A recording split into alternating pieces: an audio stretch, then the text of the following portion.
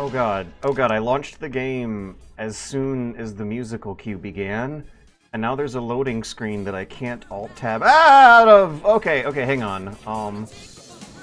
I need to alt-tab. I really need to alt-tab right now, please! The game's in full screen and oh yeah, okay, we're doing it! We're taking you for a ride! And now I gotta lower the ride-taking volume, and then set game capture to grab onto the Kriegsspiel window. I also just realized I forgot to put my glasses on. Everything's a little blurrier than I would like. Let me just get the main menu of this game up, and then I'll finish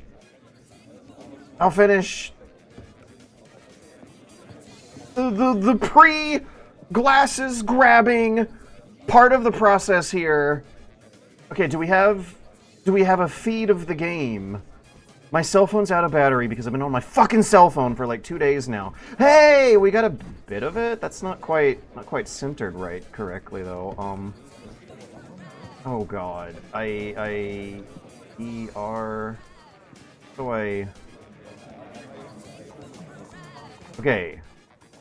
I'm moving the game capture. There we go. Yeah! Alright. I am gonna want to change the options for that. I'm gonna go grab my glasses. I'll be right back. Wait, no, I also need to not take you for a ride.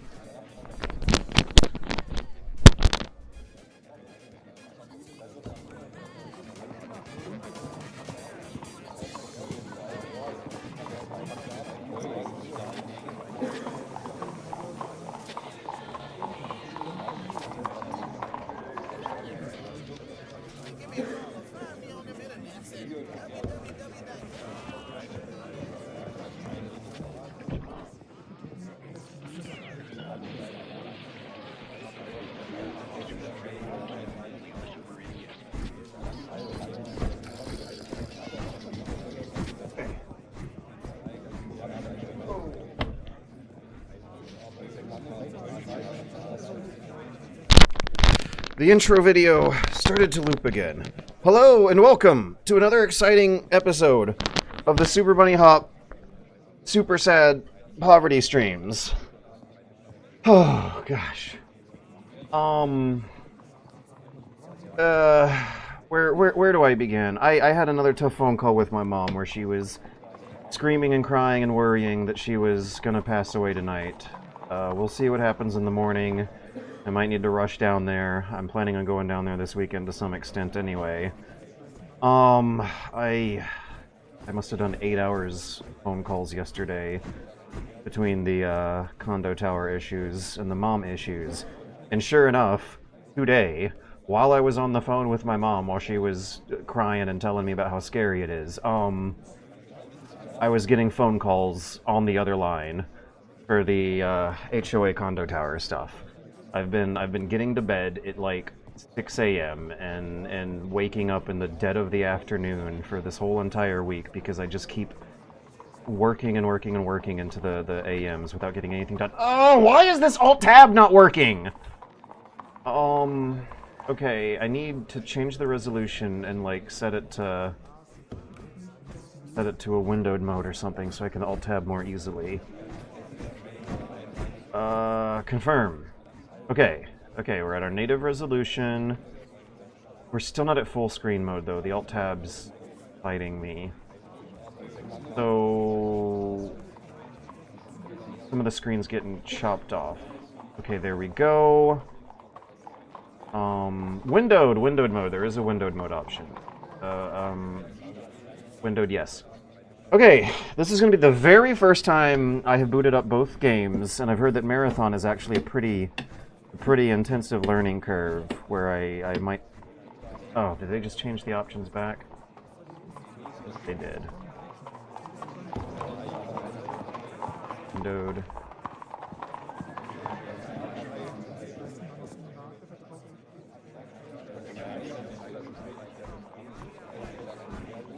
What the hell?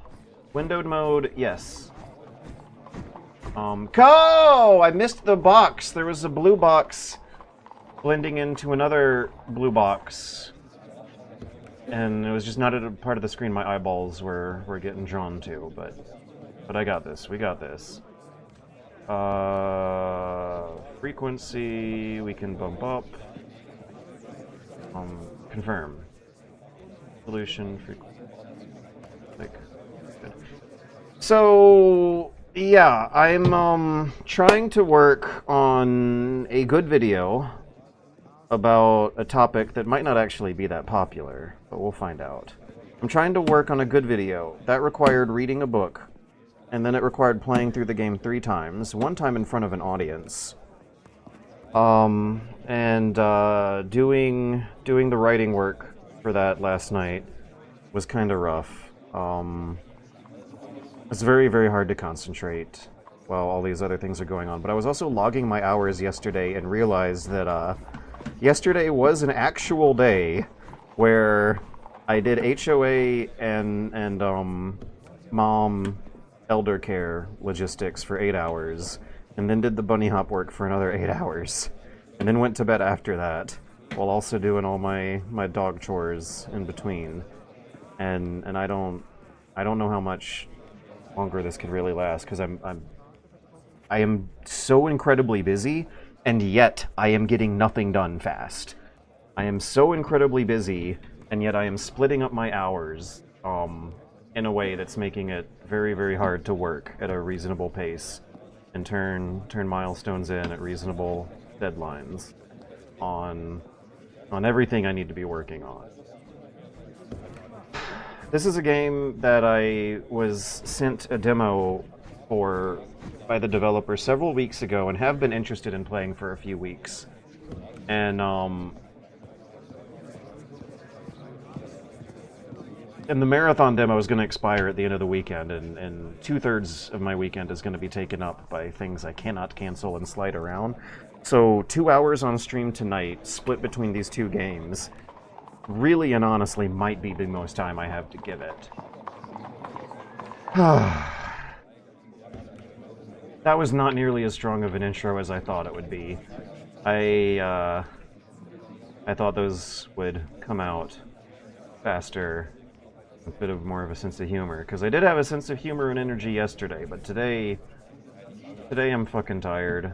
I just delivered some nice food and some nice treats to some neighbors, and I gave the dog a walk, but I was hoping to do some work on my video beforehand, but being on the phone with old people takes so much fucking time. They never want to leave you a voicemail. They never want to leave you a text message. They never want to send you an email. Why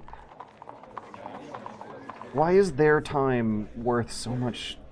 I don't know. I need to stop complaining and start a new campaign. So it looks like we got Prussia. Wait. I just remembered a funny, silly joke that I wanted to laugh about at the beginning of the stream. And it's, about this game's, title graphics. Let me go to the store page. This game is called Kriegsspiel, 7 Years War.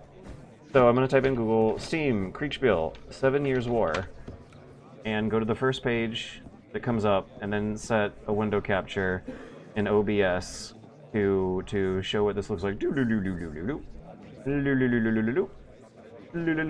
Ring. And now let us zoom in. Okay, so you see, the game is called Kriegsspiel 7 Years War, right? And there is a 7 Years War that it does seem interested in depicting. But the a lot of the text entries on this game's various store pages call it Kriegsspiel. Maybe? Somewhere around about 7-ish years war? So I'm pretty sure that the reality is that this is a Reiswitzian Kriegsspiel game designed to depict the 7 Years War, which I think America is involved a bit to a certain extent. Weren't we like fighting the French in Canada, and this is how George Washington got a lot of his... Yeah, the French-Indian War is the American theater of the 7 Years War, which is like one of these proto-World War I's that was happening around some of the most decisive decades of the collapse of the feudal world order. The 7 Years' War, if I'm remembering the right one, or am I thinking of the 14 Years' War? There's a fun scene in Barry Lyndon where the narrator talks about how if you were to explain the reasoning behind the 7 Years' War, you would need to be a historian or a philosopher writing a book, and that basically most important countries all over planet Earth were engaged in the war to some extent. Similar things happen with the Napoleonic Wars a few decades later. There were a few battles. Yeah, I got it. Because there also is a 14 Years' War, but I think that's like a century or something before this one. So it can get confusing. The 7 Years' War is right about the time Reiswitzian Kriegsspiel was being developed. But since the Steam page says that this is a Kriegsspiel game that has like the little squiggly line, there's a fun joke to be made about the ambiguity of whether or not we're going to be seeing a depiction of the 7 Years' War or a 7 Years' War, because certainly, for sure, there's been a few others that have lasted 7 years over the 6,000 years of human history, or if the war that we're involved in here is ambiguously unsure about just how many years of war are involved here. Okay, now that I got my stupid joke out of the way that I've been looking forward to making to brighten my mood for like 72 hours now, let's start a new campaign and get this going. So, Prussia, yeah, cool. Countries that don't exist anymore. Wait, shit, no, I actually wanted to go back. Habsburg, the election Saxony, the Prussian strategy. No, we're going back to the main menu, because I actually missed something. I wanted to see what the other choices were. They were kind of blurred out at the beginning, so I didn't pay much attention to them. But that might change. Yeah, we technically have two countries that don't exist anymore. Prussia and the HRE. France would be interesting. It would be interesting to play France in this game, and then at the conclusion of this game, continue on with the sequel of Napoleon Total War. And I'm sure there might actually be some more authentic Kriegsspiel Reiswitz games. Surely. If we were talking about tabletop games, you'd have 100 different options, but when it comes to computer games, I think you might have 6. Yeah, it would be fun. It would be really fun to play a France campaign here and then pick it up with a Napoleonic game afterwards when you're done. So, Holy Roman Empire, that might be interesting too. Like you could get away with calling both of them Germany, but I think Prussia was just kind of sort of at the throats of everyone else in the European world at the time, except for some other weird, small German...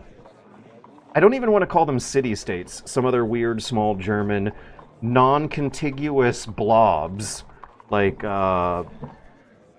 Saxony and Bohemia. One of the things that really seems so very weird to me in the Kriegsspiel video is that looking at a map of what the blobs of Germany look like in this era is funny, because a lot of the territories will be discontinuous. So, what was the one? It was the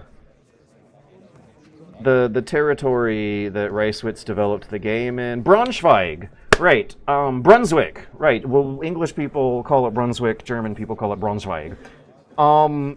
It was an autonomous sovereign political unit, so I kind of want to say city-state, because, you know, it's the actual city of Braunschweig and the surrounding territory and farmlands. But then there's another little blob a few miles away with a different unit in between the two that I don't think had a major city associated with that territorial blob, but it was also Braunschweig. It was like the state, the republic, the duchy. I think it was a duchy. The Duchy of Braunschweig was discontinuous and landlocked, and included the city of Braunschweig in the immediate area, which is kind of reasonable, and also little, like airbrushed spray paint paint splatters of blobs on the map that would dot some other chunks of German farmland in the middle of nowhere. Was also under control of the same sovereign Braunschweig political unit. I guess that meant that if we are talking about feudalism, the end of feudalism, and it just becoming so stupid it was unsustainable anymore, I guess the idea is like that was land that the king might have personally owned. even though it wasn't connected to the rest of the city-state and the territory and might really not have had much to do with it, it was technically still the same place. And just looking at a map of what Germany looked like in the 1750s here, the 1760s, 50s, 70s. Actually, I think it was the 70s or 80s when Reiswitz was developing the game, so maybe we're a couple decades earlier than I thought. But still, it's a mess. It is a hilarious, darkly humorous mess of a map that will convey to a modern viewer why that system could not have lasted for any more decades than it did. Countries that don't exist anymore, like Denmark, principalities, duchies. How much territory do you need before you stop being a city-state? I would say 3 cities. I think once you have 3 cities, you're not a city-state anymore. You are some kind of empire, and need to readjust your strategy accordingly. City-state seems to be the most natural and normal kind of country there is, almost. Nowadays, the Vatican is like literally a city-state. Monaco is literally a city-state, but some of the smallest countries around, like could Israel and South Korea maybe be considered city-states? There's like one big mega city in the middle of this territorial unit that is relatively large compared to an ancient city-state, but pretty small compared to a modern nation-state. So the city-state concept, I think, is still around to some certain extent. Singapore, I think you're an empire and you need to check your privilege. I don't know if Singapore, South Korea isn't that small. Okay. I don't know if Singapore, South Korea's got too many people, but does it have many cities? Are there other big important cities besides Seoul that carry like an equal amount of weight to the economic productivity of the whole blob? Taiwan, maybe? Yeah, Hong Kong. I don't know if it still counts or not. But for most of my lifetime, Hong Kong was totally a modern city-state. They haven't gone away. Modern city-states are still around. Slovakia, Belarus, Luxembourg, Moldavia. There are a lot of tiny European countries where like one city that's surrounded by mountains that no other country had an easy time invading for hundreds of years is still maintaining some kind of sovereignty. So yeah, but when you look at a map of Germany in the 1750s, I don't think the same concepts are applying. Like, a successful city-state that exists for several centuries throughout human history will usually be one of the most important cities on planet Earth, and they will usually be close to a coast, and they usually will have, like, some other natural defenses, like mountains or something around them, and a lot of these tiny little blobs on the German map in those days did not. So this Braunschweig thing, where there like was a city with some farms and maybe a river running through it, was there, but it wasn't next to like a coast, natural borders, and it was also discontiguous with some other blobs of relatively unimportant farmlands that still seem to be like the same unit. There is no possible way that every single little blob on a map of Germany in the 1750s has even the same amount of strategic or economic resources available to every tiny little blob on that. But anyways, let's see how Prussia's going to be handling this situation. Österreich, Poland, Lithuania. Okay, Poland and Lithuania are the same country. Prussian. This must be Prussia. Yeah, there we go. We got Berlin, we got Brussels, and Magdeburg. We got 3 major cities. Oh, it looks like there's another one that doesn't have a name here. Hanover, Saaken. What is that? That's striking me as a little unfamiliar here. Leipzig, Dresden. What's the Anglosphere word for Saaken here? Hi George, did you play the last marathon playtest? Saaken is German. Yes. Is that still the modern name of the territory? Northeast. It looks like on this map, Prussia's in the northeast. Sachsen. I'm gonna type into Google Sachsen. and see what they... Saxony! Haha, of course! Why did it not hit me? That's Saxony. Okay. Oh, God, I accidentally pressed a button I didn't mean to... No! Go back! Go back! Okay. Okay, let's actually read this. Altstrasse. Waldhulgenberg. Okay, so a Stadt must be a city, a Strasse is a road, a Wald is a forest, a Hugen must be a hill, and a Berg must be a mountain. Alright, Europe, 1756. New alliances have emerged. What can go wrong? I like a Sweden is Sweden. Copenhagen. Nederlandi.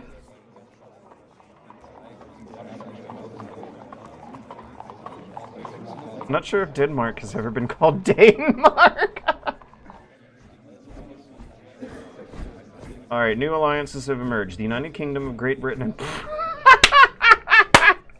I'm also laughing at remembering one of the important history lessons I got from the Kriegsspiel video is that this line, 1756, new alliances have emerged, is kind of darkly funny because what you learn when reading this period of history is that new alliances were emerging and breaking down and coming back up all the fucking time, and that when so much of your country's politics is dictated by like one incredibly petty or vengeful or incompetent and stupid person, the whole entire country will be backstabbing its allies, then reforming its allies, then backstabbing its allies, then reforming its allies in cycles that are absolutely comical to the modern reader. So, 1756, new alliances have formed. 1757, the whole situation might be the exact opposite, and I do think this is one of the reasons why Napoleon was able to be so successful was that everyone else involved with the feudal monarchy system was so bogged down by grudges and baggage that the whole concept is remarkably weaker compared to liberalism. Anyways, the United Kingdom of Great Britain and Russia are now allies against France, the Habsburg monarchy in Russia.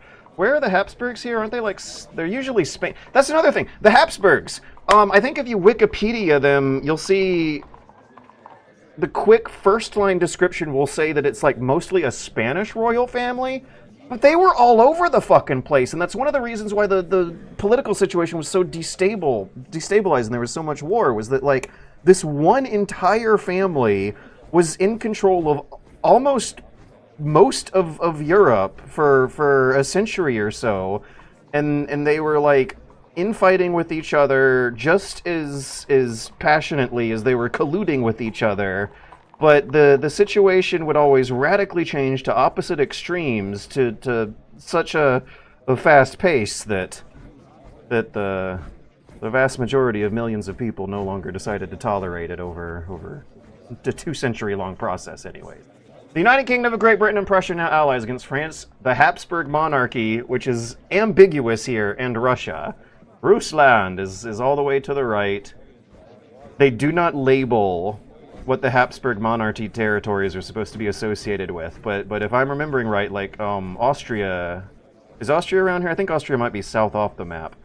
They're going to be in control of Austria and Italy for a little while in the coming decades, and Napoleon's gonna put an end to that. They're not always in control of Spain is the point. They're all over the fucking place. The United Kingdom of Great Britain and Prussia. Grosse Britannien has given me a good tickle. Austrians, right? Maybe they went in extant monarchies. Colluding is one way of putting it.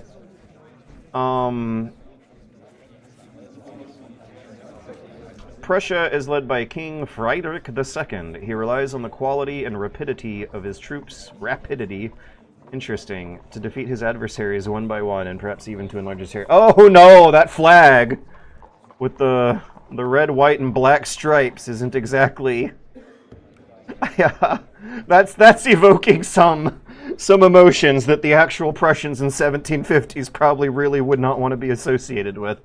The Habsburg monarchy, ruled by Archduchess Maria Theresa, has to protect its many territories and its allies. That's a comical underselling. And its allies, including the electorate of Saxony, which is Saaken here. Yeah.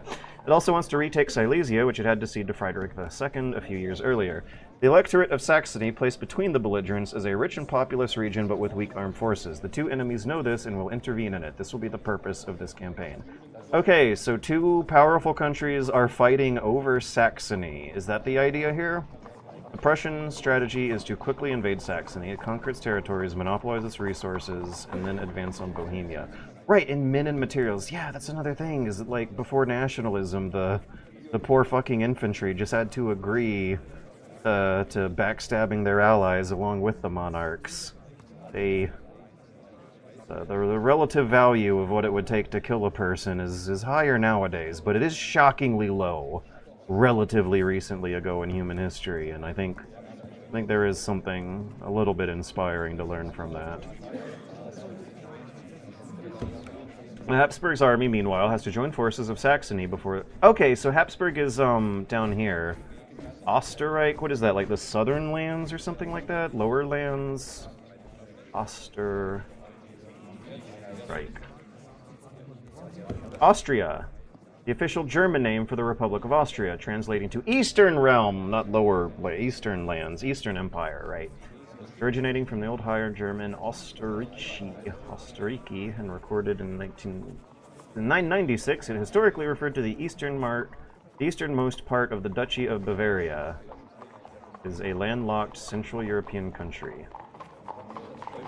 Cool. Okay. So the Habsburgs are the Austrians right now. That does sound familiar to the Napoleon research.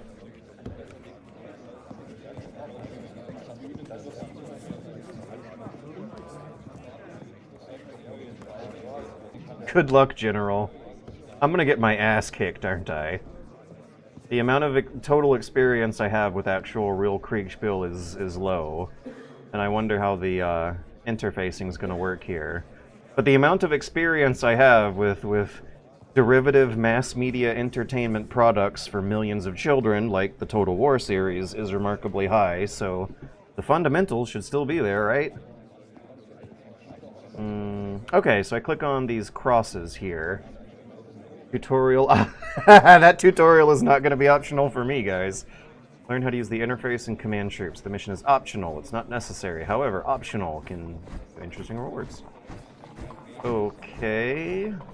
A little complicated, but not as complicated as I was thinking. Do we get tooltips? Ugh, yeah, I feel like I need some tooltips here.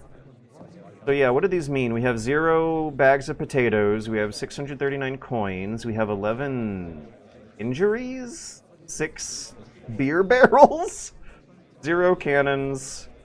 Oh yeah, that's right, there's gonna be like all these different kinds of cavalry. You're gonna have to know the difference between hussars and dragoons and stuff. We have 0 hussars, 0 dragoons, and 0 infantry. Okay.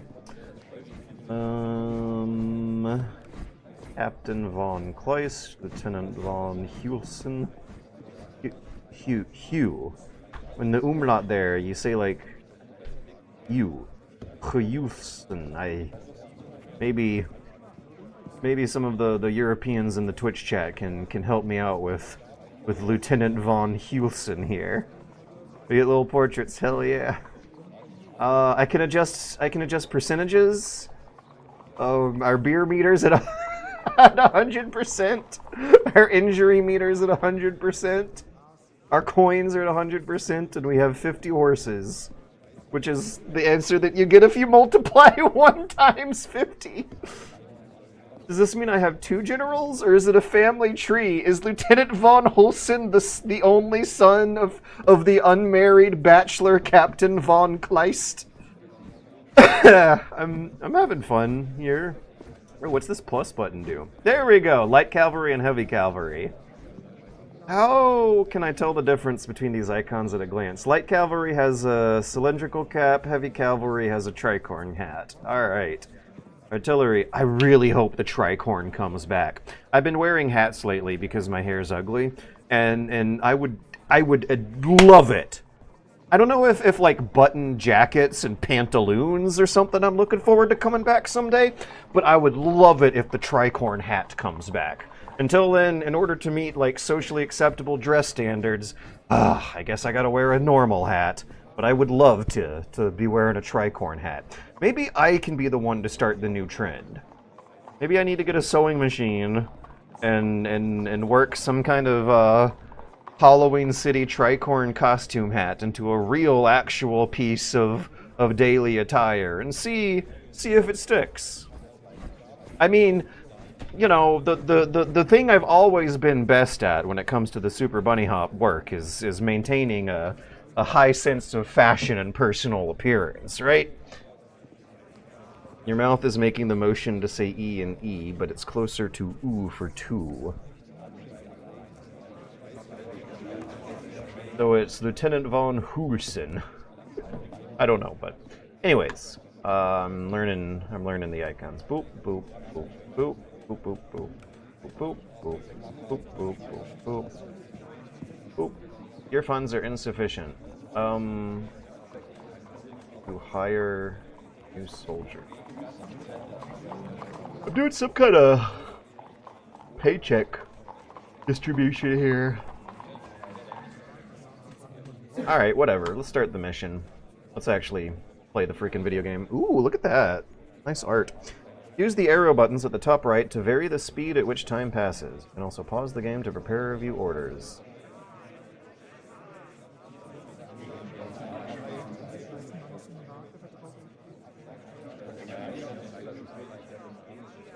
I was just admiring the line work on the textures of everyone's clothes. It almost looks like a video game stitch pattern effect, where it's like you can see the threads in their clothes, but the artist has to exaggerate the detail, because in real life there's no way you'd be able to see the lines of threads in their clothes at this distance. So even though it is the artist sketching them out of lines with a pencil or graphite or chalk or something, charcoal or something like that, it fools you into thinking you're looking at fabric texture. Almost, the guy on the right though kind of looks like he has scales, like his jacket's made out of snake skin or something. Welcome, General. This screen displays mission objectives and tips and instructions. Scroll through the messages at any time by pressing the arrows below. The arrow keys are WSA to move camera, Z or X to raise or lower the camera. Okay, so we do have the omnipotent God's Eye advantage point of being a mile up in the atmosphere. That is Kriegsspiel. But I am hoping that when it comes time to like click and order soldiers around, that we're going to be doing the courier thing. The game's page did say that we're going to be relying on couriers. See how low we can go here. Oh, there we go. We got grass. Oh yeah, this is going to be real funny. So this is, I think it really is mostly a one-man project, but the guy is trying to do the Total War thing where you can zoom in onto your units and see individual soldiers firing muskets. That's going to be a treat, because the ambition, I just got to appreciate it. There's going to be some charming visual compromises when the effects get visible. So we're using WSAD, Z, and X. Yep, mouse wheel does the same. Shift speeds you up. Rotate the camera. Hold down the mouse wheel. Oh, there's the edges of our table here. Hey, look at that! Oh, that's awesome! A little fancy European library room is in the background of a Kriegsspiel table, but only when you zoom the camera at the extreme edges of the table. The arrow icons on the right allow you to change the game speed. Actually in pause mode.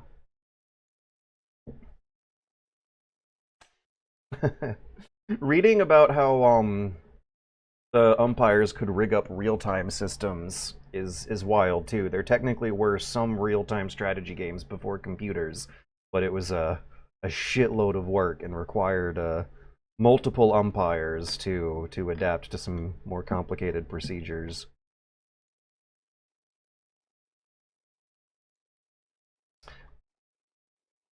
I would have liked to be there in those rooms to see it happening. I imagine a giant clock of some sort on the wall ticking away and someone's job being like a note taker of making sure they keep accurate notes of what happens at all the times on the clock. Anyways, your General Blue has approached enemy troops in red. They may attack you. Your general can move and even fight, but if you lose the general, you lose the game! Move him to the city of Linz in the southwest, which offers some protection. If you want to reset the camera, press the home key. Where is he? Maybe this is the general they're talking about? Ooh, he disappears when you get too close. It's a big token piece instead of a unit of little guys lining up. Okay, so he's a square. Oh, wait, no, I was wrong! Yes, look at this. It's the general's bodyguard unit, like in Total War. Napoleon was famous for having too many bodyguards, and apparently this is how he was able to consolidate power and be a totalitarian dictator, or something like that. Apparently, since ancient Roman times, they had a rule that the general's bodyguard unit on the battlefield could only have so many people personally protecting him, and Napoleon broke some kind of rule with that. And I think nowadays it's just entirely an outdated concept. Generals are in, like, trailers miles away from the front lines. Anyways.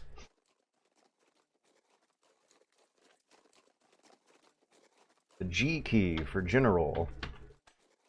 Right-click the city of Linz, click to pinpoint. Oh, wait, who's this? We got another general.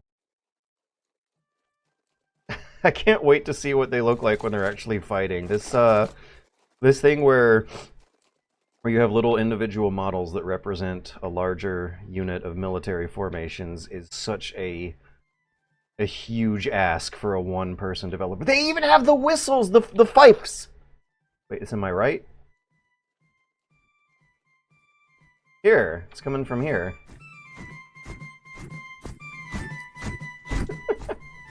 This makes it easier to march in formation to your death. You get less scared, apparently, if you hear this stuff happening. With this order, your general will try to avoid enemies and put himself in a defensive position. When he arrives, the general must arrive in game if it's... Okie dokie.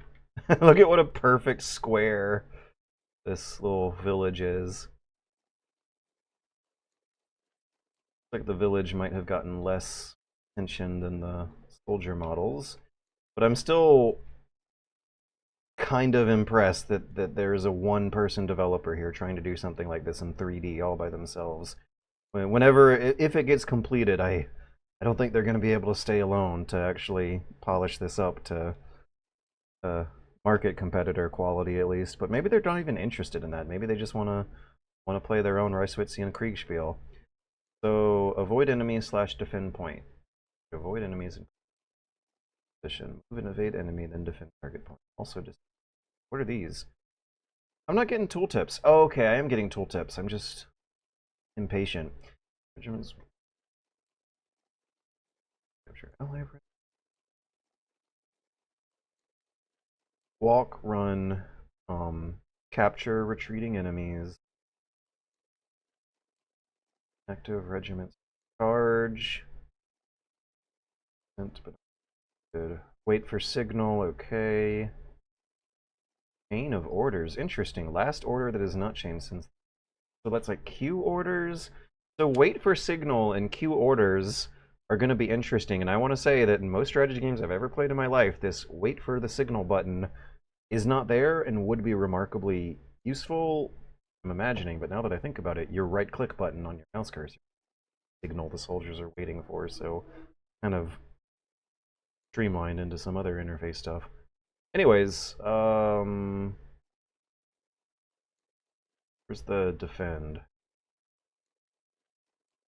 Oh, it's this blue one. 4, 5, 6, 7. So that's a total of like 7 different options.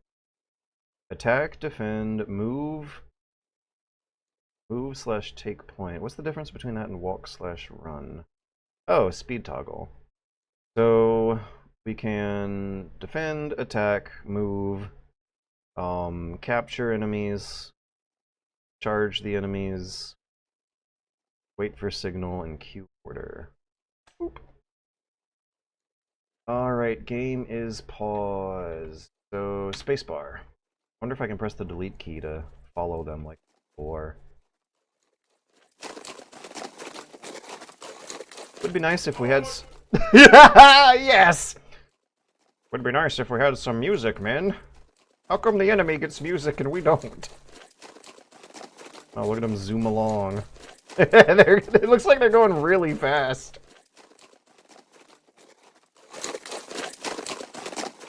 Oh no, how does elevation work?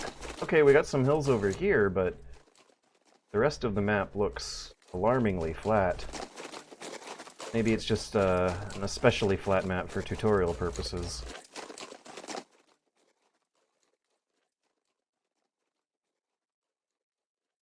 We can change the speed if it's too slow, but what I want to change is the tooltips.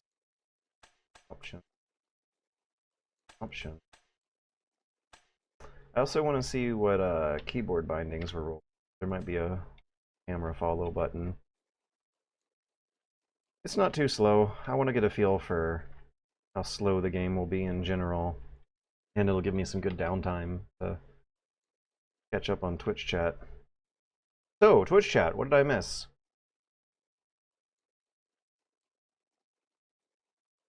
Oh yeah. Yeah, 10 Elements seems impressed. Makes me think of that one level in Psychonauts where you can drastically change sizes, including going down into a board game. Did anybody ever use weighted dice and then try to flush them down the toilet because they got caught? But because they were weighted, they got stuck in the bottom and didn't flush? You mean to tell me the sniper scene in the Napoleon movie wasn't accurate? No, I think actually it was, and I appreciated it being there. Snipers existed. Horatio Nelson got shot by a sniper. Rifles existed. They were just a pain in the ass to operate. You would get like 1 shot per hour. And I think after a few shots, the rifling in the barrel would wear down. They existed. Snipers were a thing. They were just very, very rare. It does blow my mind that rifles were a thing. Camouflage, rifles, snipers, artillery were all the thing, but apparently because the engagement distances were so low, they were still lining up on hills and forming in ranks and marching in formation like in ancient Roman times since. But a lot of modern concepts still exist, and when modern generals make their maps and play their war games, they will use Reiswitzian concepts from the 1700s. Yeah, it's war, all right. Nelson being a massive show-off with his medals and getting sniped is so funny. He was warned, like they knew. They knew there was a sniper watching them, and that he shouldn't go outside, and he still went outside and took the risk and ended up like breaking his arm for the rest of his life. Getting shot in the arm by a sniper. Am I thinking of Horatio Nelson or another one of Napoleon's rivals?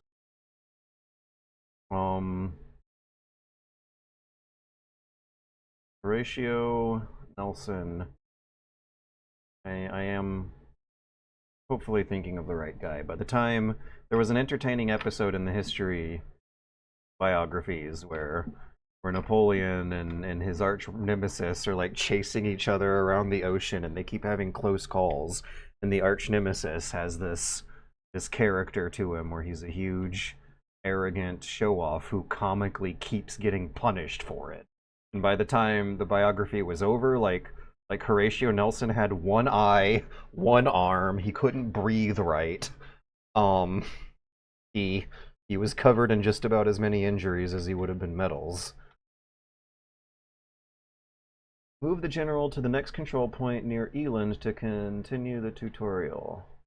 Control point marked by a flag with laurels.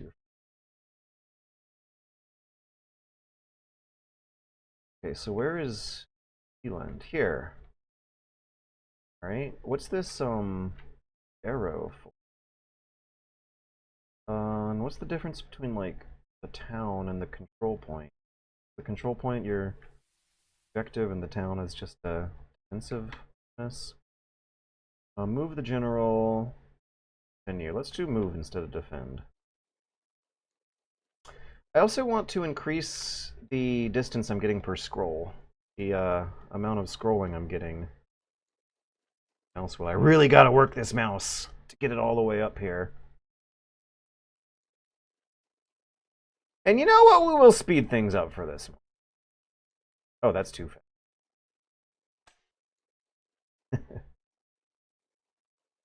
So we have stats in this Kriegsspiel. Fight readiness, max deference, morale, supplies. I think we had strength in real Reiswitz Kriegsspiel from 200 years ago. I don't think we had... I think we had supplies. I don't think we had a morale. And this is actually an interesting... I wish I mentioned this in the video.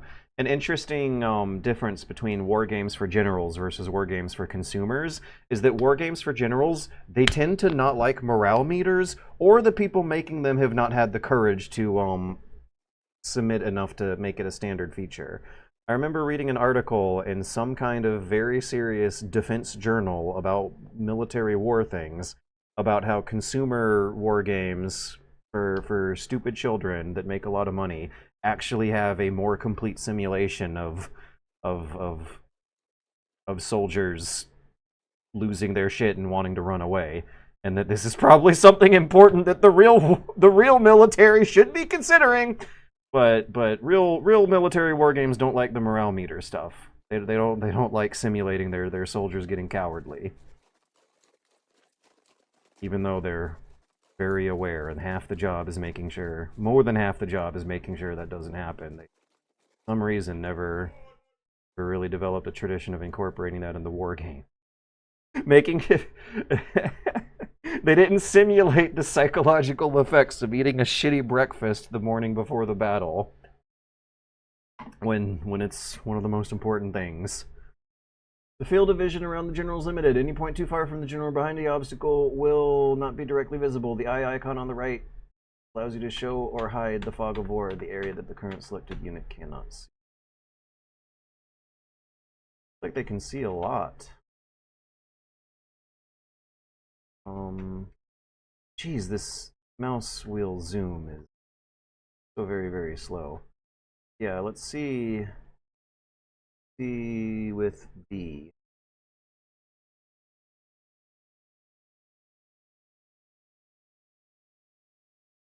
Yeah. Yeah, they can see over these houses. Wondering if the fog of war simulation is not particularly detailed, because it might be a straight carryover from the tabletop rule. Couldn't possibly get too detailed about calculating exact angle. So it's more like a range, and hills are going to block it more seriously than buildings. Forests block it. Fake grass. Forest. Yeah, that's a forest. Oh, it's so thick.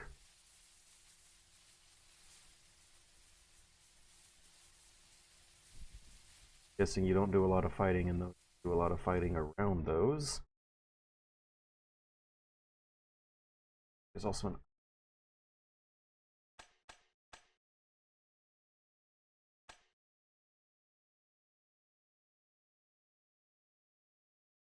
Aha.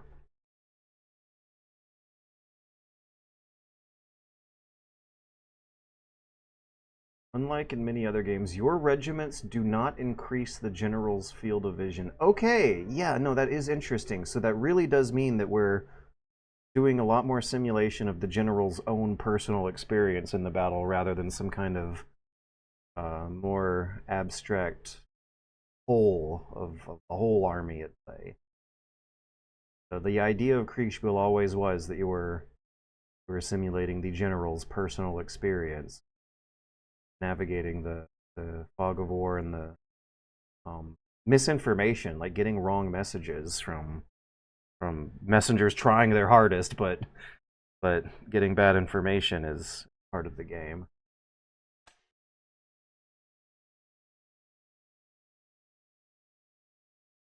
Report is transmitted by courier. Couriers regularly cross the battlefield at this time, and they may be intercepted. In this case, you will not know what is happening on the regiment. Yeah, that's what we want! Advance to the next checkpoint, Herstadt, to continue the tutorial. Remember that you can... Okay, so Herstadt. We might get some kind of surprise on the way. Yeah, we're being told to expect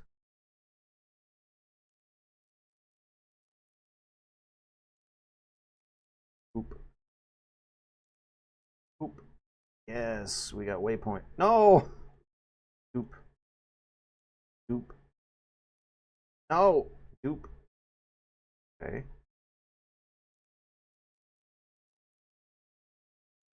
I'm trying to make a route. Waypoint.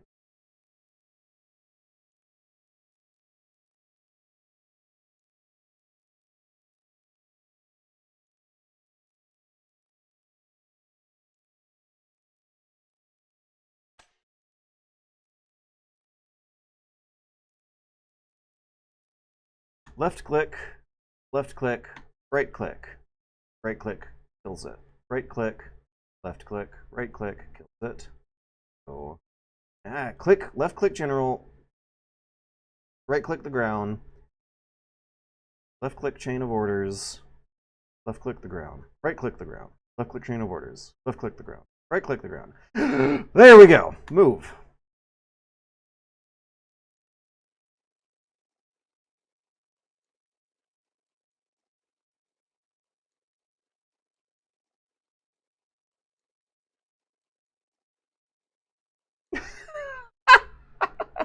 Okay, thank you. 10 elements. Knows some of the Napoleon history here.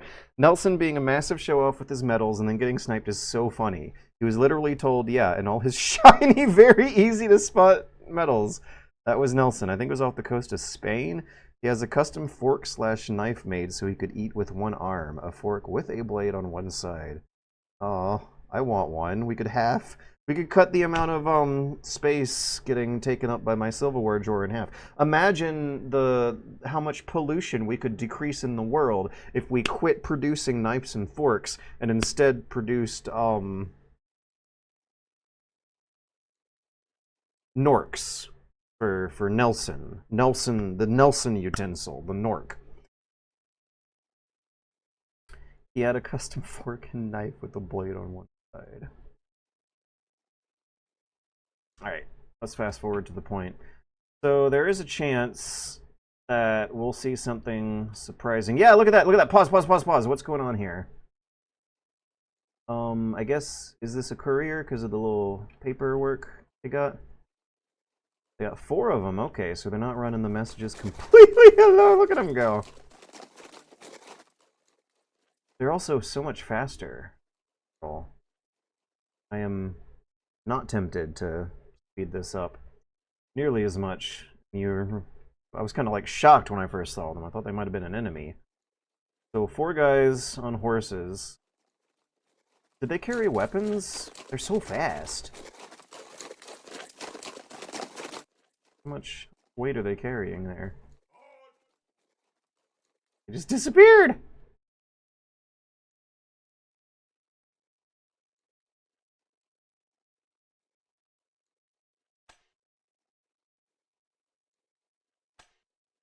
Advance to the next checkpoint. What's the keyboard shortcut? Is there? Wait, the courier. Is that the same one who disappeared before my very eyes? Didn't check their name. Bruce and Lager. Ooh, do they have beer?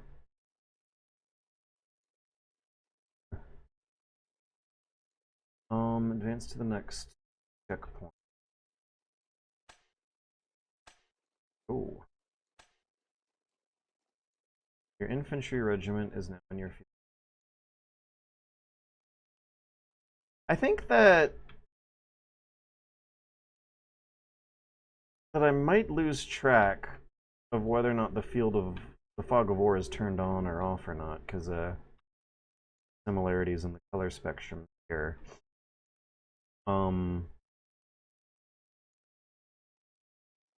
I get it. I just kind of wish that the fogged out areas were more of a black or gray color instead of having to 2 off green colors. We got khaki on top of green here. Convey the fogged versus the purple. Infantry regiment is now in your field of vision.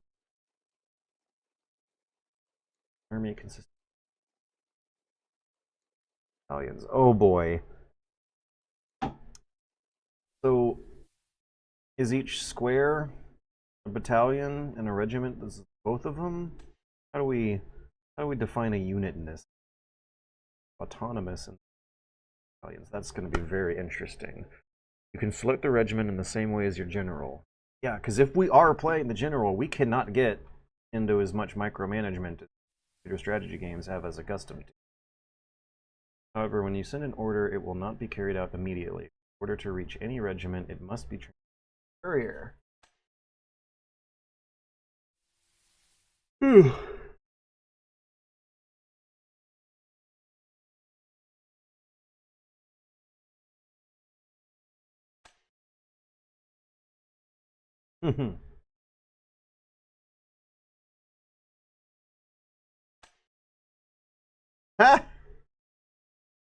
Look at this communications network. Look at this low-tech communications network.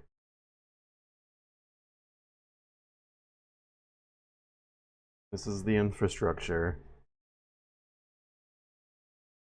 The lines of telephone poles. Couriers running these routes.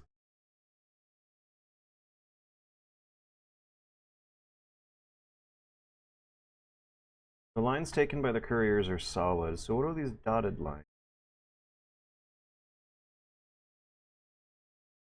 And what is this? These guys have a tent icon? Oh, they are literal actual tents. Fortunately, here if I get too close. So we gotta pay attention to where the soldiers sleep at night?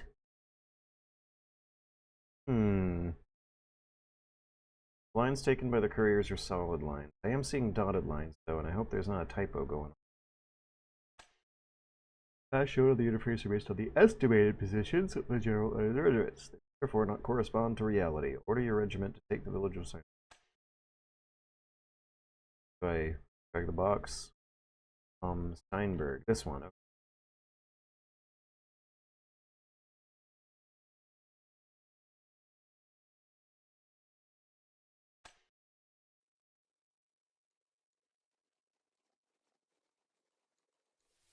So, how long is it going to be?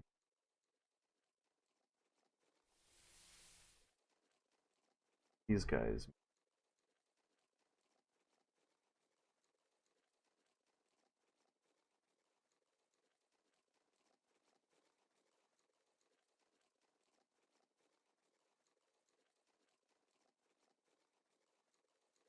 Oh. Oh, one of them is the courier.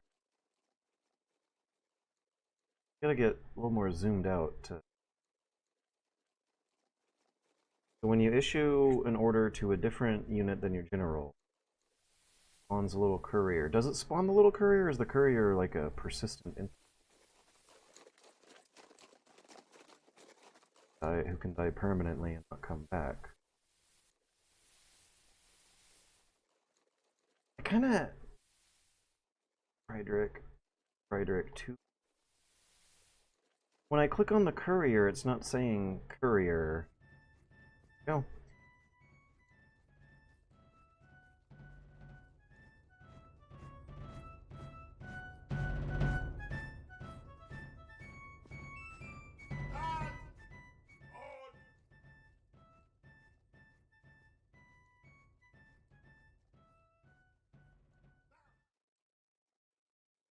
Going too fast.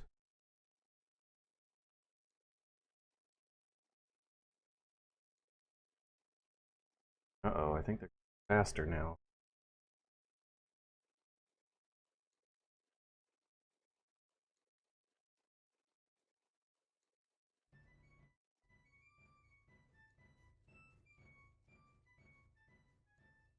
So I gotta be careful.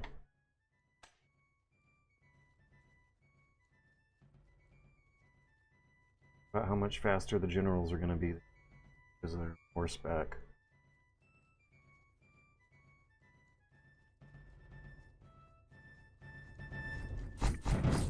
I can't believe a one-man dev guy is gonna try to do this. Total War animation stuff where we see hundreds of little guys moving around. The Total War technology was not even designed to depict that in the first place. I think they the software was originally conceived as simulating like microbiology, like hundreds of little bacteria swarming around some kind of food stuff on a microscopic scale with extremely simple rules of how movement and life work. Um, and then they repurposed that into a strategy game about ordering hundreds of little soldiers to swarm around and do simple things. This was made by like what I'm trying to say is that the concept originated from probably really expensive engineers who were specialized in computer technology more than they were specialized in war game history.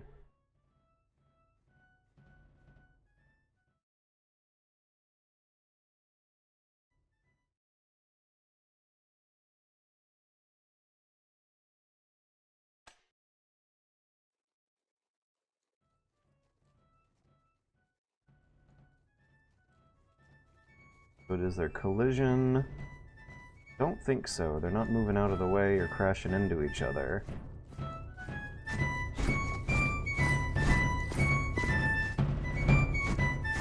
And they're also not perfectly synced either, which is important and good. Beginner's mistake for a lot of these things will have the animations of every single soldier sync up, and you actually want to offset them by a few frames to make it look more natural and human. There's no collision.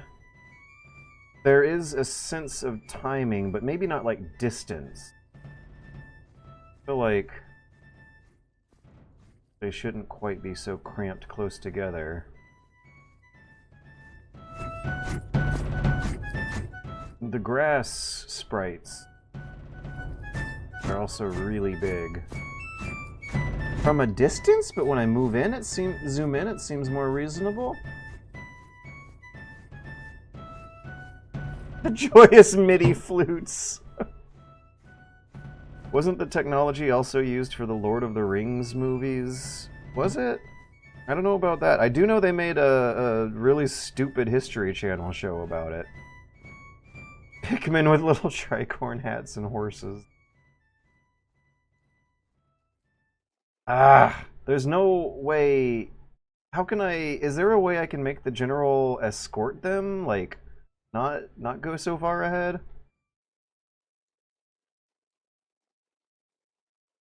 I'm not gonna worry about it. Let's just fast forward. Oh, who's this? Are these enemies or friendlies? I'm trying to click on them and I'm not hitting it. Three. Yeah, they're red. They have red chips. That's not good. How about I stop my general? Let's move 2 feet behind. What's this courier doing? I didn't change the orders for the infantry. One of them's moving and the other one's not. I think we got bad guys.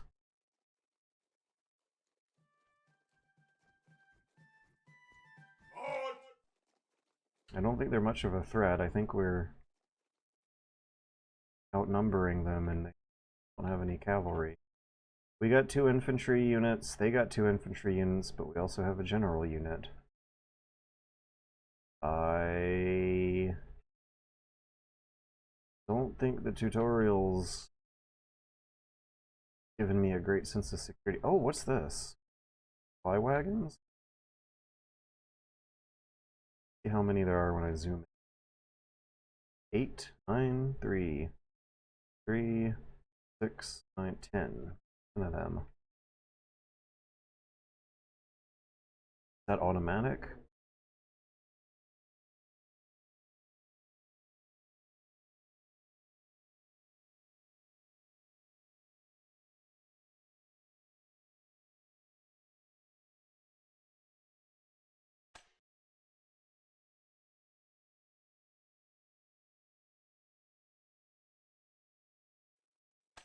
Oh,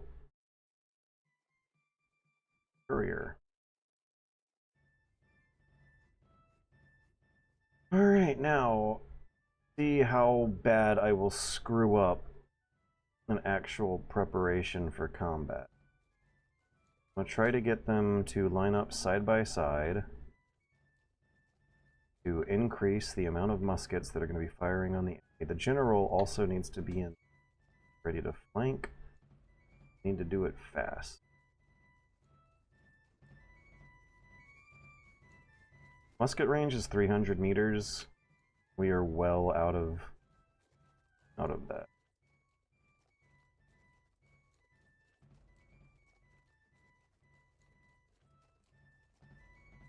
One of the things that will immediately explain the whole lining up side by side thing is evidently that if you are one person trying to shoot another person with a musket, it's almost like a melee weapon. You have to be really, really close. Maybe if they're across the street, you're good. But if you're like 300 guys and need to shoot 300 guys who are 300 meters away in a little hill where you can't really see them individually but can see the crowd,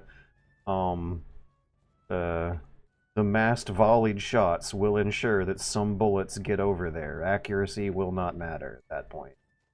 But on an individual scale, they're like they are not personal defense weapons. You don't carry them into dark alleys to protect yourself on a beer run to the convenience store at the middle of the night.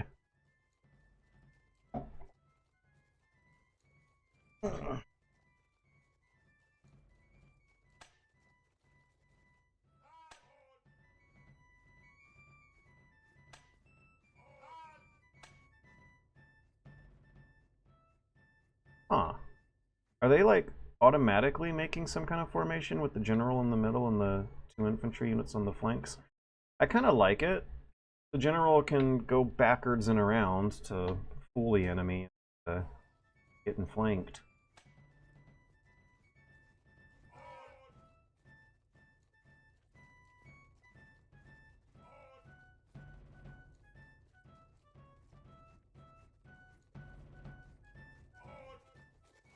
The other thing you want to do is lure them into range instead of walk into their range, and that is when, Total War at least, the cavalry comes into play.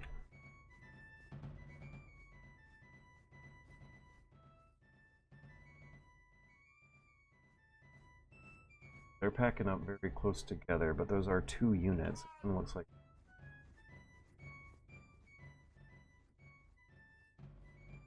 kind of look like one, but we totally outnumber them. Like, I'm looking at this. The blobs on the left, even without the general, I think were strength of 60, strength of 200. Yeah, that strength, that must be the number I'm looking for.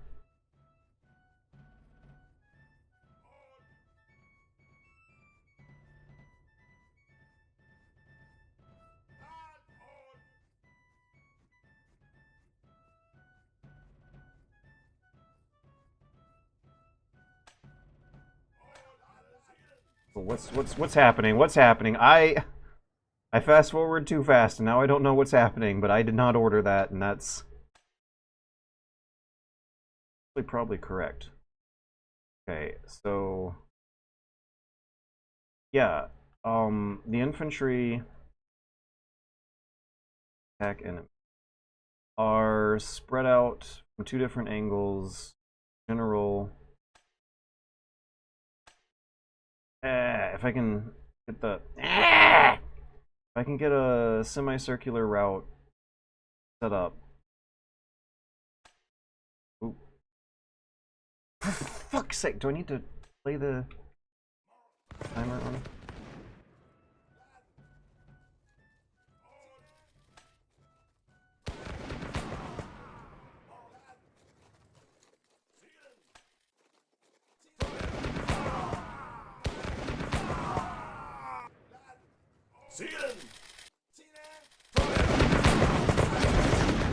One Mississippi, 2 Mississippi, 3 Mississippi.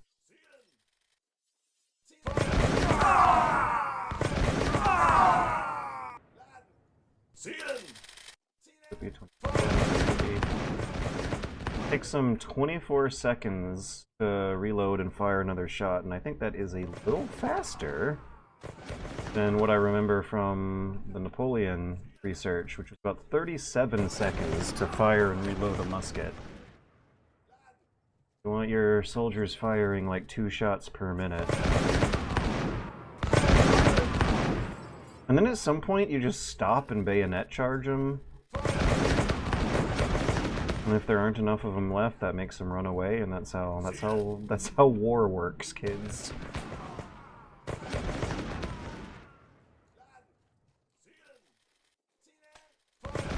I would really like to order the general to surprise them from their backside. Queue it up.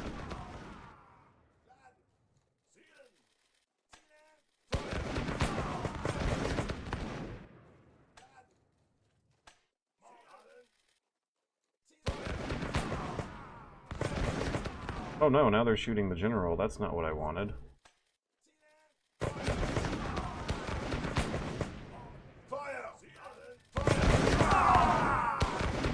The general has guns. They must be carabiners. Please, can we get out of their range?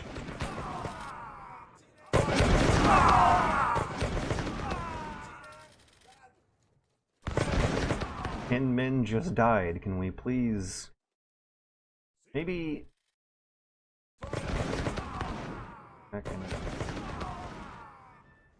Charge! That's what we want, right? Charge. Charge.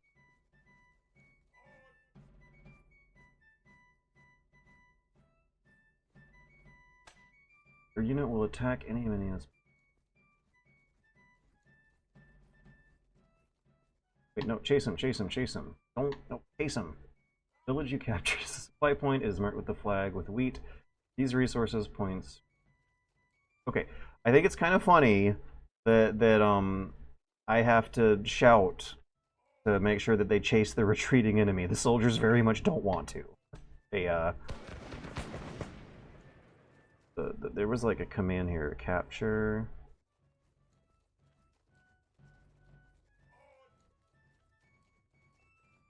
This one.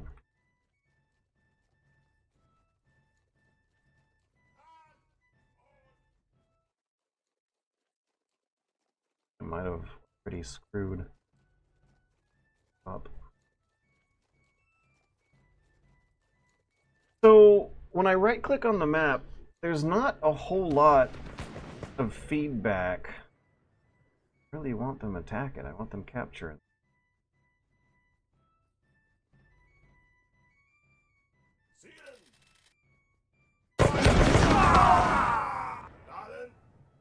No, you don't have to.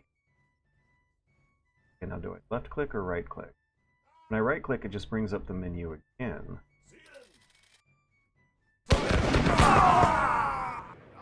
Charge!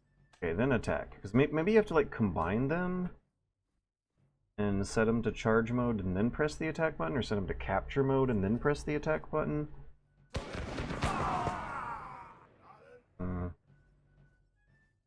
Capture, move.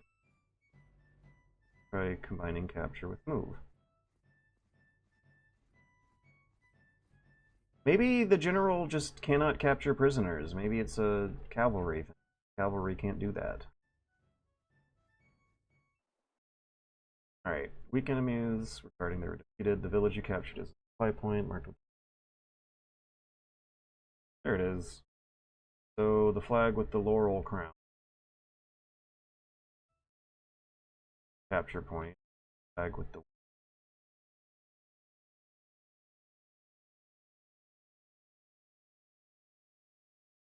Resources regulars. Camp is...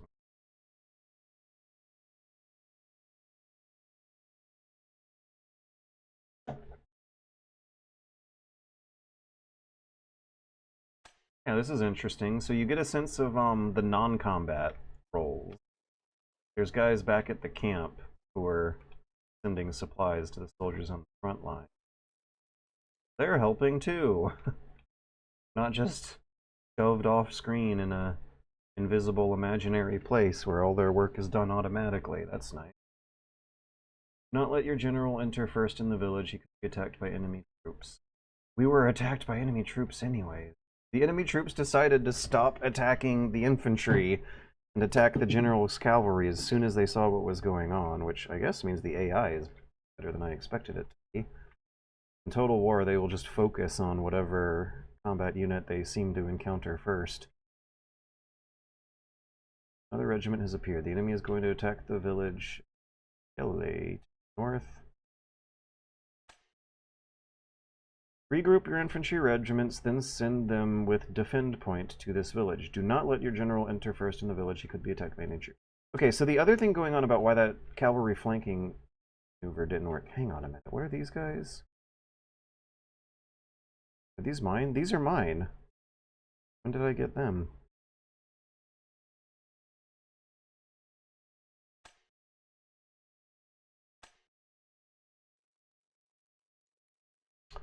Regroup your infantry regiment. Ah, I see, I see. I don't have direct control over these guys. That's awesome! Haha! I can give them orders, but they're not going to receive the orders until the general unit spawns a courier, and then the courier moves to give them the orders. Maybe one of the things going on, why that flanking maneuver didn't work so well, is that maybe that kind of level of micromanagement is just not something I should be expecting here. I don't think the general's cavalry unit really is like specialized for that kind of combat flanking stuff anyway, but neither is in the Total War game, but you can still make it work. It's just a weaker version of the same concept. But maybe I'm learning. I'm getting it. I'm figuring it out. I also feel a bathroom break coming on. So, 10 elements, just a 20-meter long shotgun blast effectively with ways. Yeah. Yeah, musket range was probably closer to what modern people would inform from video games. Musket range was probably what would strike modern people as like video game shotgun range, which is also remarkably unrealistic compared to real-life shotgun range, where it's way, way bigger. I'm gonna go to the bathroom. I'll be right back. But yeah, muskets on an individual, personal scale were shit. Muskets on a military scale, where you have hundreds of people firing them in the same direction, is apparently a lot more useful than a musket by itself.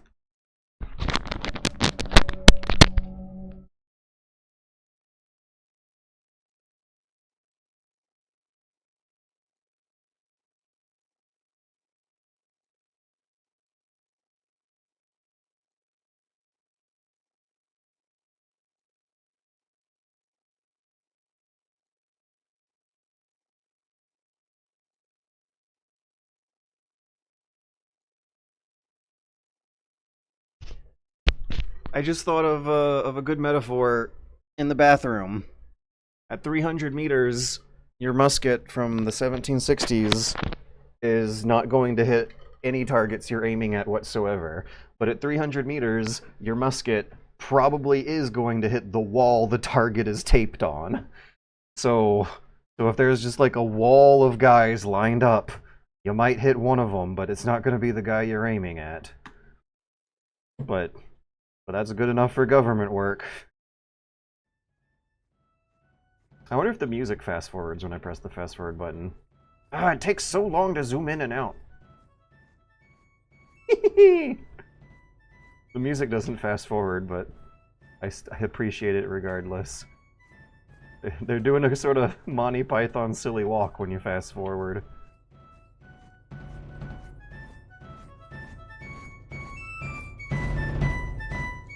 Oh, look at that. The couriers jumped out ahead. I'm wondering, like, how persistent or permanent or simulated couriers are, because it looked like the infantry just kind of spawned them from thin air.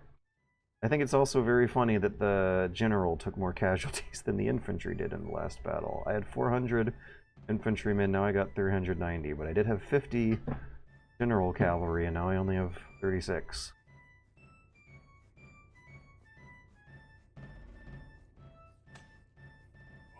Alright, now I will try to select everyone except the general. Control click. Oops. Let's shift click. Nope. Let's click and then control click. Nope. Let's click and then shift click. Yep, there we go. Okay, now not facing the right direction, but they will soon. Oh, we have to cross rivers? How's this gonna work? In some of the old Kriegsspiel games, you had to like have an engineer unit build a bridge over the river. A pontoon bridge out of boats.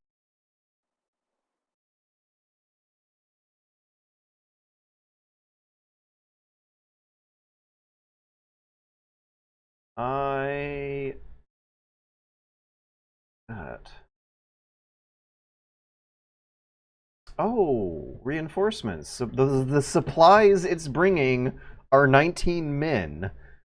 That's that's nice because food and ammo and I don't know, paper and pens are boring, but soldiers are exciting. So having a line of supplies that you have to pay attention to that is like directly tied so directly to the strength of your units feels like a nice way of making sure I'm paying attention to the supply lines on top of the fighting line. So we're not going to move until we get these reinforcements. We've got 19 men. We need 10 for the infantry and then 14 for the cavalry. So we're not going to get fully supplied, but we'll be enough. Be close enough.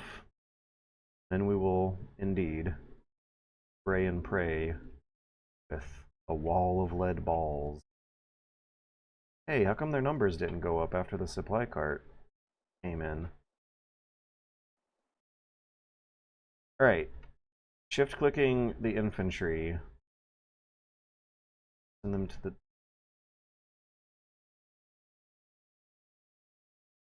I don't like the idea of crossing these rivers in a straight line. I like the idea of going around the rivers. So I'm going to try to queue up another waypoint.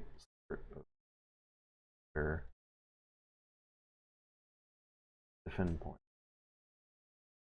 Okay. I'm giving that order to just the infantry, not the general. Not to everyone at once, because if I give it to everyone at once, the general's going to rush ahead and get shot. The general's going to Horatio Nelson himself.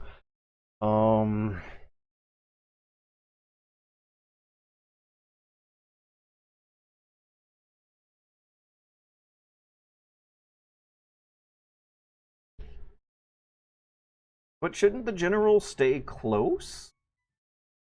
On here, who are these guys?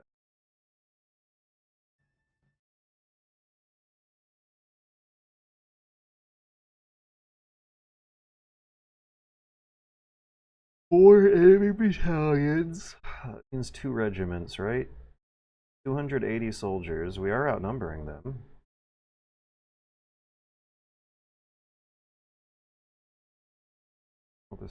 And they're giving me weak enemies for the tutorial. Are we moving or what? The lines disappeared off the map.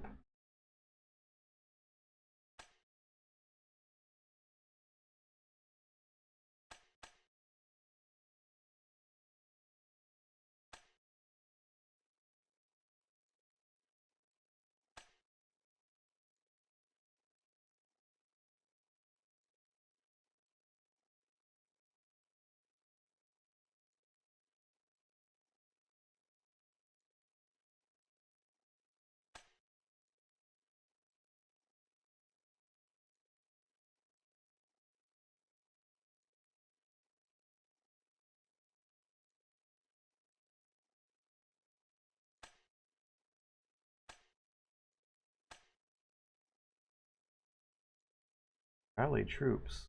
That does. Send a signal. Every regiment visible from the... Ooh, that's cool.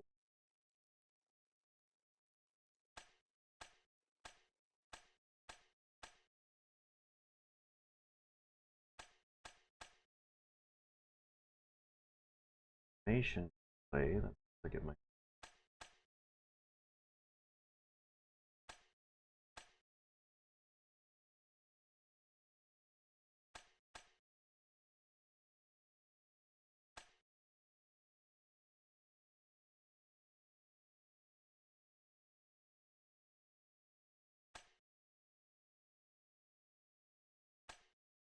The enemies aren't going fast as I thought they would. Yeah, look at that. Look at how small that range is. Okay, so that's not like across the street, but that might be into the block across the street. Still really, really small compared to what you visualize gunfights looking like nowadays.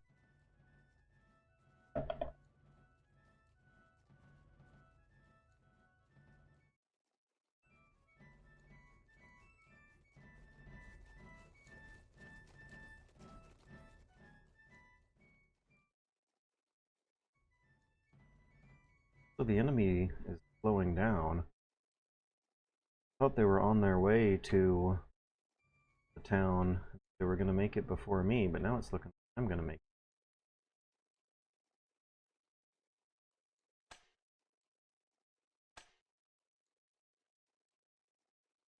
Let your general enter first. He could be attacked by enemies, but it looks clear? Yeah, let's take some risks. Move, take point.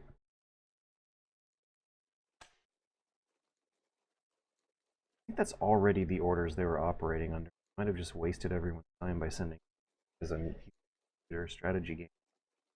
Buttons. Your regiments should be able to withstand enemy assault. If you click on a battalion, you can see the status on the right. The status. Fight readiness. The higher the number, the more damage they can inflict and withstand. Strength decreases due to loss suffered. Morale represents the desire to fight. Losses. Grounded. Increases. In opposite cases.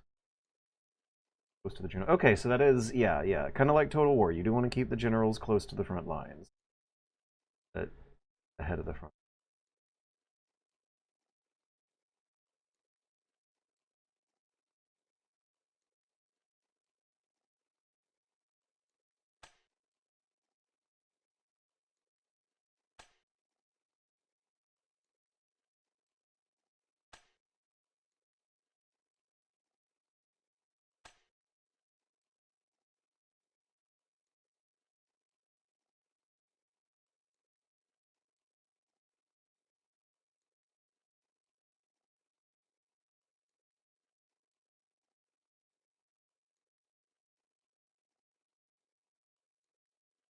Next, defense.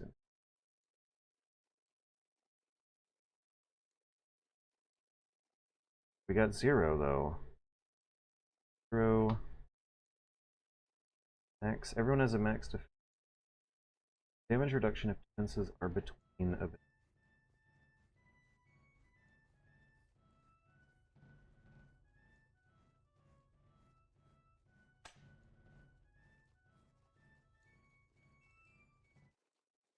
How do we know that we have the point captured or not?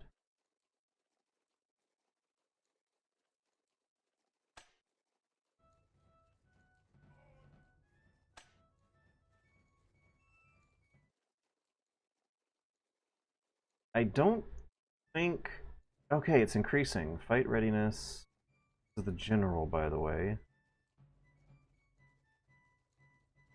5.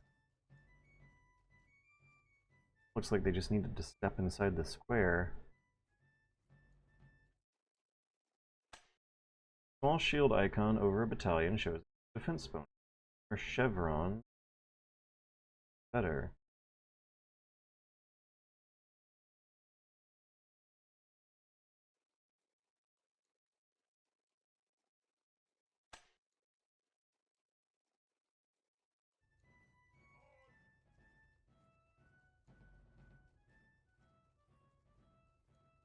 You may use the circle button on your PlayStation controller to show range and formation. That is very, very useful. Also, we're zooming really fast now. What happened? Huh?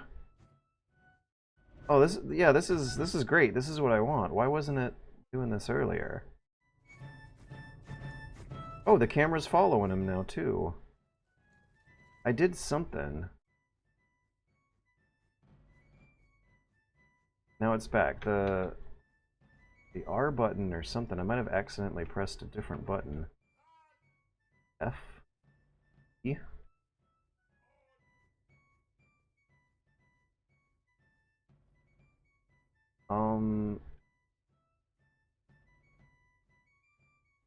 Second regiment's not looking the right direction. General's too close to the fighting. Back, get back.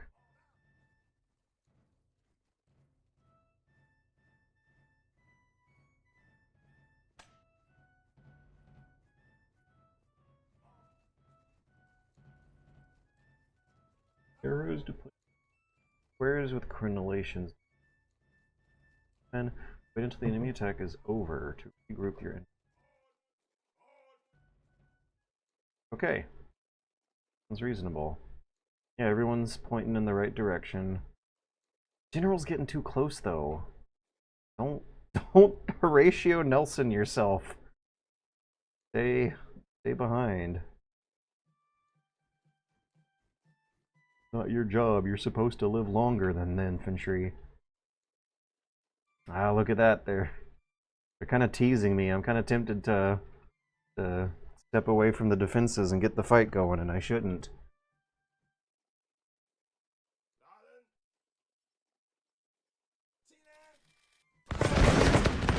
Yeah.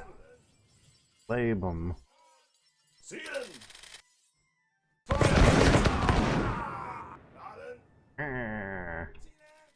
There we go.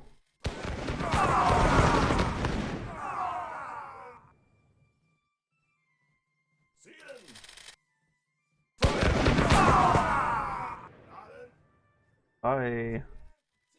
Yeah, that's right. Get away. Run away, losers. Wait, no. Now they're running back, and then they change their mind real quick. I would very much like the general to go capture him. Actually, let's not run into our friendly line of fire, please. This guy's plan.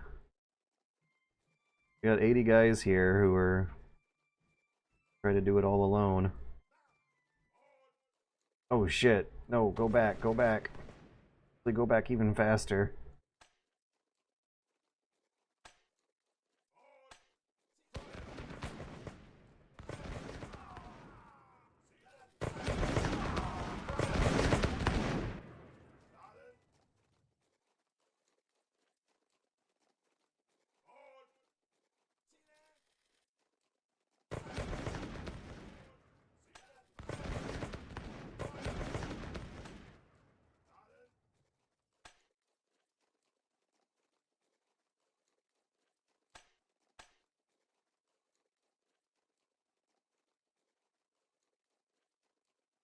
Ah.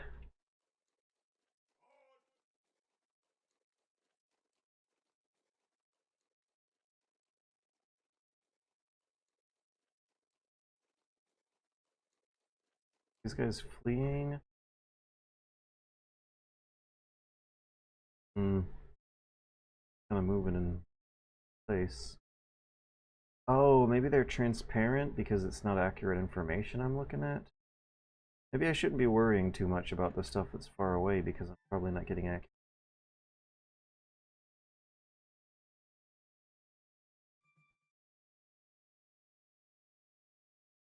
I presume that was them pathing sideways, but it did look like them deciding to have another run up at it.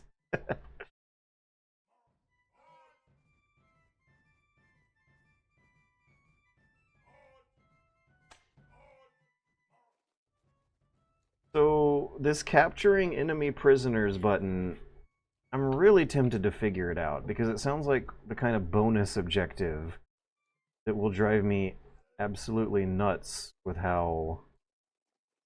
Uh-oh, are we gonna... make it without getting shot.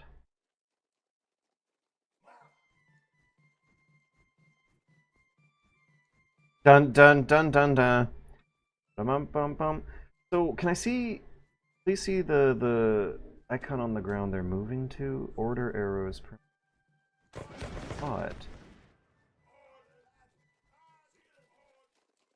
So this time I ordered them with an attack order, but I made the capture. I hear sabers.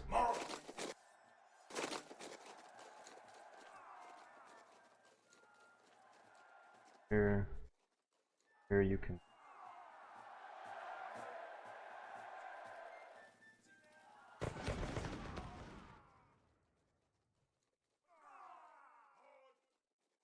I think the general wants to go capture more enemies. I think the enemies are gonna walk home to the camp all by themselves without an escort. Okay, now I don't really know what the generals do. Is the general like corralling them like Babe, the sheep corralling pig? Or three. Let's try it again. Capture, left click.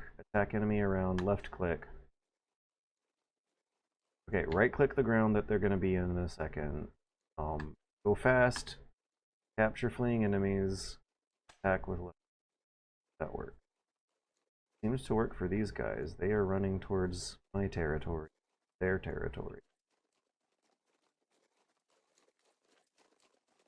I also like the idea of having to go through some kind of bullshit tutorial, some kind of elaborate procedures to capture the enemies and escort them back to camp as prisoners, because that would open the door for me to like try a non-lethal, no-trank European extreme my way through a Kriegsspiel battle, which actually was what happened in the Discord match I played, where the ambush was so effective that the enemy didn't have time to pick up their muskets and shoot them and just surrendered with no one having to get hurt.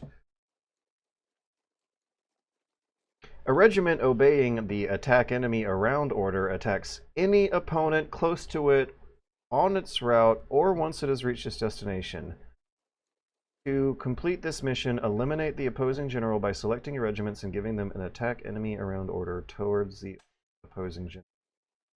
You can add a charge order by clicking on the right icon that allows it. By holding on the shift key, you can chain your orders. For example, chain a defensive walk to a point and an aggressive run towards the opponent. Question mark icon. It's like way too enthusiastic. Are you gonna get tired? Physical fitness is at 84. That sounds fine. Supplies. 6 men.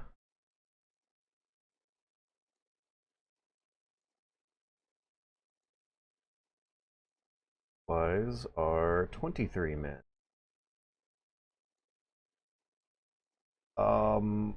I think one of my regiments got bigger? Didn't we begin the game with 200 soldiers per regiment, and now one of them's got 385? Okay, I am starting to understand it, and I think a lot of the friction that I've felt so far are absolutely positively, every single instance is me used to a less serious depiction of these same concepts, where micromanagement and predictable robotic artificial behaviors are to be expected, and the concepts of your orders having to make their way to couriers that then make their way to underlings lower on the supply chain is not something the game logic is simulating. I'm getting it.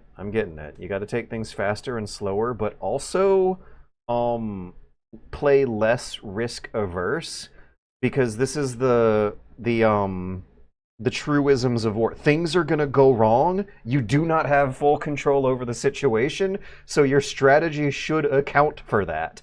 That is how you win and enjoy, and also learn some scary realities from the simulation as design of these things. I'm excited. I'm intrigued. I do wish it looked flashier, and that the interface, I think, is I would rather the interface get a graphical upgrade than the 3D assets. Because the ambiguity I feel between right-clicking on a point of ground, left-clicking the like conditions that the order gets sent under, and then not knowing whether or not I'm left-clicking again, and then how there's a certain lack of arrows and lines on the ground. Sometimes there is. I'm not quite entirely sure if I got the interface figured all the way out. That's where I'm having the most trouble with, but I am very excited about what I saw happening when it came down to the nitty-gritty of people fighting each other, and then the general actually successfully capturing some enemy prisoners and bringing them back to camp. Okay, we're rested and recovered. Actually, are we? Let me look at the.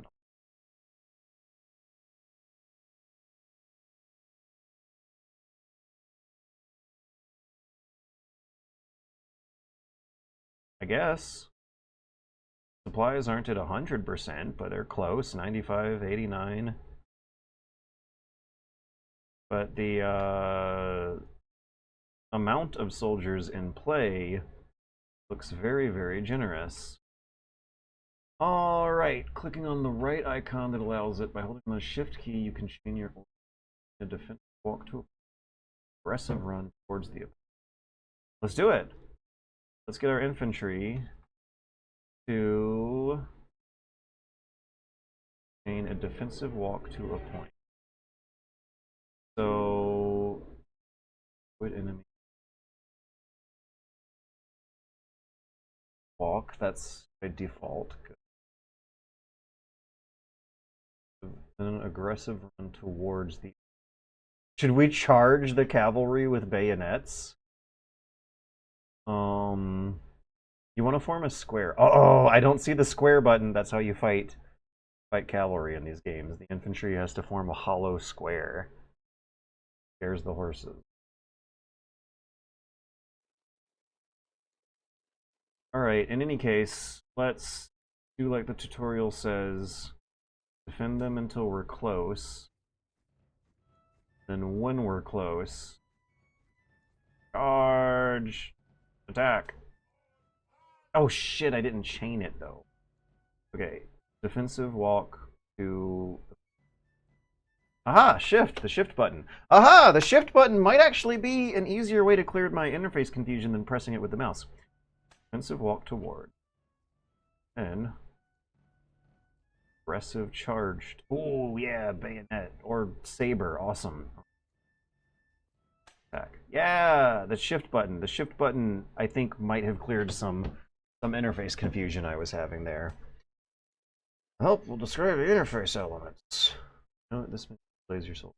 Total. Oh, okay, cool. Your losses and enemy soul.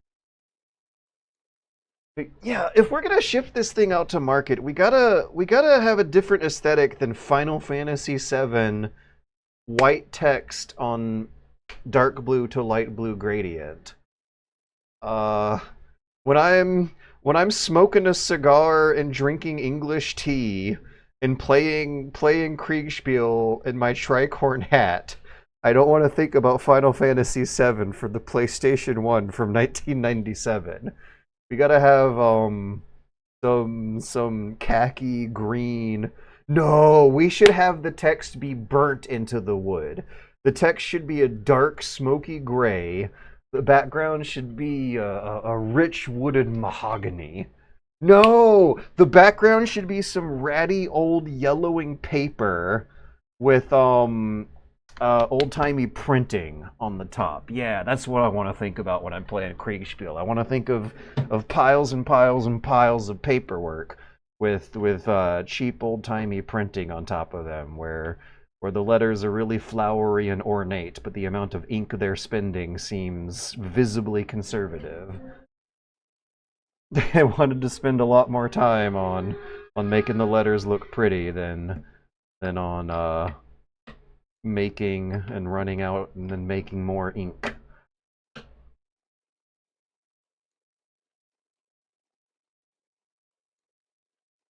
God, yeah, no, I'm visualizing it and I am getting really excited about what might happen if this guy hires professional artists or two. Um, because like it could be filling a gap in the market almost. Be wary, figures are computed according to what your general sees, and reports received versus reality might be different. This is something I've been wanting. I'm feeling it. I'm starting to feel the magic at the end of the tutorial here. I wish I could give it more time. Briefing menu shows your objectives and sometimes ways to accomplish them. Battle, left and right arrows to scroll. You may reduce this menu by clicking on the bot. Okay, okay. Icon bar. Plain for couriers and dotted for guys. We got an enemy courier. Do we attack the messenger, guys? Twitch chat, vote with your cell phones now. Do we attack the messenger? I don't know if that counts as a war crime in like the 7 Years' War, if that was a thing back then or not, but I don't even know if it's a war crime today. Do you get in trouble for like shooting the radio waves in the air that the walkie-talkies are I don't know, but actually, I don't think we can shoot the messenger because the horse is too fast, and that that perfectly explains how the system worked back then. Yeah, we cannot attack the messenger. The messenger's too fast and evasive. See, this is that's too. There's only 4 of them. No muskets are gonna hit that past 30 meters. If there were 100 of them, maybe, but there's only 4 little horses, and they're little speedy horses. I'm very excited at seeing a simulation of how communication did reliably work. Reliably, quote unquote. One of the funniest stories I read in the Kriegsspiel research was how a like tutorial sample game in the back of one of the German manuals from 200 years ago. You would like roll a dice as the umpire to see whether or not the horse that the messenger is using like trips and falls. Yeah, 15% chance that the message might get intercepted. Not reliable by modern standards, but evidently reliable enough for humans to do it for centuries and get the job done. Feel free to use it. Okay. Game speed. Clarion. Rally fleeing. Oh, okay, that's what that's for. We use it only once every 6 hours.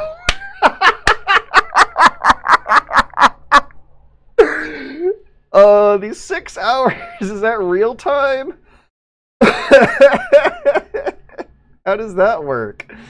You can record orders with the round icon. If the second is activated, the orders you as soon as your general sends a signal. You may send a signal. It's a horn! He blows a horn! Oh yeah, the signaling, that is so interesting. So the general like blows a goat horn.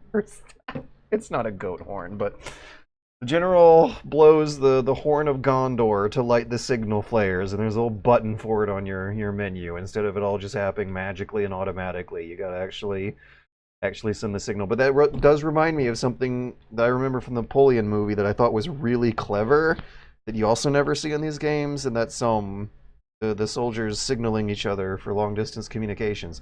There was a soldier who would like they looked like one of the guys at the airport who will like wave at an airplane when they're taxiing on the runway.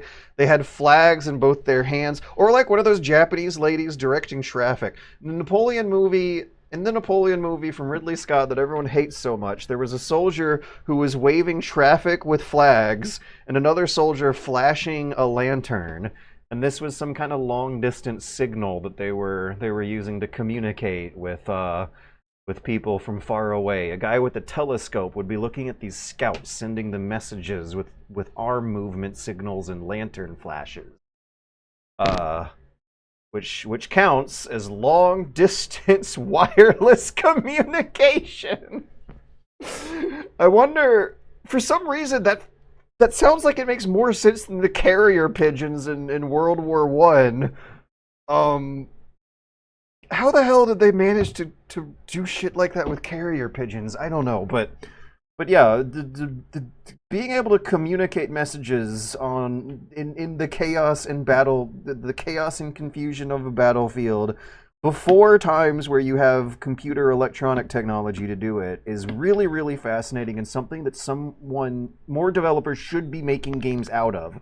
There's all sorts of interesting problems we can explore and interesting ways to solve them. I really did get a thrill in the movie from just seeing the clever solutions humans have come up with over the centuries. I want to see more. Yeah, the signal button. That's exciting. There's a lot of exciting visuals to picture in your head when you press the Horn of Gondor button to send your troops a signal. Use it to synchronize attacks or actions on the battlefield. The battlefield is here.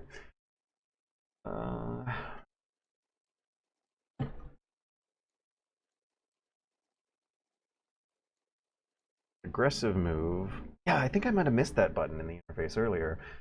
So we'll move and attack in any, even if it's far. Normal move. Okay, even if it's far. I think there might be some trouble going on because I'm caught up in the interface.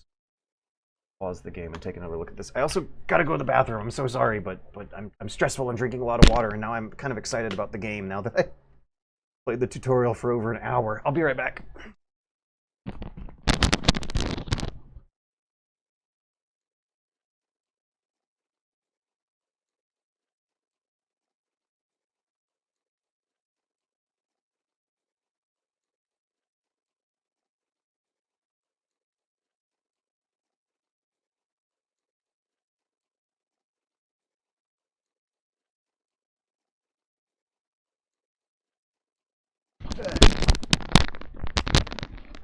Okay, I want to play this next week. I want to keep this up. I'm very intrigued. I imagine that if I threw myself into a real proper match right now, hey, it's not paused. Why are we not paused? We're moving that whole time I was in the bathroom. Ah! Okay, move orders. Aggressive move will attack enemy even if it's far. Normal move means enemies will attack nearby enemies. Defensive move means you will try to avoid enemies. Try to use best fortifications once arrived. Units moving fast gradually reduce their physical fitness. Okay, so that's fatigue. Physical fitness is stamina. Same. It's so annoying when you're like an old person and you're playing a game and you kind of know how it works, but you got to relearn new vocabulary. Physical fitness is stamina.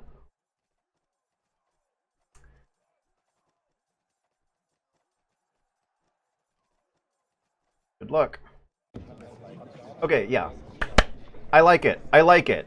I feel kind of bad and complicated though because this is a one-man project, and that's I hate imagining the pressure of being in that kind of situation, and just how like game designs as a medium are not very well tuned to an individual bearing the brunt of most of the weight of the project.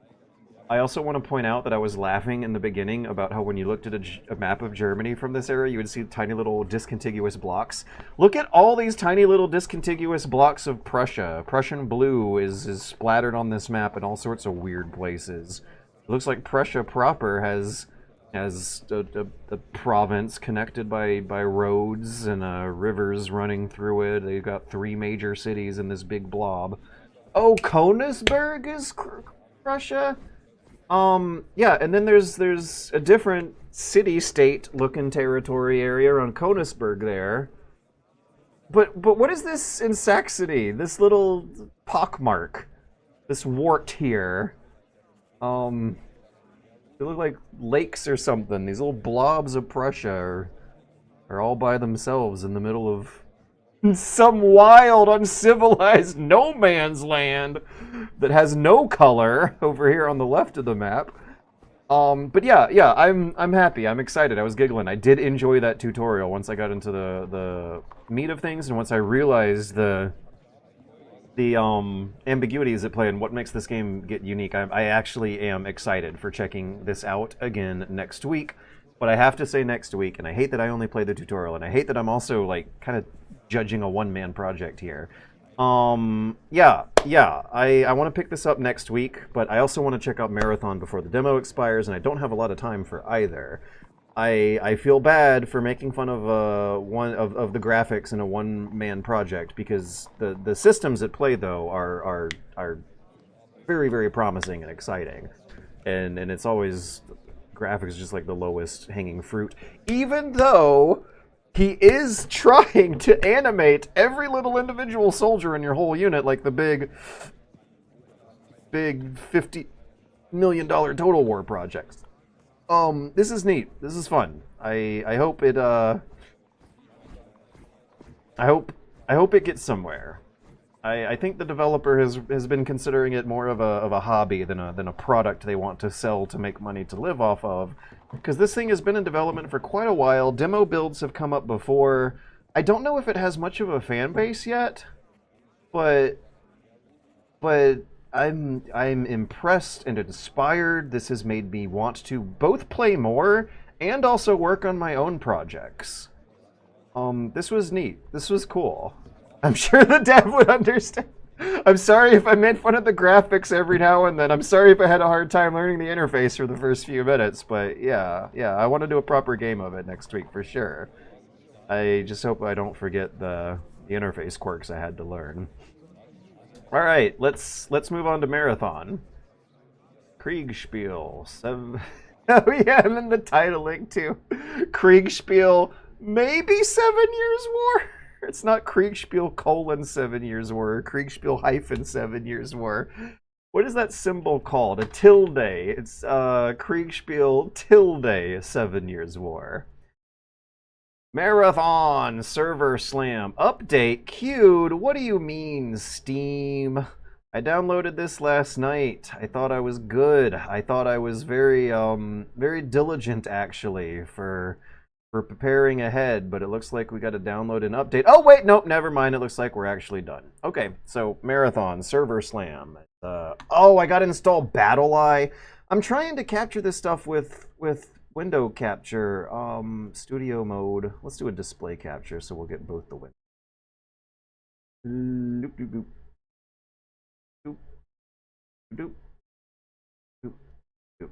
Okay, now I gotta like crop it. Doop, doop, doop. Yeah, we're all stretchy and fat. There. All right.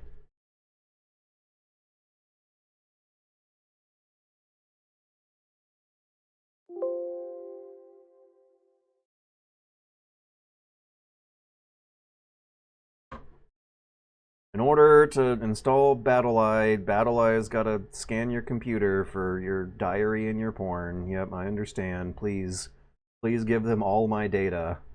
I love enshittification.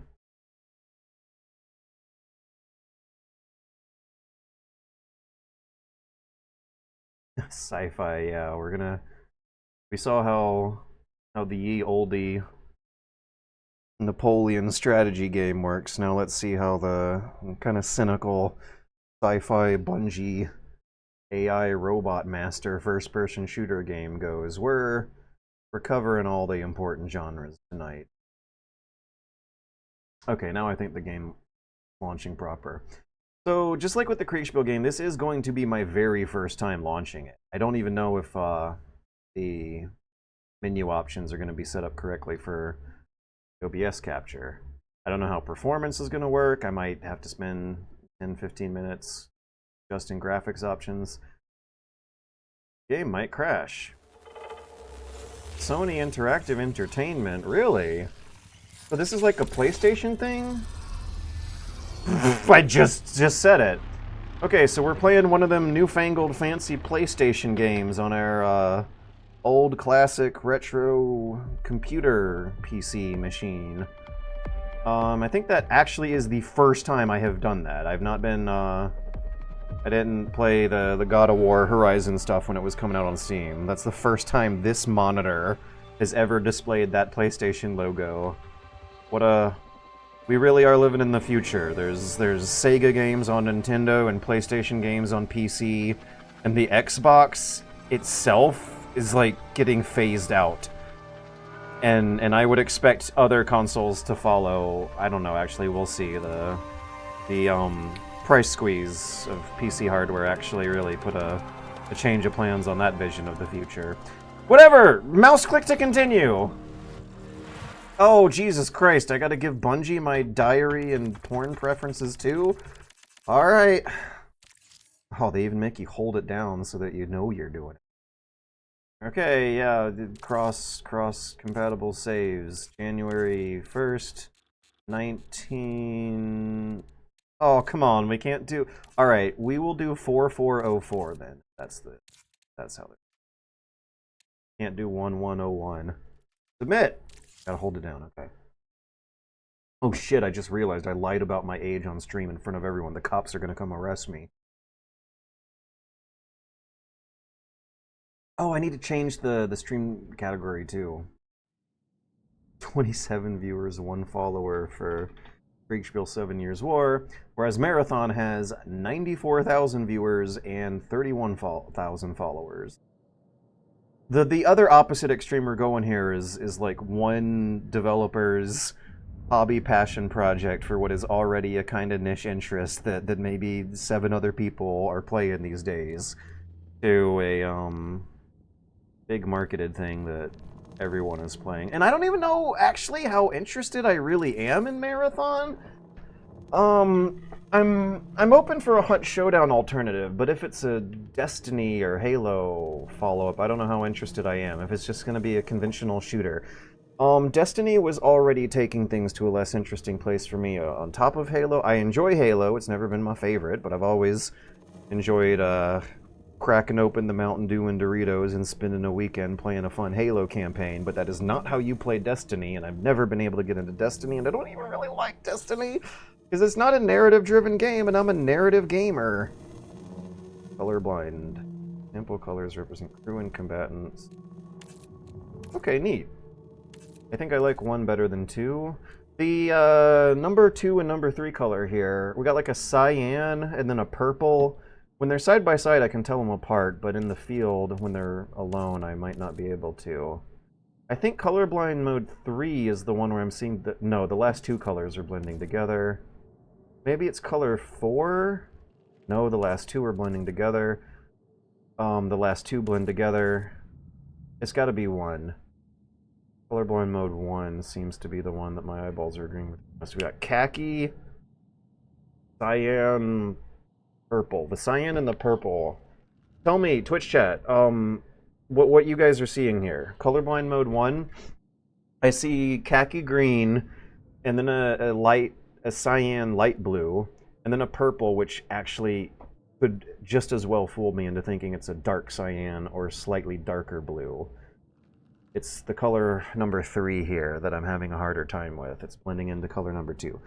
Color number 4 looks like yellow, color number 5 looks like red.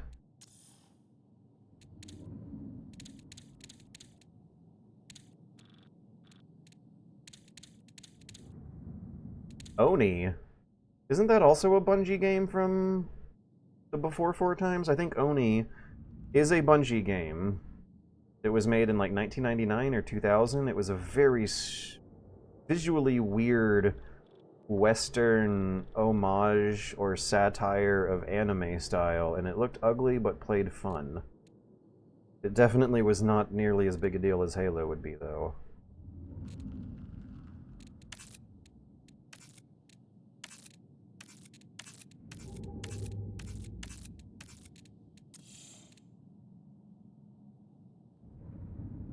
Rockstar.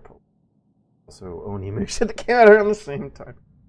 Color 3 looks like a fuchsia to me, like the chatter subscribe. 3 is purple. Call that purple or mauve.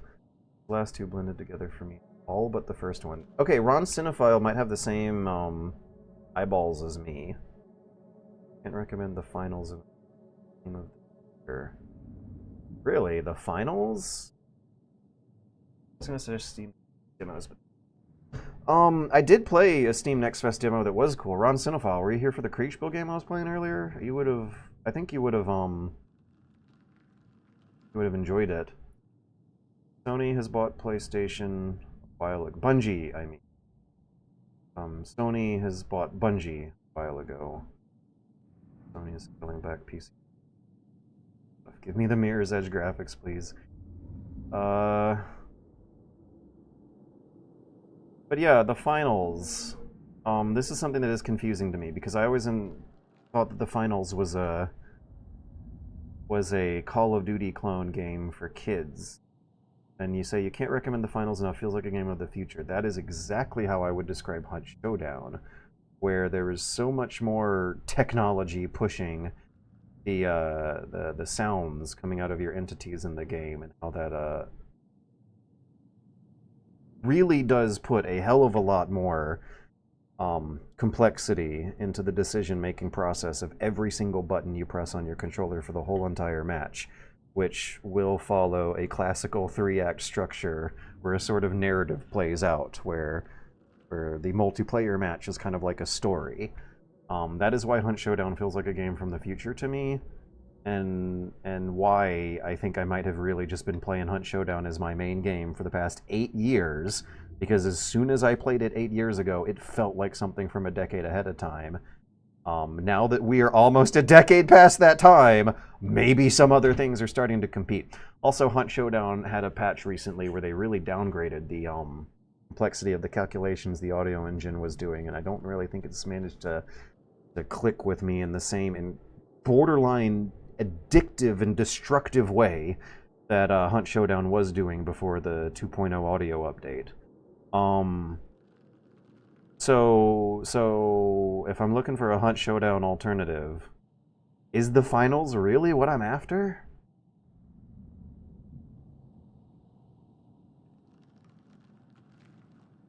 Oni was made by Bungie West, which closed immediately after it released, mostly because of Halo, and Bungie apparently cooking their books. Instruction system, options are insane, many tactical choices, long time to kill. Finals is basically a multiplayer immersive sim with crazy destruction. Yeah, I've had the wrong idea for the game then, apparently. Whenever I've seen quick GIFs or clips of it on the social media, it looks like Call of Duty stuff is going on, but to be fair, that is also what Rainbow Six Siege and some parts of Hunt Showdown might look like in shorter clips. Have you played any of the Reigns games? They recently released the licensed version for The Witcher, and it's a pretty fun little game you can complete in one stream. I don't know. What's Reigns? I do not know what you're talking about, Hannibal Montana. The Reigns games. It rhymes. I also got to clarify that it's not spelled the way it sounds. Reigns is in rain you put on a horse instead of a rain that you try to rush indoors to avoid outside on a rainy day. The sound system of Hunt Showdown is impeccable and doesn't really have a competitor. BattleBit is making a huge investment in their sound system. That was a neat game. It's Battlefield gunplay with Half-Life 2 deathmatch physics. Yeah, I was tempted to enjoy BattleBit for a night or two, but I just don't know if that stuff's going to get the same long-term distance that Hunt Showdown got out of me. I am going to be reinstalling Siege. Brief commercial for the Super Bunny Hop Super Discord server. I will be installing Siege around March 3rd, March 4th for the Solid Snake update. I imagine there might be a couple million other people, at least 1 million, who will be doing the same, and the servers are probably going to get slammed. It'll be the Rainbow Six Siege server slam, so I might wait a day. But I will be reinstalling it and playing it in the Patreon, because Rainbow Six Siege also has no solo mode. This is another question, and I don't even think Marathon's going to have a solo mode. The other thing about Hunt Showdown that made it feel like I was playing a game from the future is that it was the first the first game I've ever played in my life where you can play a multiplayer game like a single player game and have a wonderful time. As a matter of fact, I prefer to play it that way. It is the only multiplayer game I've ever played in my entire life that has such a good solo mode. And I realize that might also be a qualifier for me to really get hooked into a Hunt Showdown competitor. It might need to have a solo mode, because in order for me to get so destructively addicted to these games that I'll sit there and play them for 8, 9, 10 hour sessions, yeah, that's totally how bad it got. It totally didn't get worse than that. For Rainbow Six Siege, you gotta rope along like 4 other friends on Discord to really enjoy the game to its full potential. You can play Battlefield by yourself, but you're not really playing the game properly. Battlefield seems well designed to be a very casual, quick hop in and play experience. It's not designed for solo mode, but it does have the potential for some fun solo sessions. And all of this is in comparison to the Hunt Showdown solo mode, where playing it solo is like bumping it. It's like a really well-developed hard mode in an action game. It's like bumping Metal Gear Rising Revengeance from normal mode to Revengeance mode. It doesn't just it makes sense. All of your decisions carry more risk and more weight, and the game was like redesigned around that as a viable alternative play style.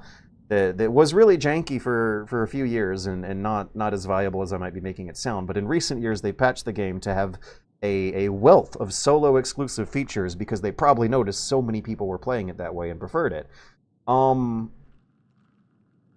So does the finals have a good solo experience? I think I've seen it as like a 1v1 situation a lot of times, which would qualify.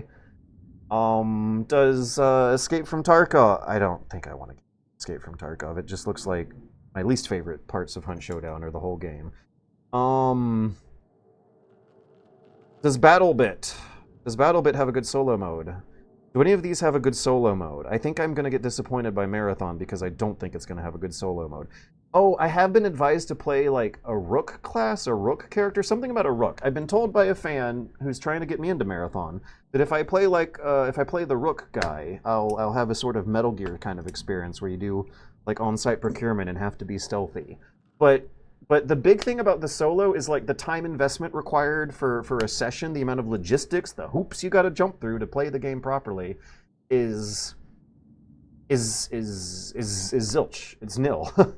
You need a beer, you need a snack by the table, you might need a page of internet news or something that you can alt-tab out when you're waiting on other players to move.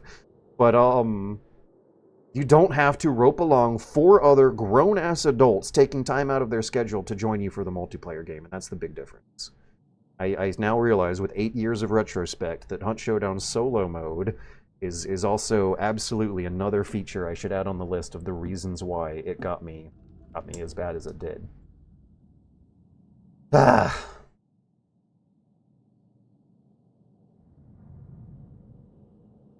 Did I miss the Marathon portion? Are we living it? Oh, Rude Rabbit, you just showed up just in time. I'm still in setup, and I'm distracted by talking about my gaming habits. And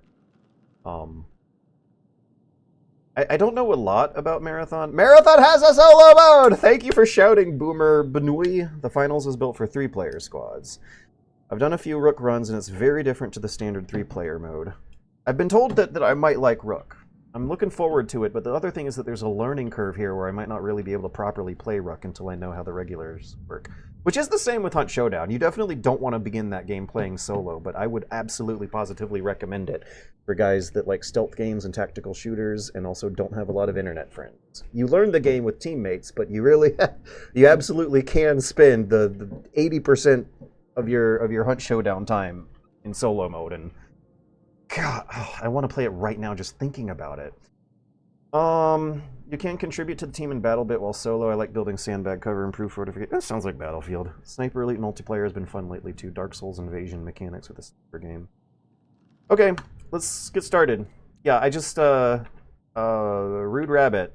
I'm gonna start now. I've been told by the same fan trying to get me into it with this Rook Metal Gear style stuff that there's a learning curve here I might not be able to handle well in the short time I have.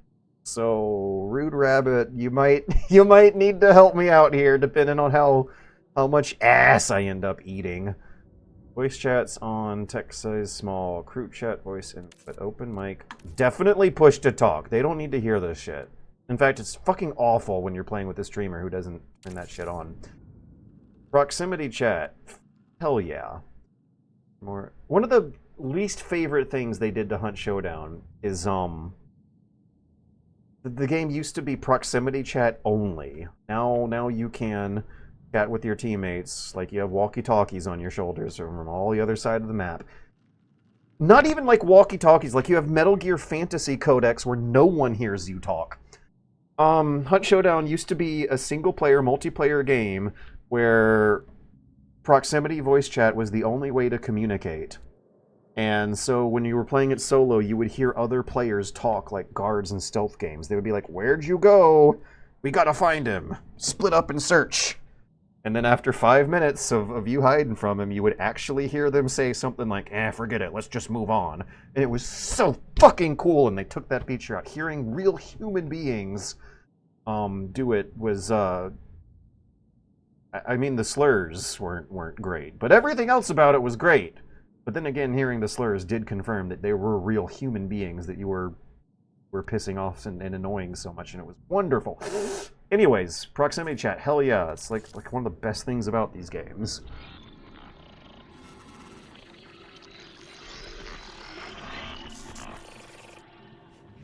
It is a historic day across the solar system. The enormous UESC Marathon colony ship sets out for the Tau 30 star system to establish a new home for humanity, and with it... This is fucking wild. Marathon's like 30 years old. Why did they pick Marathon? The people of Earth and Mars are watching. Everyone is watching. Breaking news, contact has been lost with the Marathon colony ship. I haven't seen Marathon media on a computer screen What happened? What is the UESC? in like maybe 15 years. But the games itself are like 30 years old. Why did they dig up Marathon for this? It was kind of like Halo. It was a narrative, single-player, storyline shooter. A distress call. A threat? And now it's a multiplayer live service extraction shooter. in the heavens. They are waiting. Initiating runner defragmentation protocol. Evaluating shell integrity. Evaluating vital signs. Evaluating recognition response. Executing neurological subroutine. My last breath fell quiet like dying embers. My first thought hummed through silver threads. What is going on? Loading memory packages. Liminal buffer status 26%. I'm really confused. A disconnected consciousness inhabiting a bio-cybernetic shell. Okay. Is preserved outside their body in the event of shell death. Okay. So that's how they explain respawning? Subject exists only in this liminal state while their next shell is being... Oh, they use the word liminal, so that's gonna date it. It's like a Zoomer social media thing. I mean, I know it's a real word, but the trend is a Zoomer social media thing. Runners arrived in the Tau SETI system after the investigation of... What is happening? What is the beginning of this story? Are we in the middle of the story? Who is talking? Where are we? We're runners. Okay. The rumors of Tau SETI. I thought we were on the Marathon colony ship. 100, which is like an asteroid with a engine and a platform on it. So instead, wait, maybe we're just floating around the Tau SETI system. Oh, good. Okay, so we are cyborg software people who hop in and out of the heads of shells. Are the shells like, are they goopy or machinery robots? I don't know, but what are we fighting for? Where are we? Who are we? God, I feel like I'm just getting blasted with like sensory overload, molecular disassembly. What the fuck? Man, huh? Alright. Now we calm down. Let's change our mood. Everything okay? Is this what's supposed to be happening? Or did the game all of a sudden get really avant-garde and Welcome to Marathon. Press enter to open. Okay. I just started mashing buttons and that popped up, so I guess the game didn't crash. Letters are doing nothing. Backspace. Hey, look at those buttons! Tab, swap channel. Crew? Type help for available commands. Okay, let's type /help. Ah! What the fuck is happening? My gear is at risk! I'll lose all equipped gear if I accidentally disconnect from the game! Was that a loading screen? Was it a hidden loading screen as a black screen? I don't know. I don't know. Alright. Your neural interface is malfunctioning. You don't need to tell me twice. Believe me, baby, I know. When your neural interface malfunctions in the game, it malfunctions in real life too. Okay, we got some good anti-aliasing. I'm not seeing pixels. Got some good material shaders here, but the environment's not particularly beautiful or anything. Seal, seal, seal, seal, seal, seal. Is this a knife we're holding? Is that a QR code? Oh man. They got... This aesthetic looks like it is designed to have the lowest poly count possible. Look at how flat everything is. This whole universe is made out of... Ah! As your shell's functions deteriorate. What? Okay, so we have blue blood. Nothing I can do to activate full body collapse. I'll prepare a replacement shell for you. Who is saying that? Run complete. Tutorial recap. Leaving and will continue, I guess? Oh, fuck it. Is this the normal onboarding UX experience for games these days? Just the core game and social. Try again. Crew fill off, crossplay enable, text chat. Searching. Are they searching for other players to play the tutorial with me? So I wanted to explore a bit and wandered into the lightning traps while talking about how flat everything is. Okay. Constant weapon at ready position is old and outdated. Yeah, Hunt Showdown is also interesting because you got to press a couple buttons to raise your weapons, and that feels like a very relevant and surprisingly well-designed system. So much of the game is built around catching enemies by surprise, and when it takes another extra button to raise your weapon and shoot back at enemies, you really don't want to be caught by surprise, and so makes sense. Alright, let's not explore. Jesus Christ. Run! Run! Thank you! Did she say that last time? I don't remember. Maybe I was talking over it. Maybe I was talking over it. So, alright. Just to clarify what we just saw and how little fucking sense it made as a narrative. Or how little of it I even remember. That was like the Metal Gear Solid 4 intro fast forwarded at 2x speed. I remember immediately getting hit by callbacks to the classic Marathon games from the 90s when they showed the Marathon colony ship and the color schemes with the like matrix green computer text on top of black background stuff going on. And then all of a sudden I didn't know what the fuck I was supposed to feel.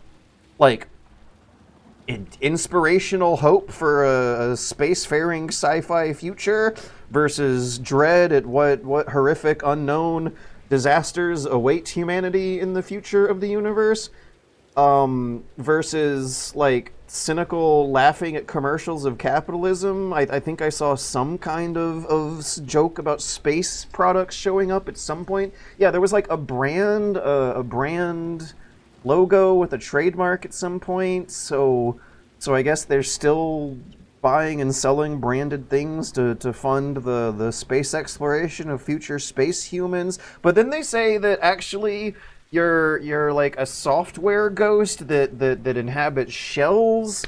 So and since it's like a generation ship, that kind of means that like living like normal human beings may be incompatible with how the space travel works on generation ships anyway. So there was no introduction of characters. There was no explanation of a conflict. That was one of the most confusing and ambiguous ways of introducing a mainstream AAA Bungie brand video game for kids. This is for kids who aren't like this isn't we're not playing horses.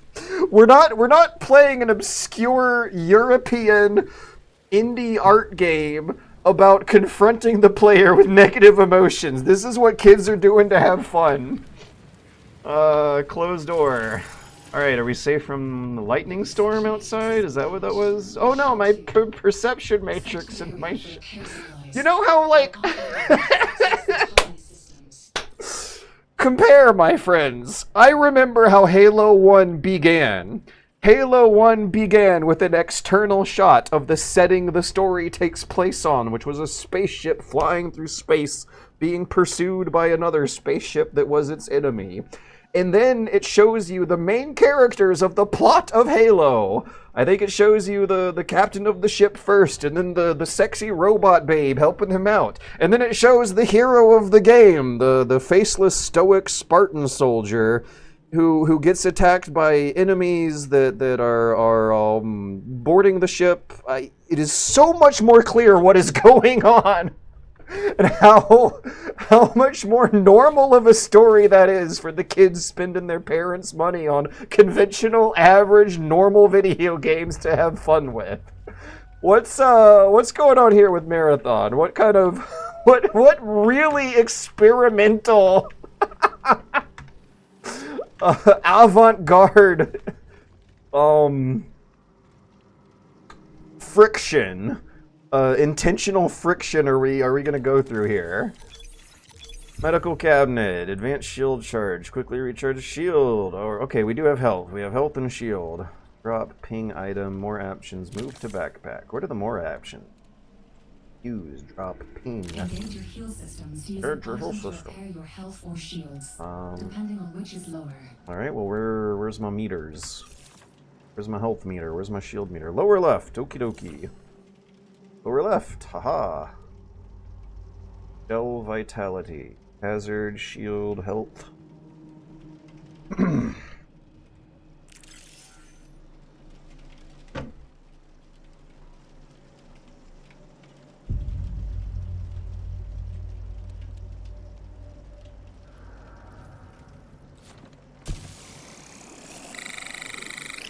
Your health and shields restore separately. Be sure to recover both. I'm still like laughing my ass off at just how weird of an opener that really actually was. Use it to interface with the colony systems.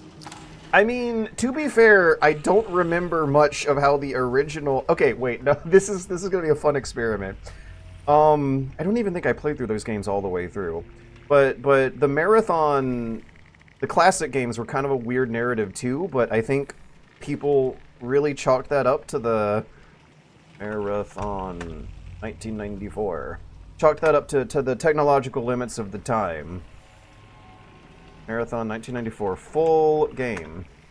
Not that it had a very strange, unconventional storytelling style in the sense that it was mostly told through green text on a black screen that activated when you hit computer prompts, because they couldn't really animate characters in 3D cutscenes that make it look like a movie.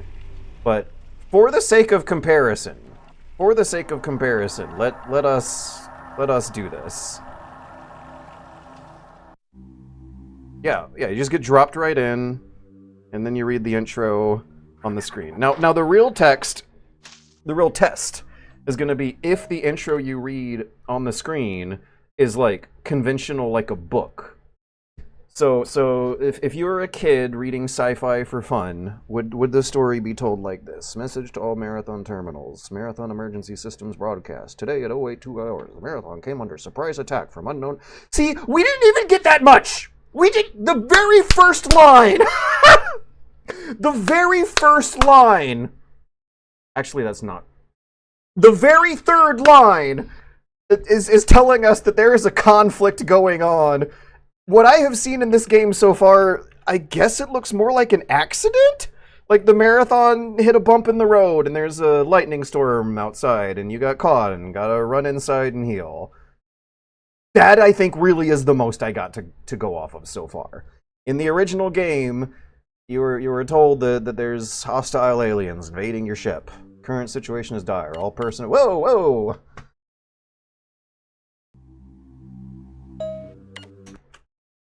Current situation is dire. All personnel are required to arm themselves and fight for their lives. Welcome to the Marathon. I am Leela, one of 2 surviving AIs. I've been severely damaged and working to understand the situation.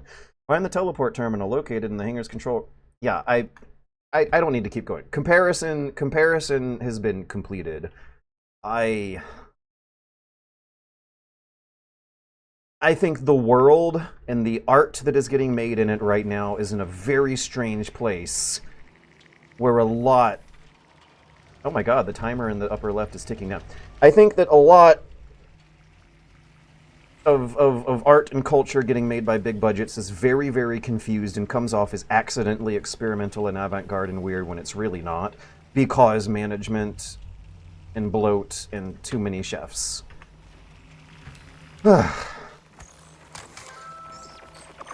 System access granted. Welcome to New Cascadia.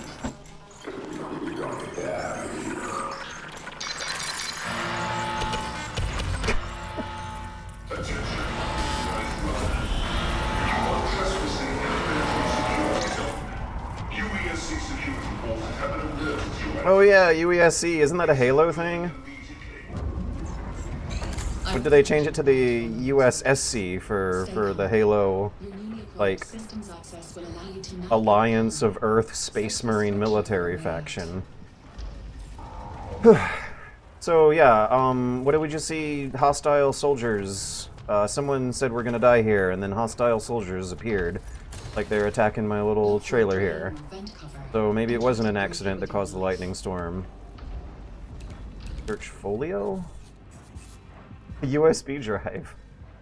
I need their diversions automatically sold for credits. This is some kind of entertainment thing? Okay, currency. What's the grab? Left click, okay. What is this? Is it treasure? Standard valuable, 40 bucks. Automatically sold for credits. Okay, I guess it's a USB drive with some movies or something. Alright. No!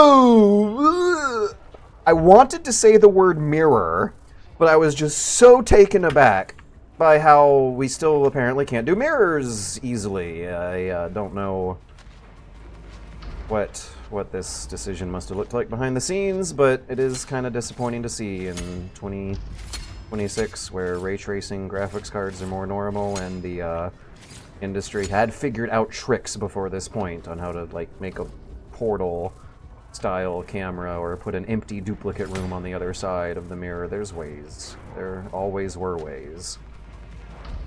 So here's the vent that we chop.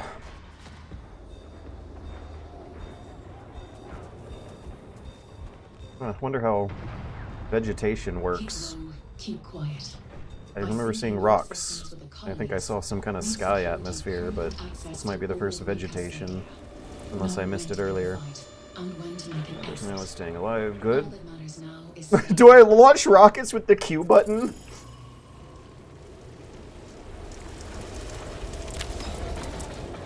What is mechanics kit? Hazardous mechanical status effects.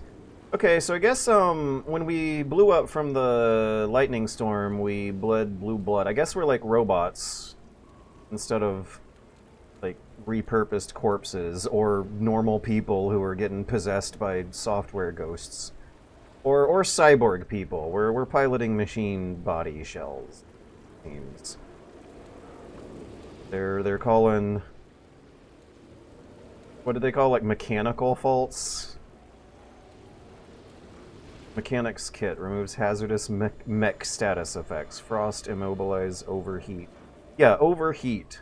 I mean, I guess that is something that happens to humans too, but if, depending on how it's depicted, maybe that'll give me some conclusion about the sci-fi questions going on here.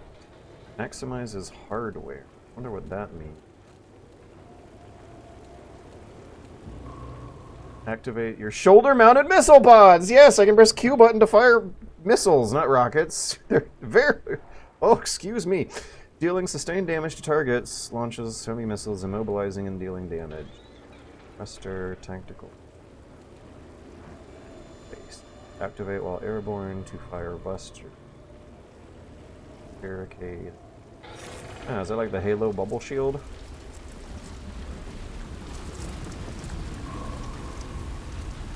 What's our frame rate? I feel like I could use 10 more. Wait, I don't need to be doing that out here. The game's not pausing.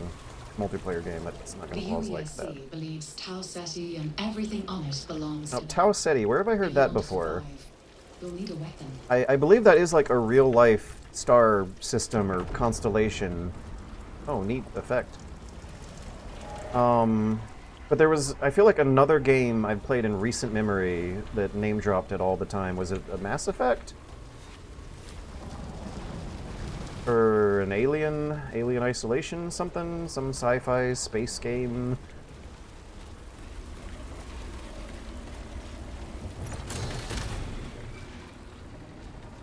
Alright, let's bump shadows down a notch or something. Frame rate cap, field of view. Ah, DLSS. Okay. Can get away with bumping that down. Bump that down. That might be tasteful about it. We'll see. UI refresh rate.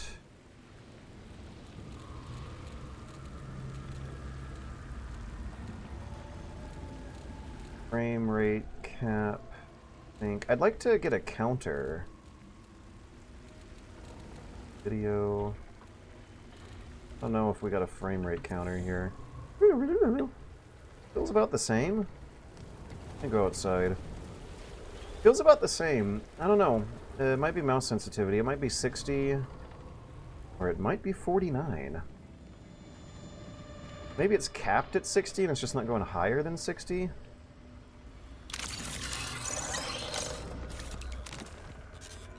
It looks good, but it does not look expensive. It looks like a good example of how to get a pretty image with as little polygons possible by having a aesthetic all about flat surfaces with tiny shader effects on them. Which I would think means that I should be getting a higher frame rate than I am. But the frame rate's fine. It's like hovering around 60. It's molecularly destabilized. What? Sample of unidentified biomass. Did someone just scrape some plants off the ground from the bottom of the pipe? Velvet. Change for faction upgrades. Okay. So it's a different kind of currency, I guess I'm collecting. The faction that wants bio goop. Oh, they got bobblehead thingies. Yeah, so like, how much of our humanity have we lost, though? If we still like entertainment and like putting cute little mascots by our boring computer stations, but we are piloting, we're software ghost people piloting mechanical shells. Yeah, I gotta go to the bathroom, but the timer's ticking down. I'm just gonna go quick. Also, I bet there's a lot of people in Twitch chat who are hating this, and I can't wait to see their reactions when I get a moment.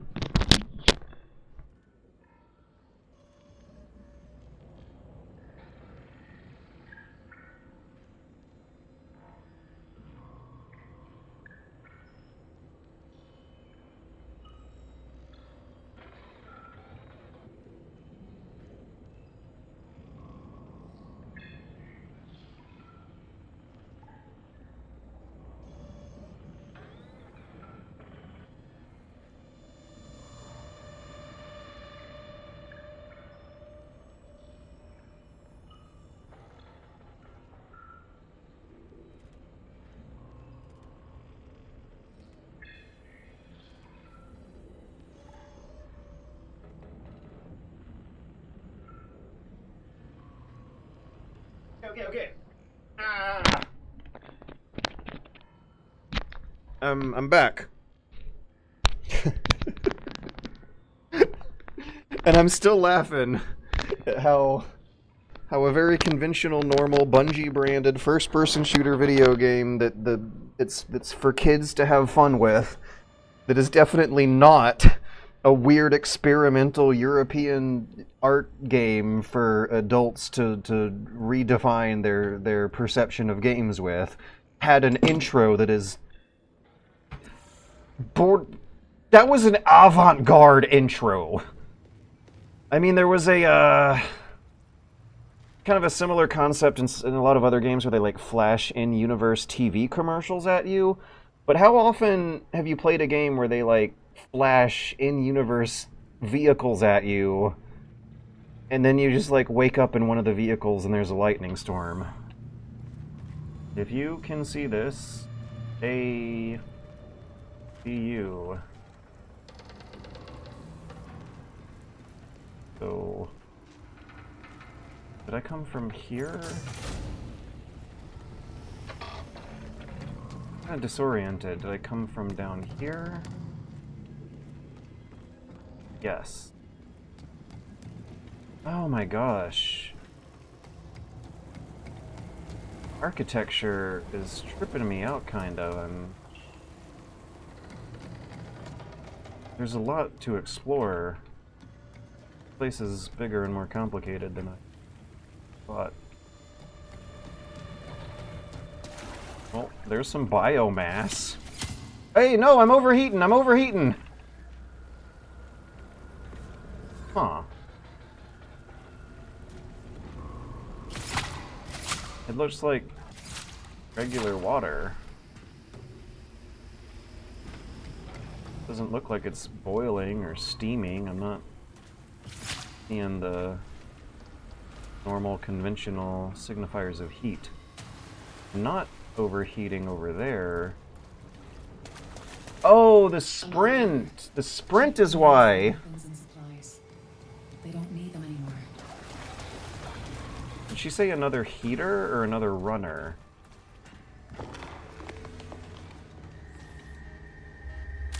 Light rounds, assault rifle, M77. It's always an M something. M16 and M4. We're 1,000 years into the space future and it's an M77. Bolt thrower. A V20. We got a V. Oh, okay. So she did say runner. I guess this is who we're piloting around here. Yeah, they look like portal robots from the hit Valve puzzle game. Oh, that looks like a human. Huh? This looks like a robot. Yeah, like the feet. No human body could fit inside that costume. On the other hand, this looks like a look at the crotch. That is a female humanoid.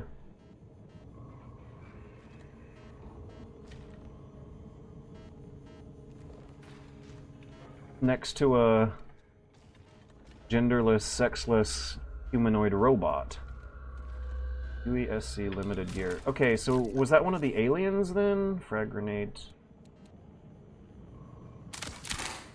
Oh yeah, how do I take the real guns out? 1, 2, okay, so Volt Thrower, what does this do? Submachine gun. Huh. Like Star Wars blaster rifle projectile lead time. We're gonna have to lead the targets, and the targets are gonna dance out of the way of... Wait, maybe that's just a Volt Thrower thing. What does the assault rifle do? Wait, what is happening here?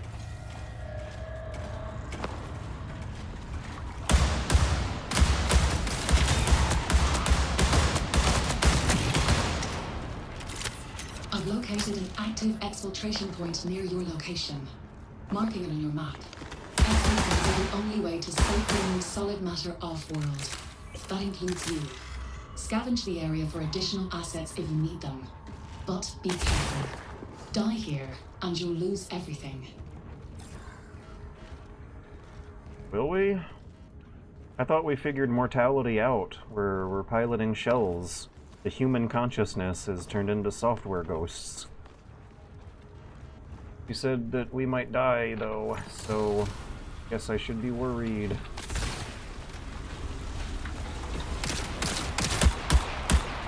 Oh, now it just feels like I'm playing Destiny. Destiny you play with a controller. Yeah, the like feedback here might not be tuned for mouse and keyboard over a controller. What is that? Chitin sample. Sample from the exoskeleton of a Megacetonii. Valuable source of what? Cheeto-san? Cheeto-san is my favorite American presidente. I shouldn't have said that. I apologize. I'm gonna press Q. I'm also gonna run out of time in 2 minutes, so I don't know if I'll finish the tutorial. Ah! I thought I was gonna shoot rockets. What? Ah! I thought I was gonna shoot rockets! 22, 21, 20. I'm also out of ammo, I think. 17. They're not chasing me. 12, 11. Whoa! Okay, I was shooting rockets for a while.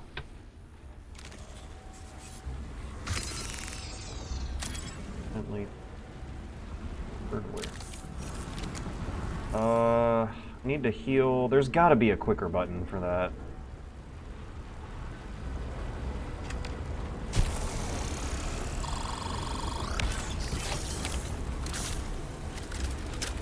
I feel like it's also reminding me of Destiny because of how shiny and smooth and metallic everything looks. Has Bungie ever really done a different art style than this? I feel like all the Bungie games I've played are the same art style, but like calibrated in different directions. Oh god, I have 15 seconds. What? Activate exfil site. Calibrating your destination. I'll see you on the other side. Did I make it in time? No, I did not. Wait, is it even a big deal? The timer's still ticking and I'm still here. Wait, no. Is this bad? Also, wah! What? What? What killed me? Continue, recap. Leaving 20 seconds. Neuralink sir. What the fuck does any of this mean? Okay, I actually... In a matter of hours, it'll make sense to me, because what will happen is that I'll basically use all the games I played before as like a metaphorical way of translating this exact same system. It's just vocabulary. Right, try again. So, can't take too much time doing this either. We got 16 minutes. But yeah, like there's systems at play here that are just going to be stamina systems. Or upgrade systems, or currency systems. There's an inventory system, and that puts things already at a level closer to Tarkov than Hunt Showdown. I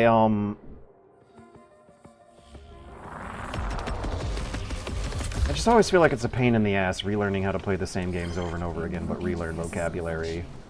The same systems, it's the same games. Oh, look, we slide when you press the crouch button while sprinting. Bum bum bum bum bum bum bum bum bum bum bum. Bum bum bum bum bum bum bum bum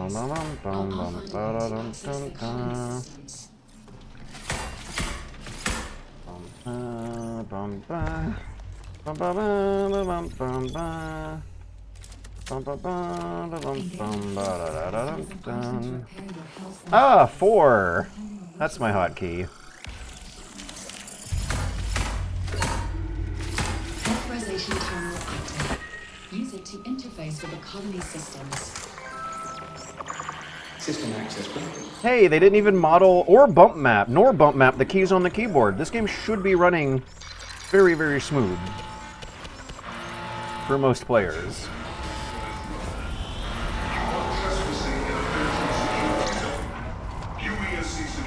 This sci-fi ultra future touchpad keyboard should cost significantly less resources to render. Newly acquired systems access will allow you to navigate the colony. Search this structure for a way out.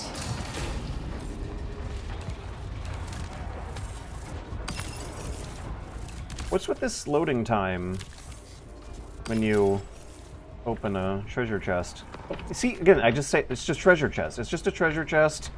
I'm just putting treasure in my inventory. Drain your vent cover and try to break it with your knife. What's that? Gold. What's this? Treasure. What's this? Mana fill. Armor. Keep low, keep quiet. By syncing your systems with the colonies, we've secured you permanent access to all of New Cascadia. Know when to pick a fight. The other thing that Hunt Showdown ruined about all other video games with me is like line of sight rules. It's hard to take the enemy seriously if their surveillance drones are so bad that I can look straight at this thing eye to eye and it can't see me. In Hunt Showdown, it doesn't work that way. If you can see the enemy through the bushes, they can see you, and it's because they're humans and not AIs. Is this a PvPvE game, or is it just PvE? That's also why I couldn't get into Helldivers. PvE just becomes too predictable after a while, and you end up completing the game and putting it away instead of playing it for the rest of your entire life until you're driven crazy. Oop. Oop.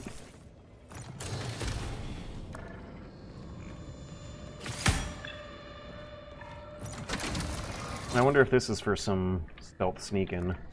They do seem to be emphasizing some kind of stealth here. I've been told that the Rook playstyle is kind of stealthy, so I'm gonna hope for PvPvE. Because if we're sneaking around AI enemies, that is not nearly as fun as sneaking around human beings. Hey, I didn't get everything. Also, I think this is a very different route than I took last time. I went through the water last time, so let's take the stairs this time. It's interesting that the tutorial area is as big and complicated as it is.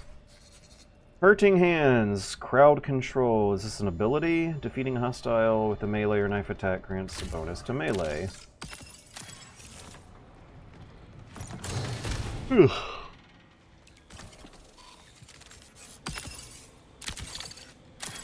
Unstable diode. What's that? Drive/circuit salvage. A diode is molecularly destabilized. Well, that explains everything.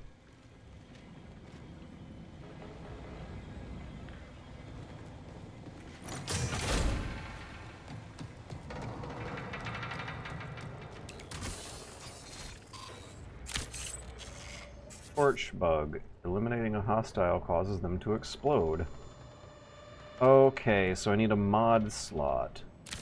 So there's like perks up here, and then downstairs there's the assault rifle and SMG and the combat tutorial proper.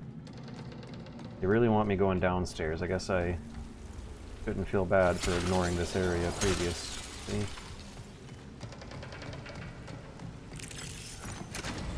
Oh yeah, that'll be useful. There were guys shooting at me from this shutter last time, if I'm remembering the layout correctly. The thing about this art style, though, is that it makes it easy to get disoriented and hard for you to...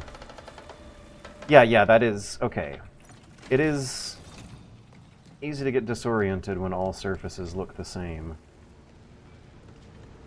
Link. Is this placeholder texture, or what?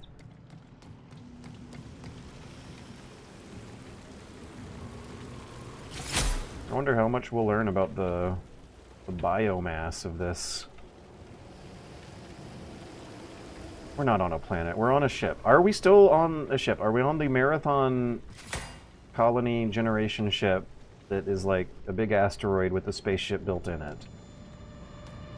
Because it looks like there's some kind of alien fungus growing around. I don't know. Don't actually tell me. It's, you know, part of the story mystery. Right?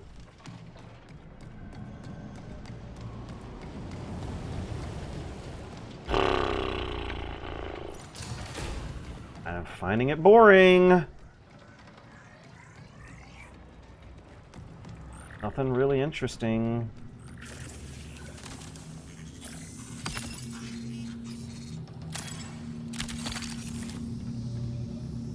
guess I gotta go downstairs, but every time I take another look at a room again, I keep second-guessing myself about whether or not I've already been there, or whether or not I've done everything I should be doing. Right, this ladder. I did not climb up this ladder.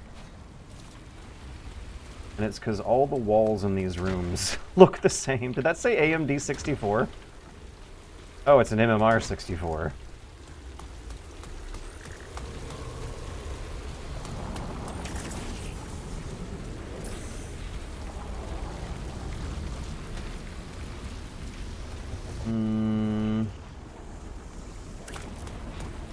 I don't think there's going to be anything interesting on this rooftop either, because this is a multiplayer game where the space is designed more to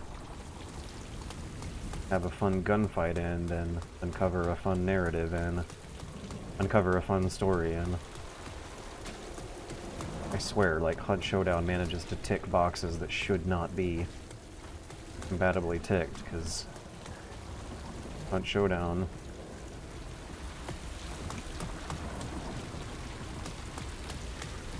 has some environmental storytelling stuff going on in areas that are also designed for fun gunfights, and there's plenty of areas that are designed for awful gunfights, and part of the strategy is not going to those areas and getting caught in gunfights in them.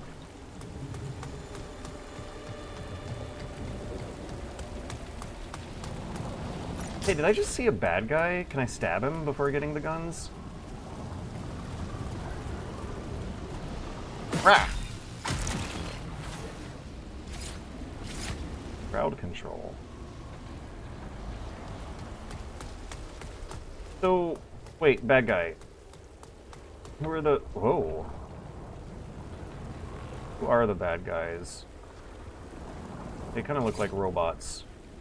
UESC. Are they, like, hacked and hijacked? I thought we were fighting aliens. Something. Oh, I'm coming in from an alternate angle. They don't need them anymore. Another runner. Okay, so is the runner the human-looking person or the robot-looking machine? Because when I did this tutorial last time, I looked at this and heard the narrator. I don't know what the character is talking. I heard the narrator say another runner, but there's two corpses on screen. It turns out you can encounter them from a different angle, but the same ambiguity still applies. Is it just me? Or is the studio that made like 6 story-driven Halo games with like narrative design in the levels, are they dropping some fucking balls here? I don't know, like if I'm being too harsh or judging too quickly or something, I'm really not feeling good about a lot of what's happening in this game.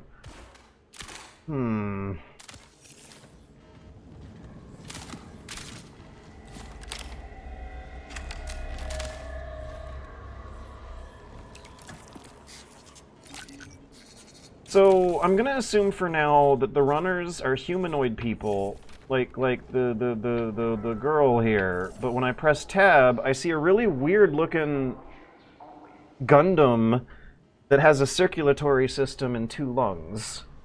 But other than that, looks pretty mechanical and angular. But the corpse on the ground has like smooth feminine curves, and there's blue blood gooping out. So I'm not getting machinery vibes from her. I am getting machinery vibes from whatever, sharp 90-degree angles are masculine from him. This is like visually intimidating, and the vocabulary and level design are confusing me. And the lack of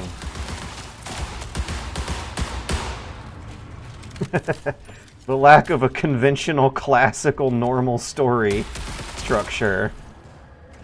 The really avant-garde, experimental, artsy-fartsy ambiguity and abstraction of the story is also weirding me out. An active exfiltration point near your location. Marking it on your map. Exfil points are the only way to safely move solid matter off-world. That includes you. Scavenge the area for additional assets if you need them. But be careful. Die here, and you'll lose everything. Okay, so we gotta search for treasure. And I'm not really gonna know what treasure looks like or how valuable it is because of how weird the science fiction, like treasure are little USB drives on bio printers. I don't feel good about my health meter, but I also don't know if I'm reading it properly.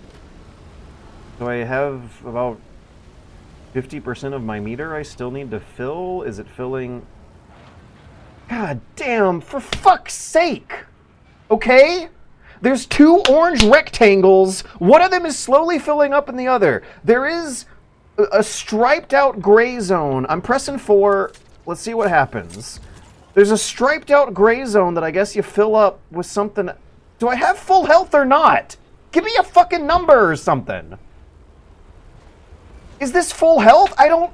Huh? Gel vitality, hazard, shield... Okay, now I got my number. The health is at 100 out of 100, but the meter is at 50 out of 100, except it'll deplete to a different color at some point. And like, I know it's simpler than I'm making it sound. It's gotta be. It always is. It's just frustrating relearning this bullshit over and over again when it's not gonna be a more remarkable game than what I've already played. But going through the learning process again and figuring all this fantasy fake time-wasting bullshit over again, it's not worth it anymore.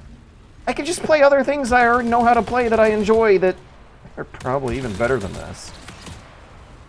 Oop. Oh, look. I shot the little limbs that were poking out of your shield. Like the jackals in Halo from 25 years ago. Bad guys are not going to run away and hide. They're going to stand at the open. I have frag grenades. G's the grenade button like it was in Halo 25 years ago.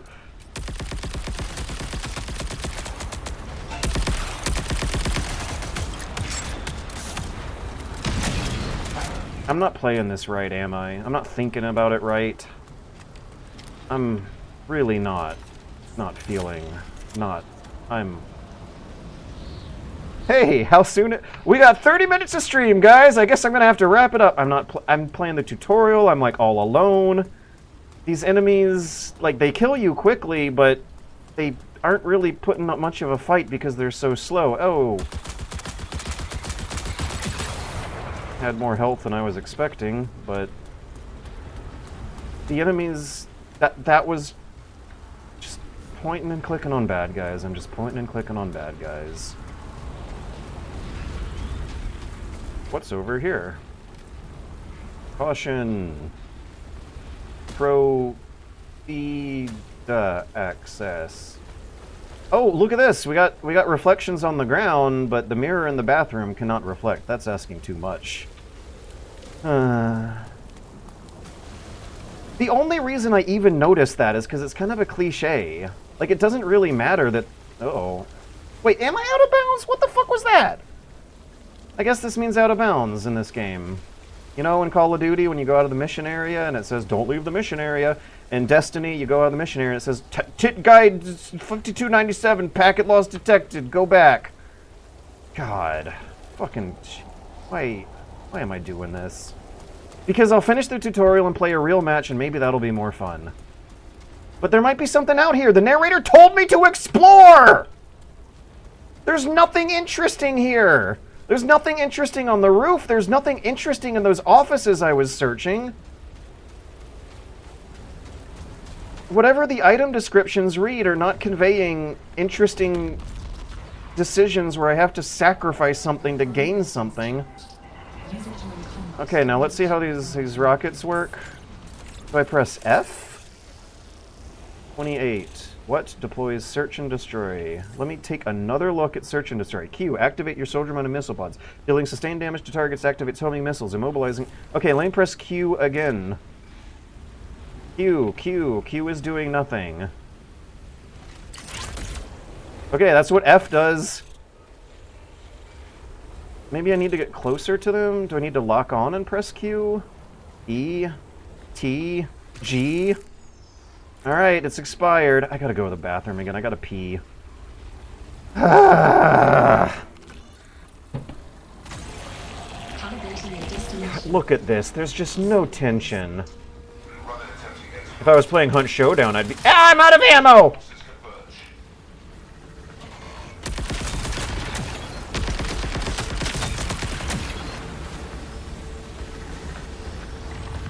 Why are my orange rectangles flashing? Is my health low? Is it mediocre? I was thinking too hard and missed what the narrator was saying! Cause this is doing that first-person shooter modern game design bullshit where everyone's screaming important shit at you, but you're also shooting bad guys and can't pay attention. Alright, tab, health. What's my health at? My shield's at 0, my health's at 21. So, my rectangles are flashing. That does mean I have low health, but I'm not exactly seeing a rectangle that's as 21% big as the box behind it. Oh, God. Stupid fucking video games for stupid fucking kids.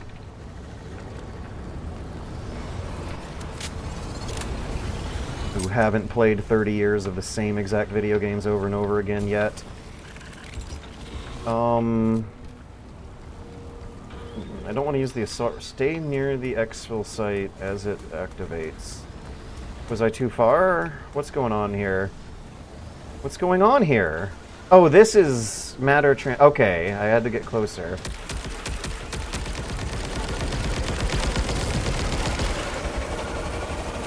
Whoever, I'm sorry, Bungie. I'm sorry to Marathon fans. That was a fucking awful tutorial. That was one of the worst ways a game has introduced itself for the first few minutes.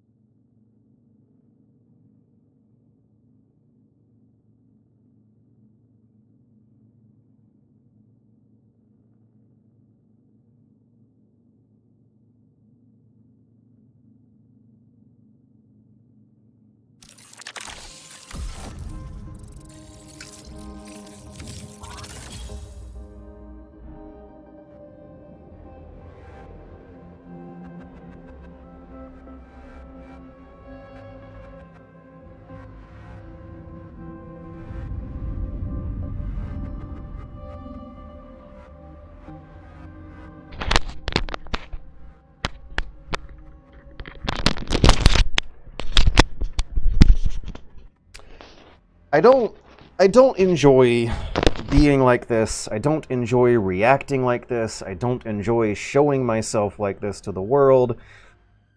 And I just want to say that, like, one of the most disheartening things about living through this much gaming history and ending up at this point of time in this year is that there seems to be a real disconnect between the amount of money that gets put into a project and the quality that you get in return these days that really does seem to be breaking some classical economic rules that were more reliable for the past 3,000 years of human history.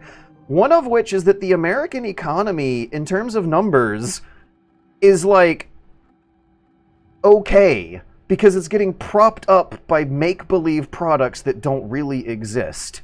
All these AI companies are not really making things.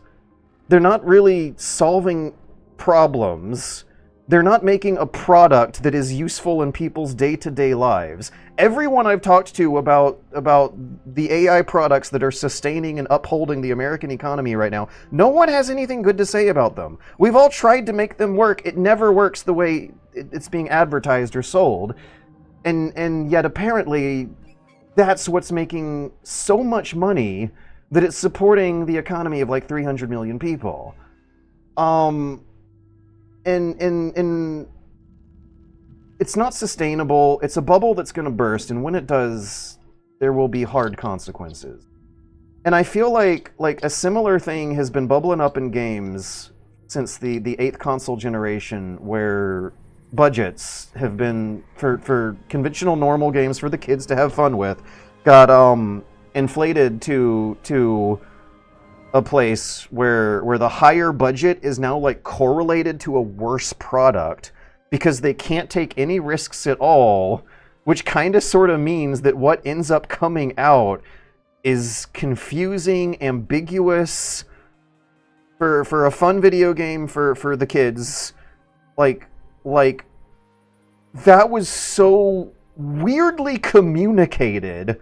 Whatever kind of mood I was supposed to feel, like, I can't believe how much more fun I was having and how much more sense, like the product I was using seemed to make when I was playing the weird one-man Kriegsspiel indie hobby project compared to the developer of Halo and Destiny moving on to working within their specialty, no less. Halo and Destiny, the first-person shooters with Halo had a heavy multiplayer component. Destiny's primarily multiplayer. This is primarily multiplayer. They should be good at this. That should have gone so much better than it was. The Halo 1 tutorial is legendary. If you've played that game once, it is such a strong introduction to such a strong cast of characters through level design that's kind of in the middle, but it's easy to get lost when you're fighting through the spaceship on level 1, but when you land on Halo in level 2 and walk out for the first time, the outdoor areas of that game are built in a way that is easy to memorize. There's interesting things to see in the level design even when there aren't enemies around, and am I an old man, or does money not make sense right now? Does money not correlate to quality anymore? Ah! I'm gonna catch up on Twitch chat while right now instead of continuing on through the menus. There's a lot of Twitch chat to catch up on because I got more viewers because I'm playing a more popular game, and I just played maybe about an hour and a half of it without reading chat. So, Ron Cinephile, you're the first one of the scroll I'm gonna see. There's no P like an in the middle of a match P. That was already when I was like halfway through the tutorial and maybe a little more open-minded about how this game's gonna go. Let's see if I can get a longer chat history. I forgot to keep open the like ugly-looking streamer backend part of the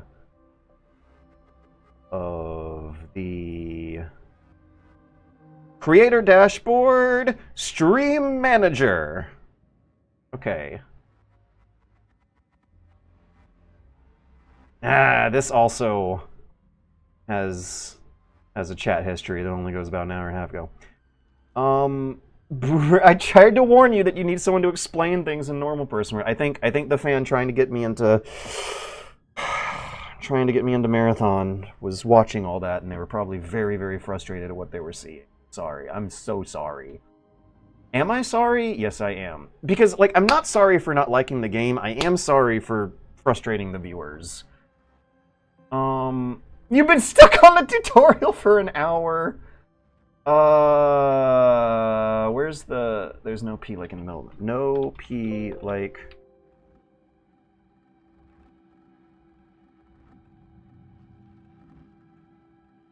Giant wall and some coolest. Okay, wow.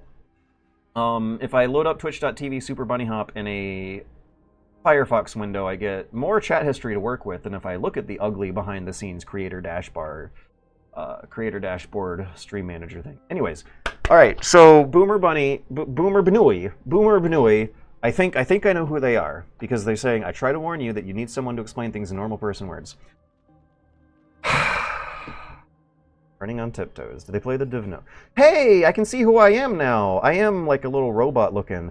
I look like a 1980s Japanese anime mech that they would sell as toys. I look like a Macross. Not a Gundam. I look like a more Macross Voltron looking guy. Not that there's anything wrong with Microsoft robots. They do tech but not emotion. Sony does love their stories. It's not run by Microsoft robots. Sprinting makes your heat go up. The water actually cools you down, which is a cool mechanic. Now I know! Toggle crouch, not as good for teabagging. Movement abilities and melee increases heat.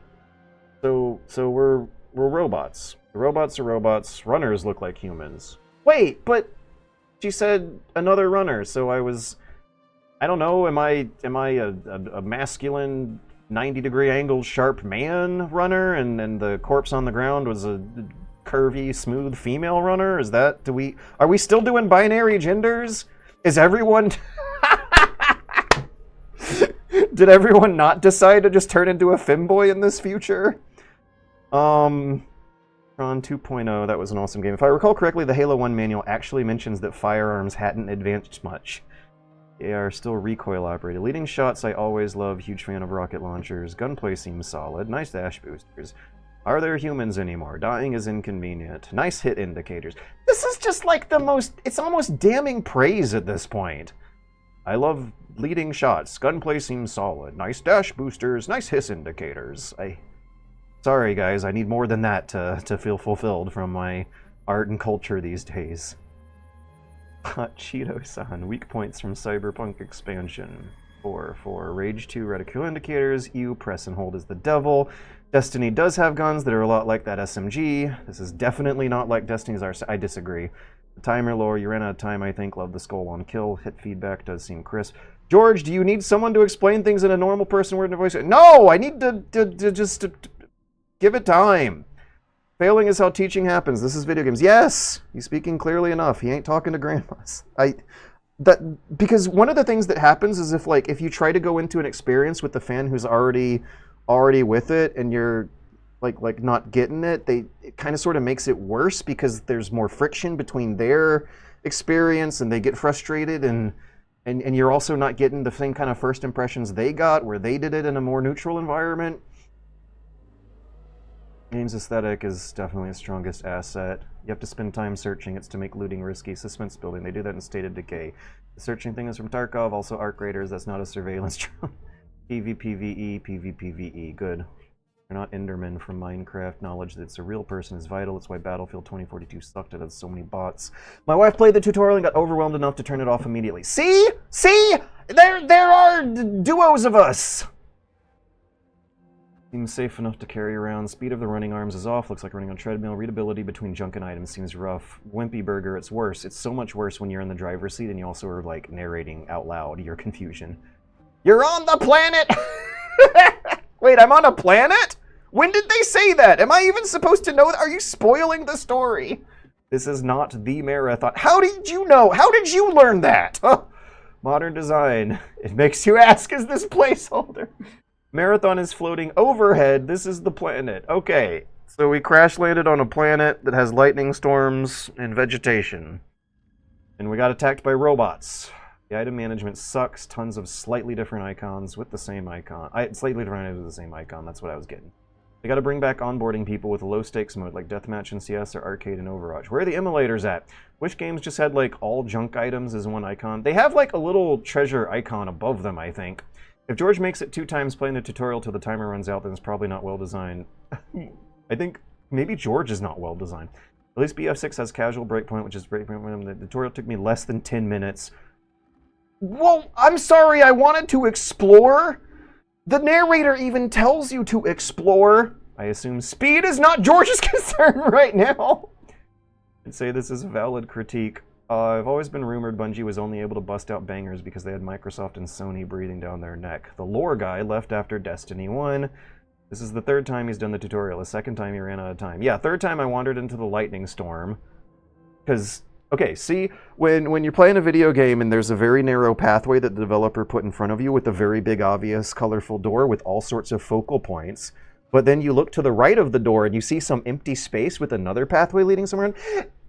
After playing 35 years of video games, that means there's an extra collectible. Some kind of little exploratory thing, a little reward that you get for exploring. In this game, no, you get zapped by lightning. But it's not like a Dark Souls thing where they're trying to teach you a lesson about how this is a hostile, dangerous world where you gotta play super carefully. Because once I'm actually fighting enemies, there's no threat. They're super easy. Bad tutorial. Fucking bad tutorial. I got misled by following my instincts. And did not get any reward from it, and the punishment that I got is not contiguous with the rest of the game's rules. Leave them to their own devices and they get complacent. Complacent enough to delete paid DLC of Destiny. It's because it's like a hero shooter and they gotta sell skins. Alright, George, I'm gonna let you in a little secret. This is mainly a product made to increase shareholder value. Artistic integrity comes second. Yes, no, that's the thing. And it's not a little secret. I mean, it's an inconvenient border truth, but this is like, I think someone in the Discord pointed out that in the PS2 era, and it's, I swear, guys, it's not fucking nostalgia. The reason why games were really and truly better on like an artistic and cultural value scale in the PS2 era is has a lot to do with how the development cycle for games back then was timed up with quarterly report cycles. They would take like 3 to 4 years long to make a good game, and maybe 3 quarters to make a quick rush job of a game, and that this was a more harmonious balance. This was a system that did not allow products that are not made to sell products but increase shareholder value. Roller42 says, what even is the story though? Humanity has gone past transhumanism, so now they can shoot each other in the face on artificial proxy bodies. Right? Cyborg mercenaries fighting over scraps of an alien planet. Yeah, right. Yeah, no. Oh my god. Now that you say it like that, I do remember some flashes of data, of information from the hyperactive information overload montage. I was playing horses, and that game would like flash images of disturbing things at you real fast, and this is why I'm making the comparison. That was a montage. That was a montage like an artsy European art movie, except the story is the most utterly derivative, campy, sci-fi, kids just want to have fun. That's all they're doing with this product story, which is transhuman cyborgs shooting each other in the face over scraps of treasure on an alien planet because death doesn't mean anything anymore. So those weren't aliens that we were fighting. Those were just those were like mercenary drones built by some other human ghost consciousness to fight me, I guess. If this makes enough money to be worth maintaining, then will someone care enough to maybe add more meaning to it there. If it doesn't, then oh well, say hello to Concord 4. But one thing that kind of contrasts with is that the original Marathon games, I didn't make it all the way through, but I did hear that there was like a genuinely good sci-fi story in there, that you could have read it like a novel if you wanted to. Halo was decent and had good novels. Bungie's been better at this. Bungie has been better at this, and if there is a really bad sense of narrative coherency to this one compared to the other games, I don't know, maybe it really began with Destiny 1, because to get the story of Destiny 1, do you guys remember having to go on a website and read lore cards? It's like Bungie became less interested in narrative coherency about 13 years ago.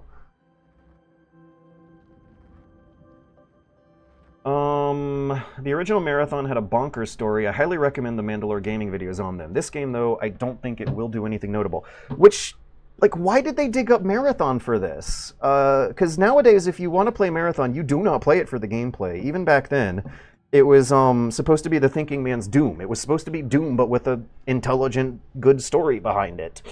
And that was reflected in the level design sometimes. Sometimes in Marathon, you weren't just going through tunnels shooting bad guys. There would be like infighting between enemies. You could take sides. There were generally puzzles that were a little more complicated than Doom on a superficial level, at least. And that's what the brand represents to the consumers. So why did they not make a Destiny spin-off from this? They might be chasing after a new audience who are unfamiliar with Marathon, or they might be trying to win back some old hat millennial and Gen X gamers who might be familiar with Marathon. But the sludge that came out doesn't really. It does seem like this is a Destiny game more than it is a Marathon game. From what I saw from the tutorial, at least, I played an hour of the tutorial in it. I don't remember reading computer terminals with science fiction. With decent science fiction stories. Does really seem controller coded. Wish they made Magic Titanfall just a good player v player with some ads. They wanted to make a Rust-like game instead of what it ended up being. Aiming down the sights to point and click on bullet sponges, you'd be better off playing boomer shooters and get far more thrills. So I think I noticed that it felt controller-coded with how hip firing was very ineffective and didn't feel good. The place the bullet landed on was very far away from where my crosshair was pointed at. What is it? There's a certain amount of like precision that you get with mouse and keyboard coded shooters that turns into things like generous auto aim, bigger chunkier targets, and like maybe just a few frames of like springy. There's a way that controller coded FPS games do weapon readying animations and recoil that you can feel on mouse and keyboard. Everything's a little slower, and Halo was meant to be played on a controller. If you played it with mouse and keyboard, you would notice this right away. Those games are always more fun on controllers, and this might be another one of those. Just finish the tutorial! You've been stuck on the tutorial for an hour. You're in min-maxing mode. That comes after too many trips to wikis and subreddits. Am I? Assets were just repurposed, but they wanted something more competitive involved. Right now, you just gotta follow instructions.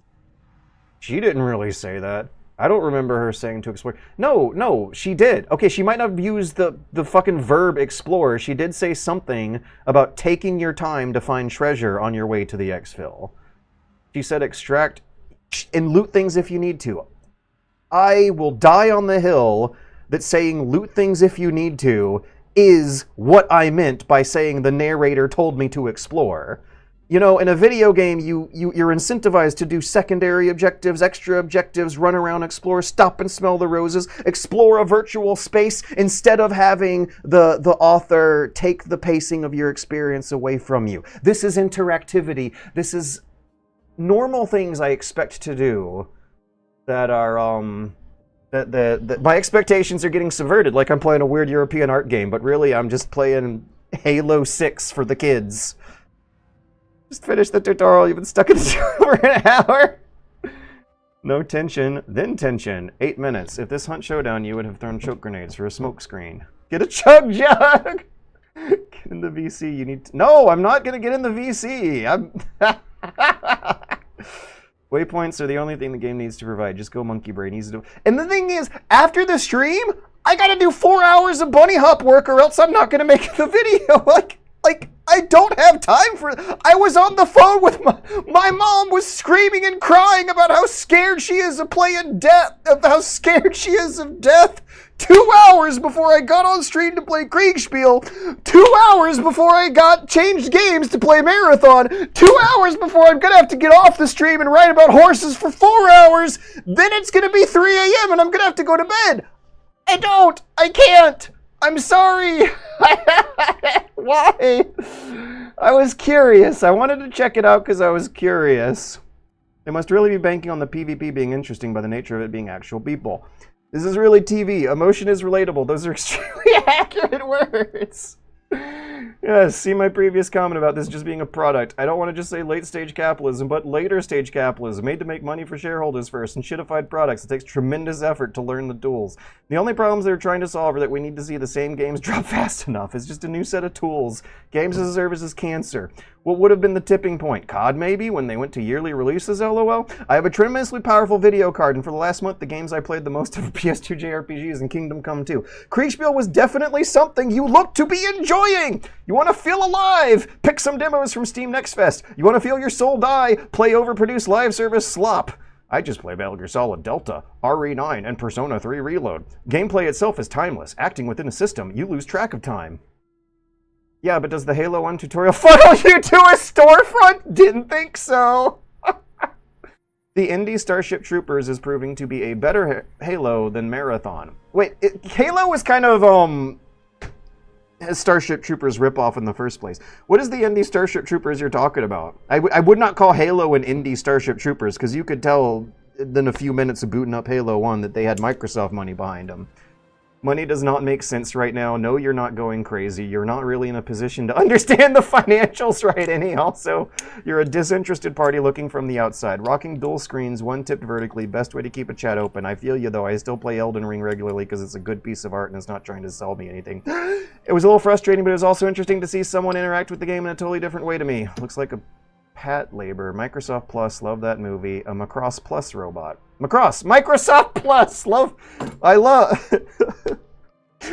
Microsoft, also known as Robotech, is my favorite anime from my childhood.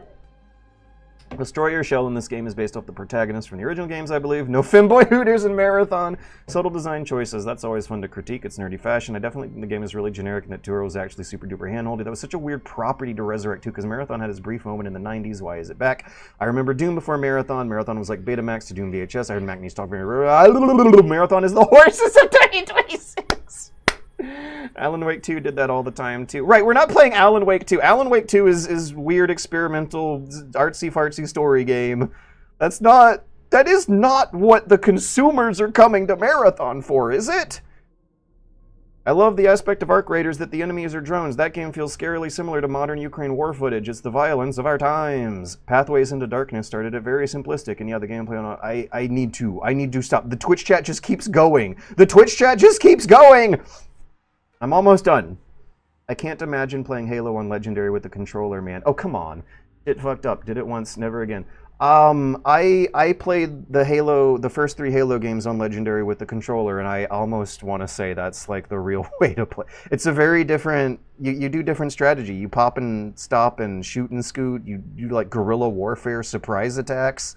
You can't really like run and gun Arnold Schwarzenegger your way through a Halo campaign on Legendary mode, but if you Sylvester Stallone Rambo your way through a Halo on Legendary mode, it is so much fun, totally doable, designed for controllers. It will almost make you feel like the normal difficulty mode was the afterthought and that the developers made Legendary mode first.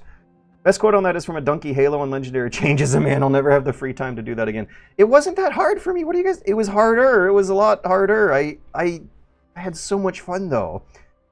It is fucked up. Did it once... I didn't know that, like, Halo on Legendary was considered the bastion of all game difficulty challenges all of a sudden. Part of why Halo feels weird since Halo 2 is because the camera is placed inside your body, which is kind of neat because you get to see your limbs, but also sluggish because you got to wait out the animations. Not as snappy as traditional floating gun shooters. It's about old manning it and basically learning enemy spawns and solving scenarios, not so much reactions. Everyone loves Space Marine 2. Hope you get some nice rest and enjoy yourself. You gotta use more cheese than a French grocery store. Alright. Back to Halo 6, Destiny 3, Marathon 2.6. Woo! Which is just called Marathon. Like the game from 1994, right? I think the sequel was called Marathon Durandal, and the game from 94 was just plain old Marathon. Yeah, it was just plain old Marathon.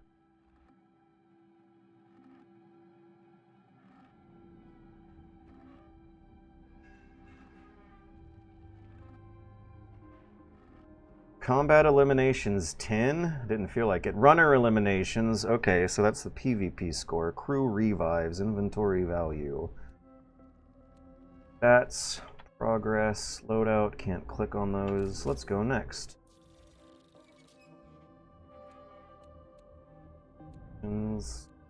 Factions.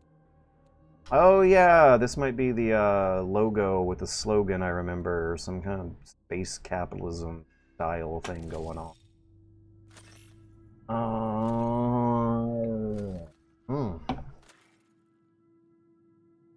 Okay. So, shield, leg, implant. So the top 2 boxes are your arms. The bottom 2 are your limbs and your head.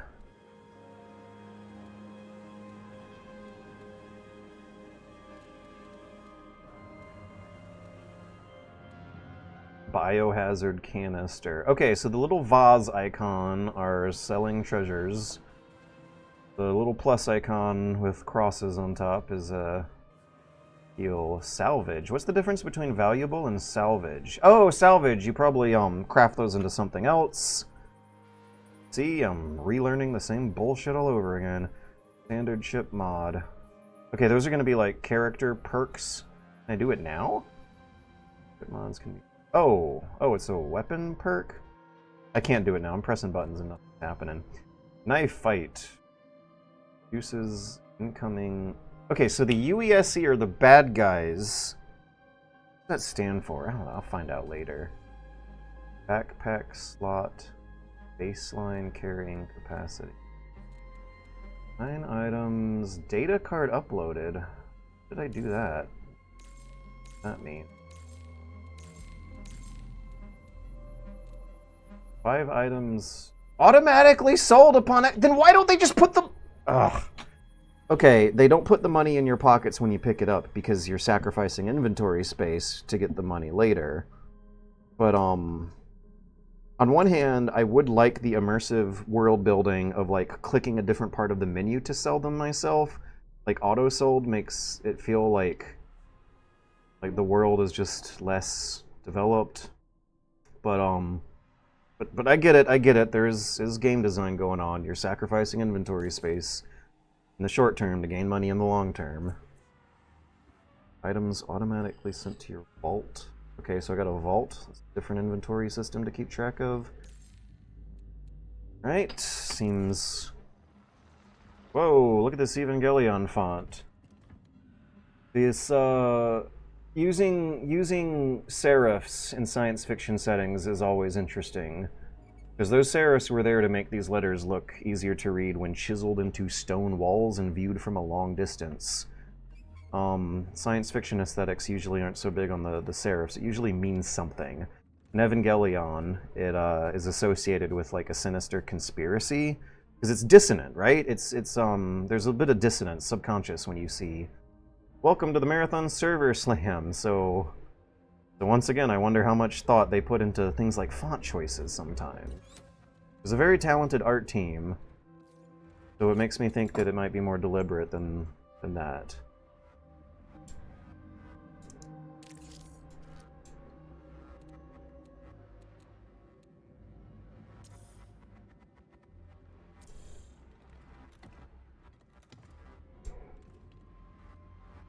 That Macross looks so injected molded.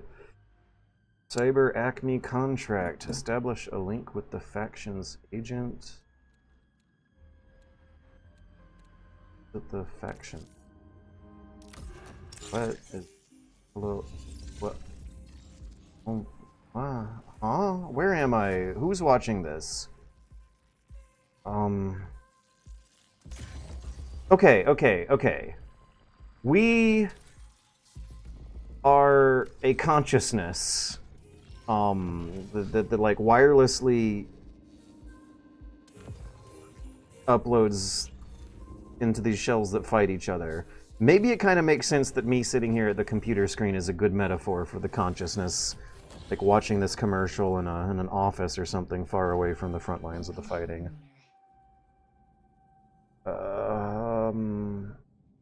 Oni, Cyber, Acme, who are you? Where am I? Oni, your onboard navigational intelligence. Where are we on board? Neural programming are inexorably Are we in the marathon now? me as a friend. One you don't yet remember. Okay, so if we're on the marathon now, and we drop down to the planet to collect treasure, and then bring it back up to the marathon, does that mean that these competing factions of treasure hunters are coexisting peacefully inside the marathon, but they fight battles outside the marathon because since everyone's a software consciousness, death doesn't matter? We'll figure it out. I don't know if I'll figure it out. The people who like this stuff will figure it out. I'll do other things. You may still be experiencing some memory degradation. Oh, please. Perception matrix. But worry not. Yes, I would very much like to go to whatever elementary school is in this universe, please. I really need a basic education of what's going on in this universe. Tau Ceti, long-lost human colony. Our next step is connecting with New factions to provide Cascadia their services. faction. Come to Tau Ceti. Okay, Tau Ceti is a star, right? Let me just double check that. In real life astrology, Tau Ceti is a singular star in the constellation Cetus that is spectrally similar to the Sun, 78% of the Sun's mass. Right, it's a real star. So we've come to the star system to scavenge the ruins of a long-lost human colony. Okay, so it was technically an alien planet, but it was inhabited by humans. So the alien fungus might have been bred by humans. It's not really a very exciting alien civilization we're coming across. It's an alien planet that might as well have just been a boring rock next to a star that seems like a pretty boring star. Now that we've successfully calibrated you to New Cascadia systems, right, New Cascadia, that is a new noun dump. I don't know what that is. Next step is connecting you with factions who will pay for your services. And so factions, what did they mean? Like, are they space corporations, or are they space militaries, or like space ideologies, like in Alpha Centauri? Unified Earth Space Council. That's the UESC! Is equipped with advanced faster-than-light communications. Okay. Oh, so we can FTL communicate, but we can't FTL travel, so that's why we're on a generation ship, and we're not real people, and it's kind of dystopic and sad. The Unified Earth Space Council is equipped, so the UESC are the bad guys in this game, I think, or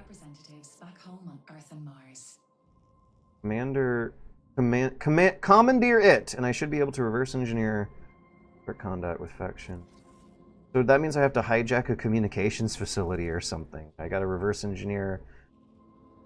Do I actually complete extractions and earn rewards in faction red? You must activate a contract to earn progress. Activate the priority contract. Activate contract! Hover over contract objectives, either here or during a run for more detailed information.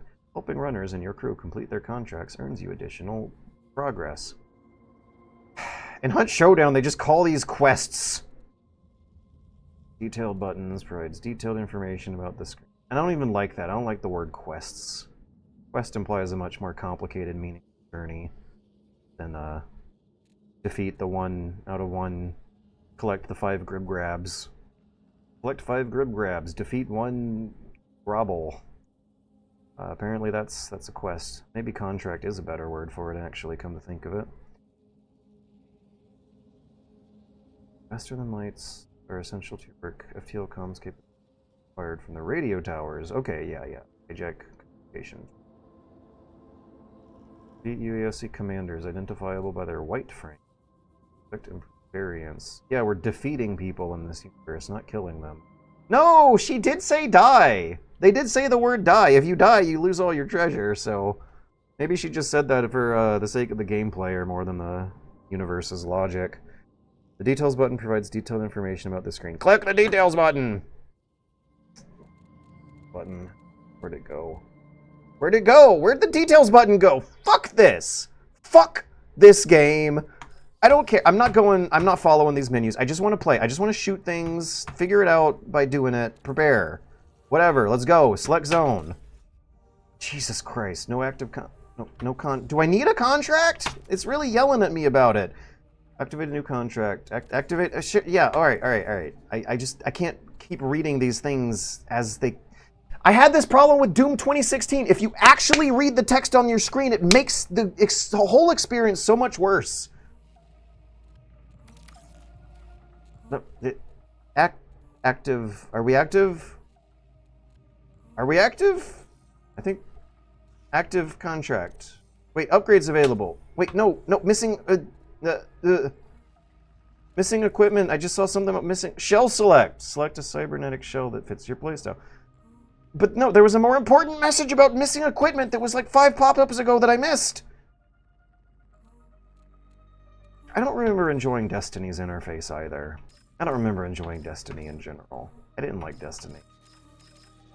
I liked Halo. I really liked Halo. I didn't like it as much as Metal Gear, but I don't think I played a single Halo game that I didn't like. What's happening here? Okay, I had missing equipment at some point. Let me press escape a few times. See what in the world the main menu of this game even is. Leave crew settings. Okay. Okay, this must be the equivalent. Yeah, yeah. This looks like a main menu. Shells, vault, contracts, text chat, action, loadout, codex. Ah! Codex! The codex includes a collection of challenges that can be... Oh, I thought it was going to be like story encyclopedia thing. Okay. You have an unclaimed reward! Navigate to the completed challenges to claim your reward. I guess that's this one. Wait, when did I complete a faction challenge? Engage in complete. Cyber Acme. Establish a link with the Cyber Acme agent. Okay, that was just click a button on the menu. Concert. Okay. Oh, look, it looks like I'm playing Marathon now. It happened. It happened. Marathon happened. There's green text on a black background. Runner's Guide, faction. Cyber Acme. Interplanetary. They call themselves a monopoly? Okay, so monopolies have become socially acceptable. Interplanetary Software and Operational Systems Monopoly. Mega Corporation. So this is a dystopic space capitalist future where mercenaries are fighting each other over collecting treasure from an abandoned human colony on an alien planet. For profit somehow, I guess, because we're selling the things that we're bringing back home. Who's buying them? We're uncovering a story. Right, okay. So I think I am finally satisfied to some extent with the feature of the game that has an in-game lore novel that you read through as you play. And I hate to bring it up, but Hunt Showdown used to have that, and then they patched it out, and that's really lame and bad. One thing that I think is so amazing about these extraction shooters, and one thing that made Hunt Showdown feel like it was a game 10 years ahead of its time, is that you did uncover a story as you played a multiplayer match. You would unlock pages of lore that would like have little genuinely good little Pulp Fiction stories in them of characters betraying each other or coming to some kind of ironic tragic end. And you could read into how the swamp has been cursed by a malevolent entity called the what was it, like the Craftsman? There were recurring characters that did things. It didn't really build up to a complete story with a beginning, middle, and end. But this is fine. This is what I wanted an hour and a half ago. Is this? If the game began with this, you would not have heard a lot of what you guys just did.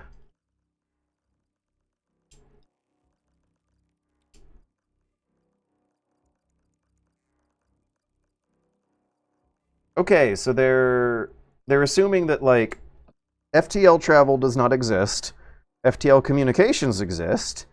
So long ago, more primitive humans than us, like lived on this planet for some long period of time, and we want to do like an archaeological survey, find out what happened to them, rediscovery of everything humanity lost in the Tau Ceti system. And there's the implication there that whatever software consciousness creatures humans have evolved to here are definitely not the same as the humans that lived on the Tau Ceti planet. On planet Tau. In fact, most modern runner shells include a version of one of CX, Cyber Acme. That must be what that means. CX, onboard navigational intelligence system, provides a unique advantage in it. I mean, I'm not entirely sure I understood that, but I do immediately understand more of how to make sense of this situation. But I still want to hurry up and begin a match and learn the game that way instead of reading words on menus. Prepare factions. Big robot, still robot. What? Upgrades available. Upgrades. Gain additional rows of vault capacity. For the rest of the current session. Does that mean it goes away when I end the game? Heat capacity. Okay, we learned about that. Loot speed increases. Okay, that sounds helpful. How quickly items are... Okay, that explains why there was a lag time to display the icons. Fall resistance. Let's just... the easiest, most straightforward one on the menu. Let's start with that. New Cal. Oh, these are upgrade trees. The corporations. No, factions. There might be a non-corporate faction here. Maybe there is a space communist faction. The factions. The factions are associated with your upgrade tree that you're going to be specializing in. Okay, okay. Also, like Codex, World, Loot, Career, factions.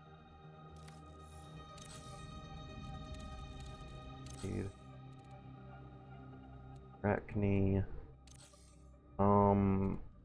World. 1 challenge. What does that mean? 2 challenge. Aha! Something here's flagged. Rock fight. Defeat UASC Grenadiers with a frag grenade. Oh. Yeah, I remember throwing grenades at bad guys with the G button and laughing about how the G button. Threats. World. 1. World. Wait, hang on. What happened to the challenges button? Ah! Perimeter, dire threats. Didn't I get 1 entry unlocked? Threats, 1 out of 17. What does the 1 out of 17 mean? Oh, here's the destroy a tick. No. 3. This one, rock fight. It's at the bottom of the fucking menu. Codex challenge. Okay, wait, can I read the No? Oh, I'm confused. I thought that the Codex was about unlocking lore text, and then the pop-up said, no, it's about unlocking challenges that get you something less interesting.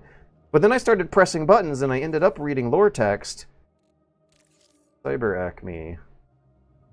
Comms, ranks, upgrades. Okay, so comms. Comms are lore text. Maybe, I think. World threats. Okay, now how am I parsing this?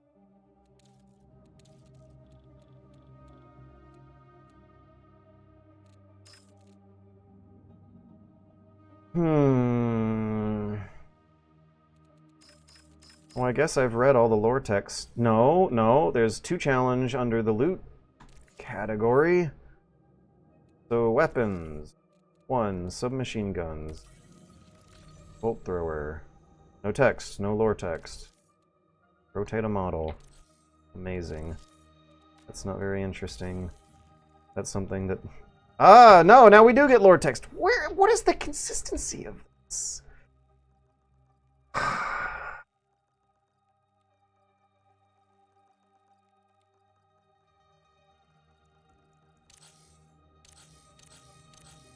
Alright. Codex.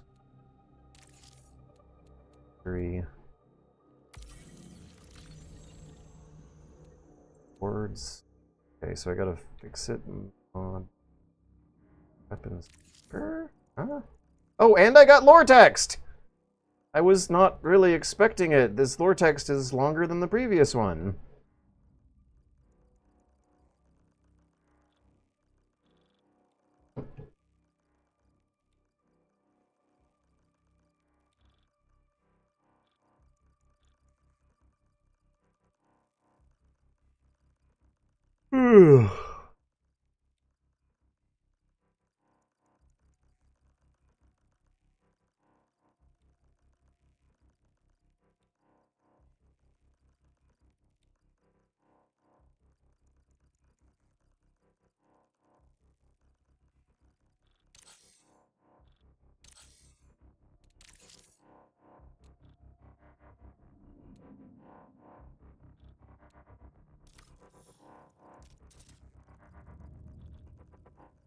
Like any human body, shell requires shell care and maintenance.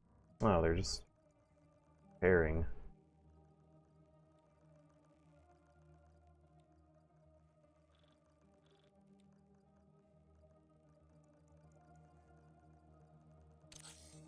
Did I just read that?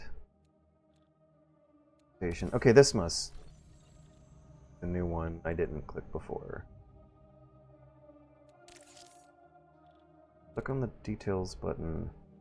Oh, is this the details button? The question mark in the lower right?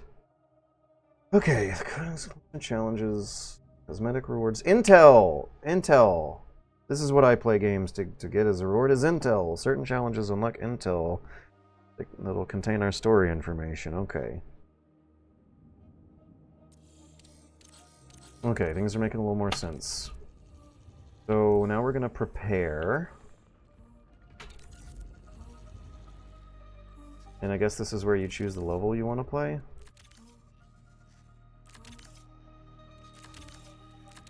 Is it the same place with different difficulty levels?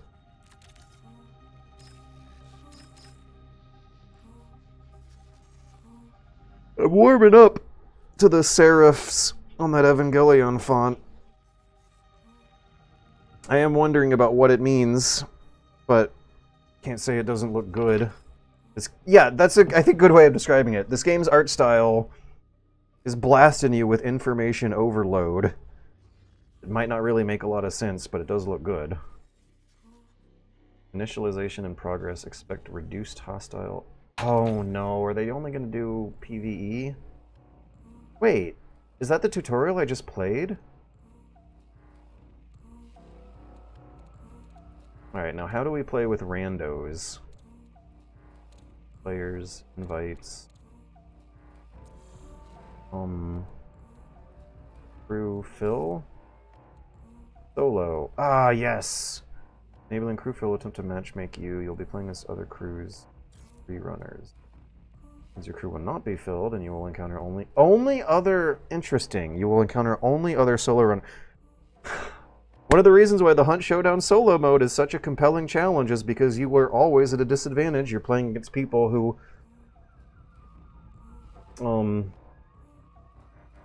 You're always going to be outnumbered, so you do use stealth and guerrilla tactics to survive, and it's very, very exciting. And it would not be the same. Hunt Showdown tried solo v solo modes before, and it didn't really work, because everyone was just incentivized to camp the whole match and didn't chase after the objectives.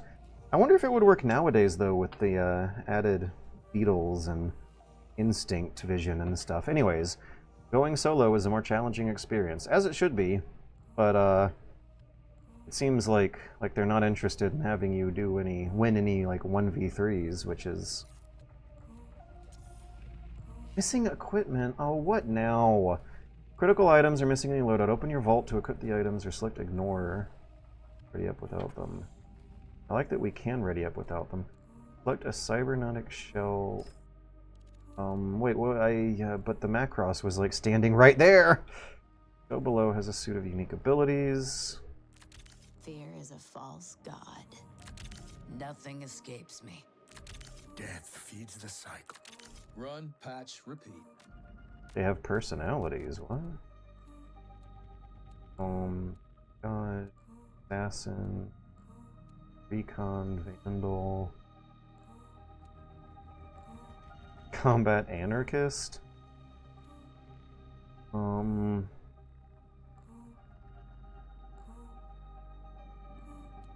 thinking it's Recon or Assassin that I'm steering most towards because of my stealth game sensibilities. But for learning the game, I should start with the most basic one first. I didn't figure out how to use those rockets, and I tried it twice. The only rule is survive. Okay. I got him. Won't hold back. Select a cybernetic shell. I'm trying. Be ready, stay ready. What is this? Shell access disabled. Sensors primed. What the hell? Okay, where's the select shell button? Shells of a primary hover over the prime ability. Okay. You activate shoulder-mounted missile pods. There's clearly a second step it's not telling me about. Activate your shoulder-mounted missile pods. Alright, now how do I shoot the missiles from the pods? Okay, actually, you know what I should have done a long time ago? Keyboard, mouse, move forward, open loadout, I, tab, map is M, there's a map screen, let's put that on tilde. Screenshot. Nah.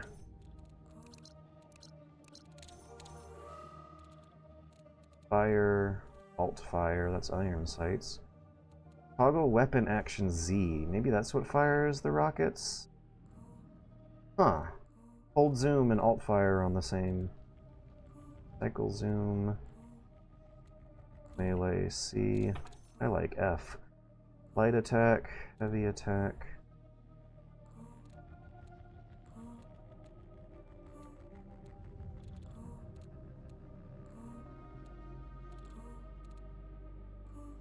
Trait ability, tactical ability, prime ability. I remember mashing F and nothing happened. Maybe it's Q? I think they did call it a prime ability. It's Q. You gotta activate your... It doesn't tell you to press Q to shoot them. Use equipment is G.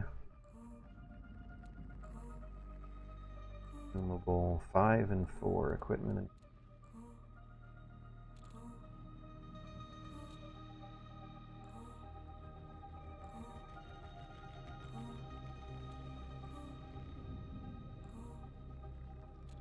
Alright, so if I get confused, I gotta remember to press Q and Z sometimes. That might fix it. Select zone. Ready up. No ammo, no consumable.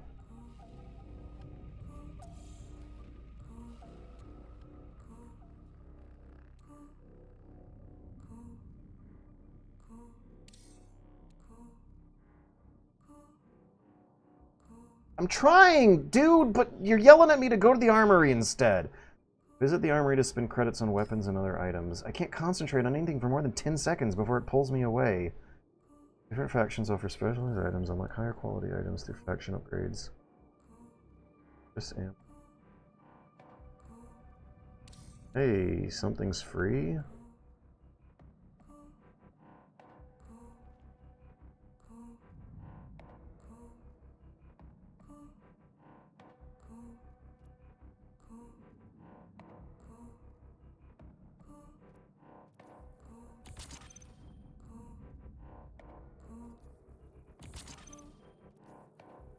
Can I take unlimited numbers of these? Alright, whatever. Details button provides...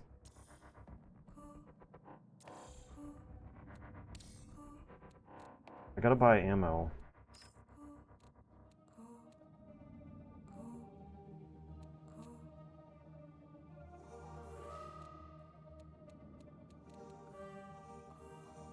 I gotta buy light rounds and volt battery. Sprinting slowly regenerates ammo? What? Getting ammo in the cell is... Okay, so you go to the armory to buy... Oh.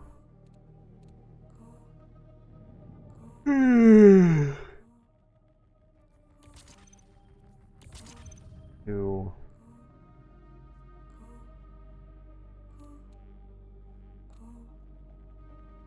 Okay, now I was also missing consumables. Field charge. Patch kit. Oh, I can't afford a health pack.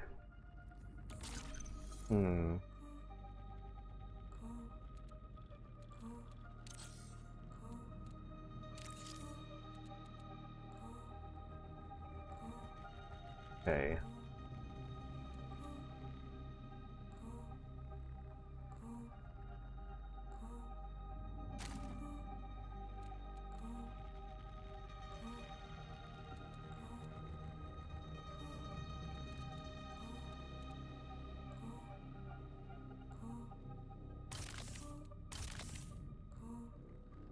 Head, body, and legs. Torso. Leg. Torso. Torso.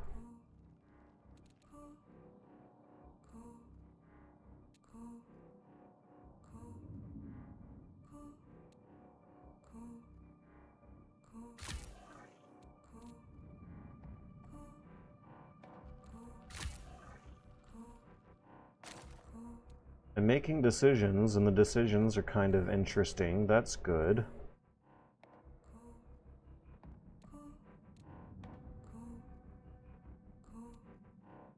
I thought I should have a 8, 9, 10, 11, 12. I do have 120. Okay, so they... Why does it change to 80 when I mouse over it? What does the 3 mean in the upper right? Hey, I had ammo in my vault. I actually didn't need to buy that.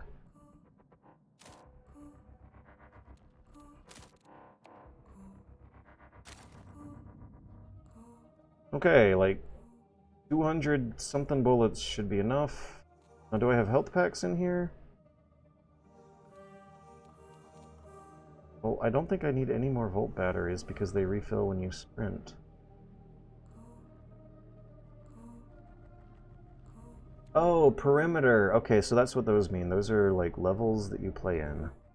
Yeah, health packs. Let's bring these.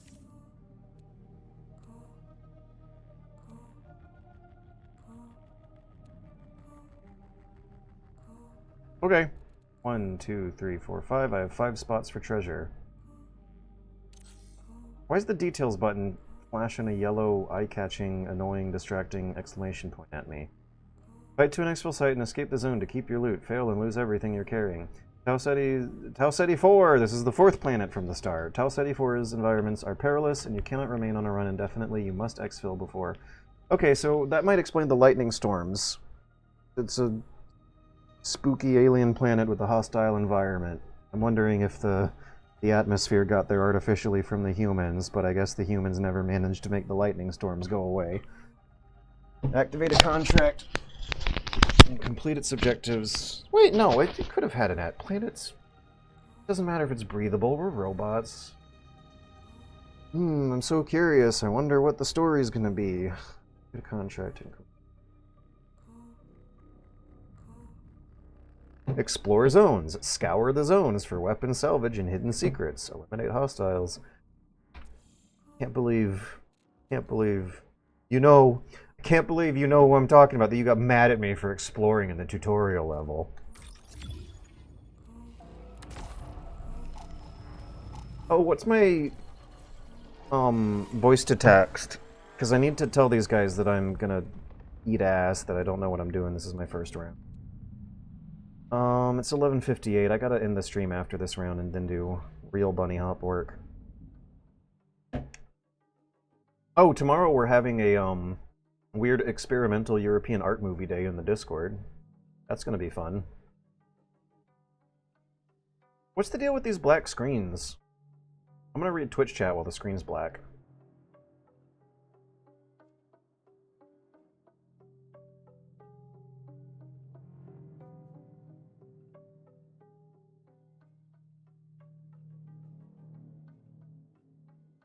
I think there's too much Twitch chat for me to catch up to it anytime fast. I could not possibly have read that all at the time it took to go away. Light.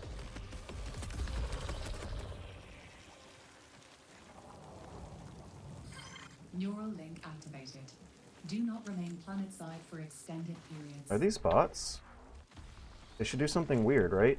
Humans are mimetic creatures. Machines aren't going to imitate the things they see humans do, but humans might. Hello, I'm crouching. I'm doing... Yeah, they are humans! Look at them do the weird things! Haha, alright. I don't know what my voice to chat... Sorry if I fuck up. First ever. Oh, they censored fuck up?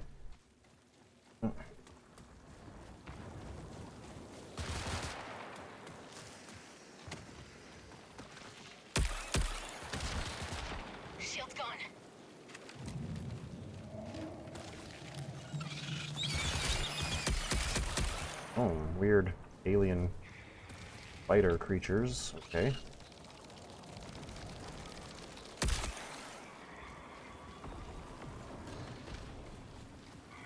I'm with Tuka Pop and Mr. Mauerman.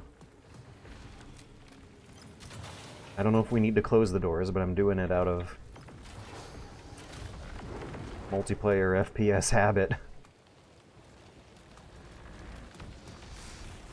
Okay, no, I am kind of feeling it.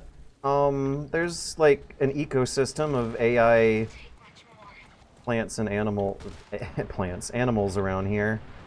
It seemed like, how did they get up there? How did they get up there? Do I gotta jump from the rail? How did they do that?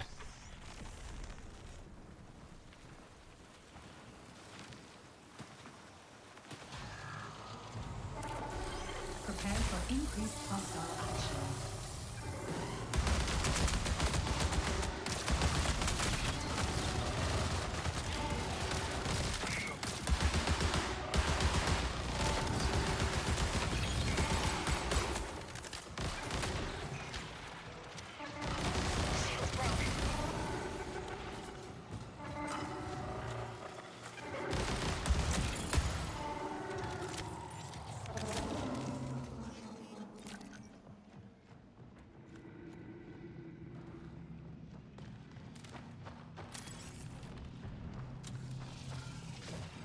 These footsteps are making me paranoid.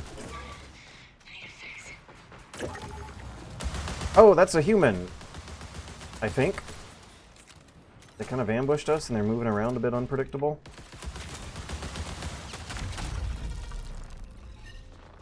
Alright, now where was my friend? Ah! There was my friend. Okay, so we just got our asses kicked by the first other players we ever encountered.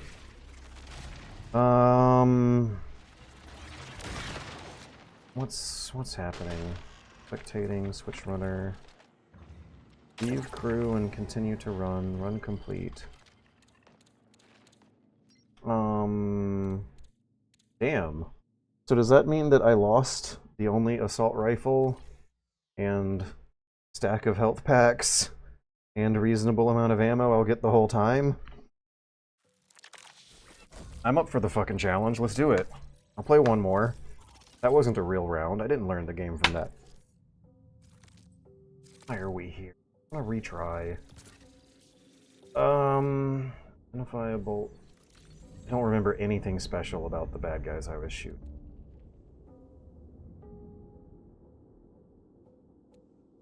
Unpack some of the basic gear. Okay. Okay. I just want to bring one of those basic equipment packs and play solo for a while. Learn the game. Help you recover. Cyber Acme has sponsored you. Kit and load out. How do I do this? Sponsored kits. When you deploy on a run, they can't be bought. Get to vault. Dismantle. When you... How do I use it? Oh, wait, my assault rifles. I have a precision rifle. When did I get a precision rifle? What? What the f... I don't. I have so many more important things. How do I do it? Playing it lost.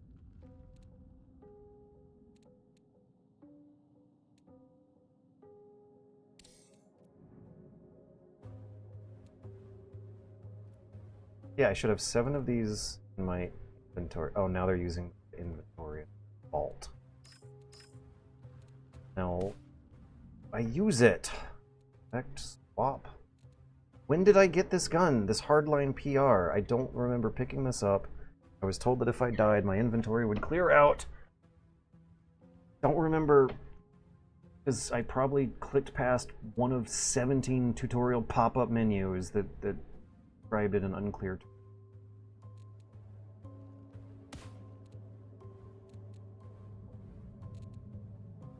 Put out. Will it? What is this box here? Okay! Okay! Now I get it! Fuck this. Jesus. Stupid ass game.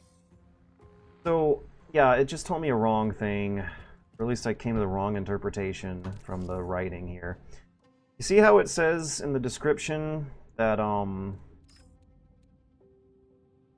it unpacks into basic gear upon infill?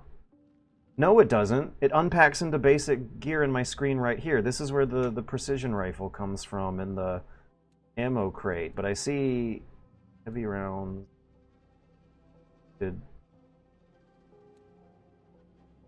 shield charge. That's not basic equipment. That's garbage. I don't know. So do we have enough money to buy a health kit? No, those are $400 and we got 200. Do we need it? Loadout. Yes, really should, right? I don't want to bother other people with how bad I am going to be at this game I'm not enjoying, that I don't know how to play, so solo mode. Ready! Please! No! God! Completed contract. What? Run restricted. Completed contract. Turn in completed contracts before attempting a run. Turn in completed contracts before attempting a run. Turn in completed contracts before attempting a run. Is that this? I'm trying. I'm really fucking trying here. Enhanced backpack. Slightly faster health and shield consumable usage.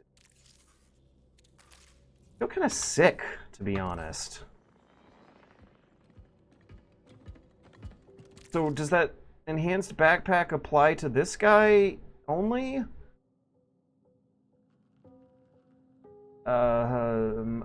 Equip. Sponsored kit equipped. I can't have both, apparently. Oh yeah, that's right. There's perks that might want to equip before going out. Wait, can I not use the perks because I'm using the sponsored kit? I can't. So I have to pick between, like, a sniper rifle with very little else to go on, or some shitty little pistols.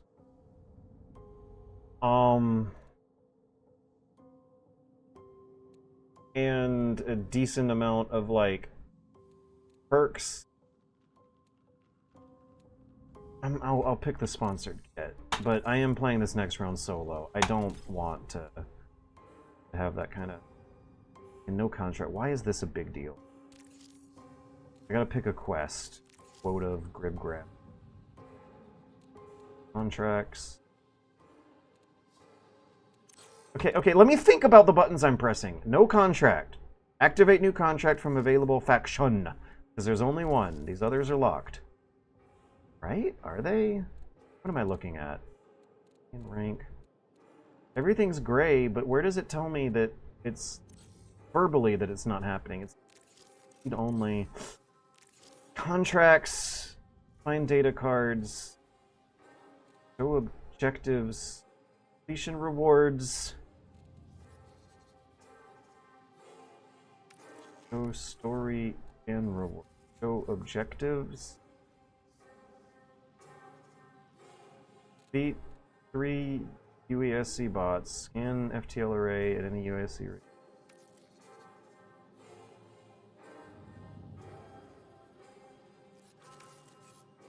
Everything runs on Cyber Acne. Bucks. Data cards. Find data cards. Beat robots. Scan radio towers. Active. Wait, I do have an active contract? Standard contract. Transfer 1. Get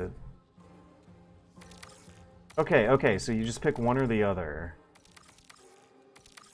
Defeating robots, scanning towers sounds more fun than finding data cards. Okay, run. Jesus Christ.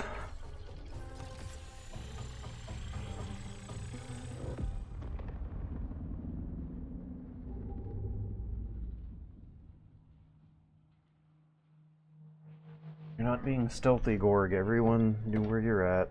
The gun you have equipped is in the free kit. Get a gun with Robux. Spilled your blueberry juice. Not seen. It's not. This game, BDJ, I am not feel. I am gonna try to push through with it and enjoy it, but this the learning curve process when you're in your 30s is so much fucking work. Ugh.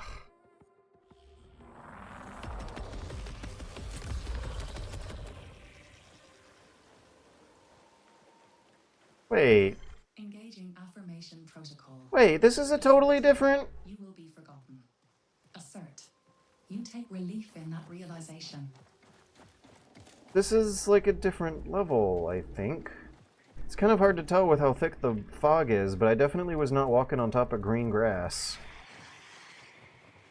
last time.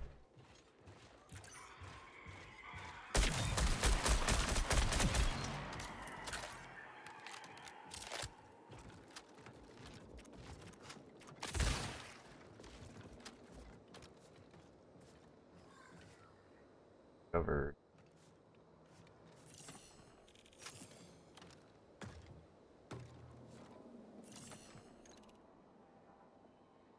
Okay, okay, I might just be on a different part of the map because they're bigger than I was expecting.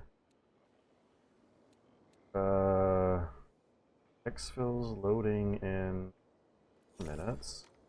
What's this 24-minute time limit, though? Is that equivalent of Hunt Showdown, like 60-minute time limit?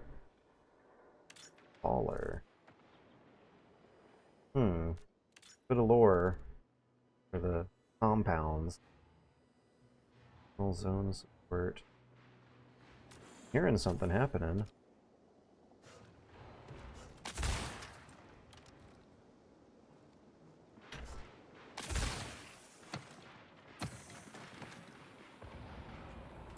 Those other players making those noises? Yes, they are.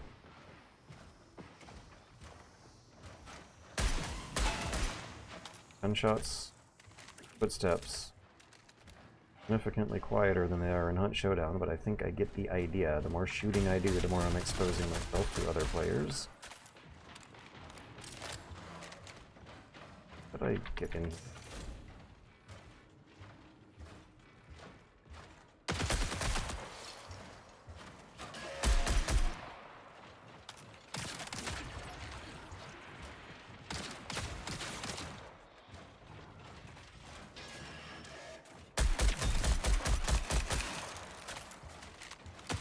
Ah!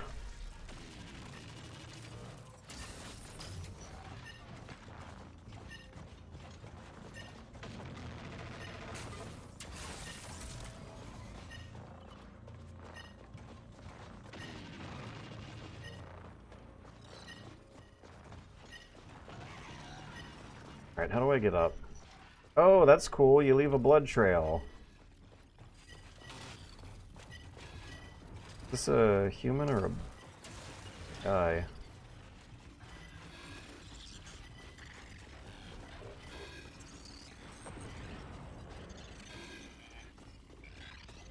I don't think I'm getting up at the completion of the meter. I think I'm dying. I think I'm dying, Goofy. Okay, what did I learn from that death? What happened to me? Why did I die? I was fighting a big, slow AI enemy, and I wasn't really figuring out how my sightlines worked compared to his. But then some other enemy, like, started shooting at me out of nowhere, and that made me think that might have been a human.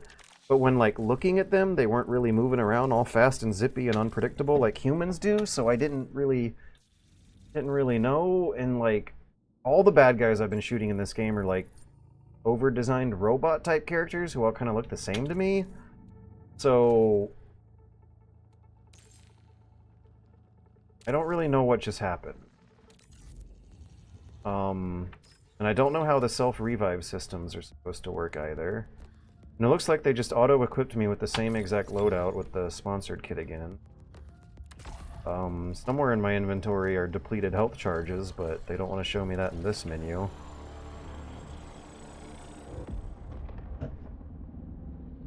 Only pick yourself up if you have a revive item. Okay. 2 big slow AI enemies with a skinny human. So I need to figure out how to kill the big slow ones faster. I also need to play things a lot more safe than I have been playing.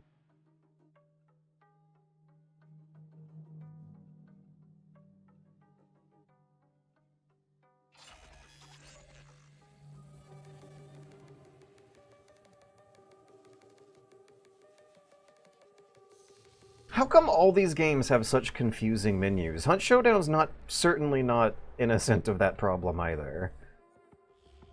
I don't remember being nearly as confused by the menus in Halo. I do remember being kind of confused by the menus in Destiny.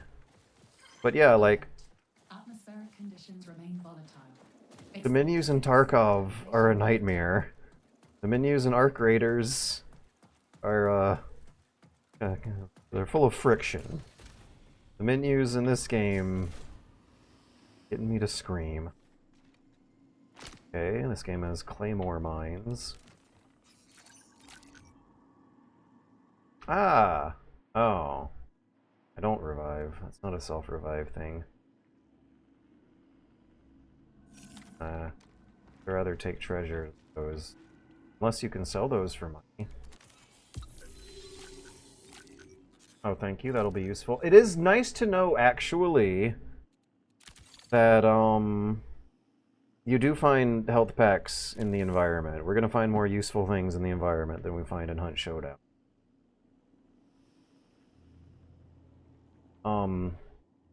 So I was really worried that I might not have any healing items at all if I run out of them in my vault. But now I'm seeing that when you load into the match, you'll find them in treasure chests as you play. Ooh, genetic records. If we're supposed to be, like, fighting archaeology wars, that sounds great. But it's only worth $10! Come on! Oh, yeah, these things do have prices on them. So these health packs are worth more than the genetic records. Assorted digital paperwork containing colonist genetic markers.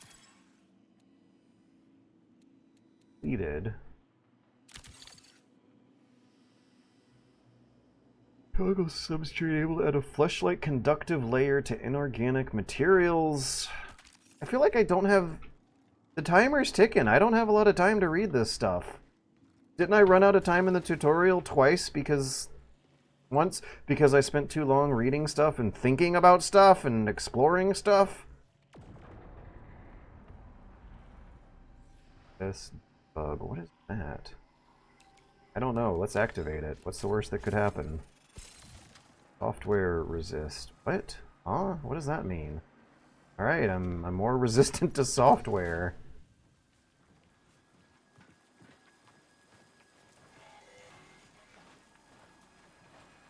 Aha, a robot. Defeat USC EC.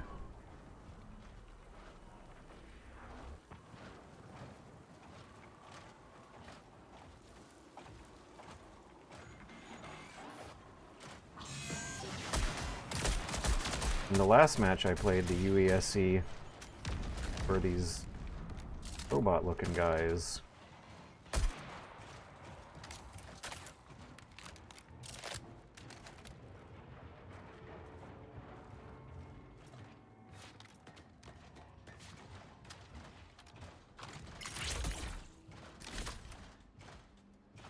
Hang on a minute here. How do I melee? There was a quick melee, but C or F. It's instead activating a little cover shield that I also keep forgetting about that might be helpful. But it's like I want to stab these guys in the back with a knife because they have patrol routes and I can be stealthy. I want a light assault rifle or a heavy precision rifle. Ah! Right? See how much more useful melee would be? I have a heavy precision rifle, but I gotta fight in close quarters against guys with automatics.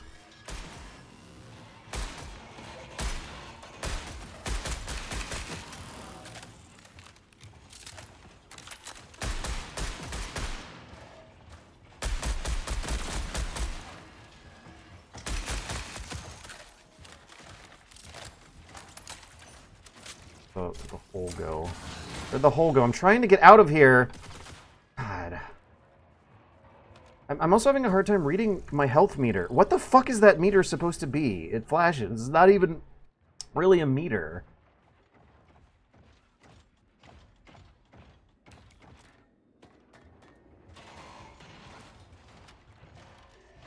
I remember playing Deathloop. Deathloop reviewed well, people like Deathloop, and I swear I was playing a different game than everyone else. I felt so bad when I was playing Deathloop, and it made me feel like I was kind of social outcast somehow. Ah! Okay, so I guess Remain stable for 20 minutes. the healing items I've been using are actually shield recharges and not health recharges. And ah! When do they stop? Should I just not even go that way? What am I doing? Where am I going? Why am I going that way? Why am I not going this way? What is this? What is this icon I'm following? Where am I? Where is the...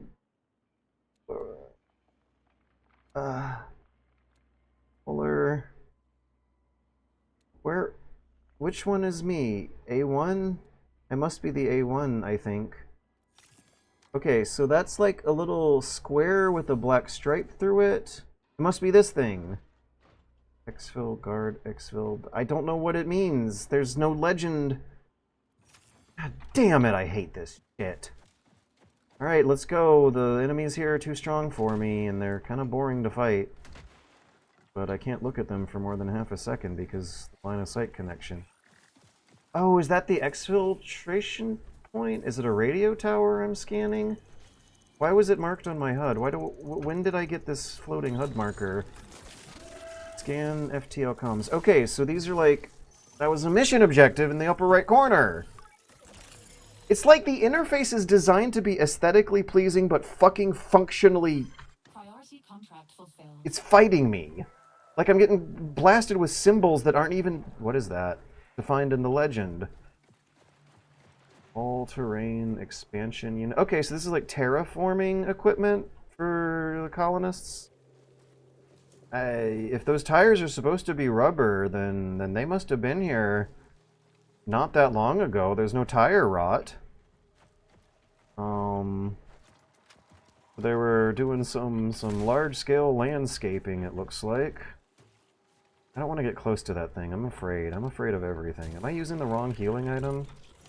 Depleted patch kit. I think there's going to be bad guys in here who are too strong for me.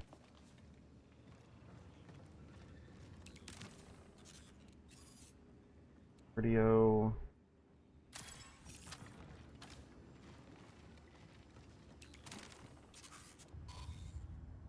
Fashions.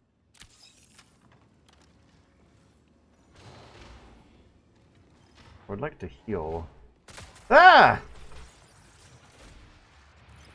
Alright, now was that a human being? Ah! I think it's a human being.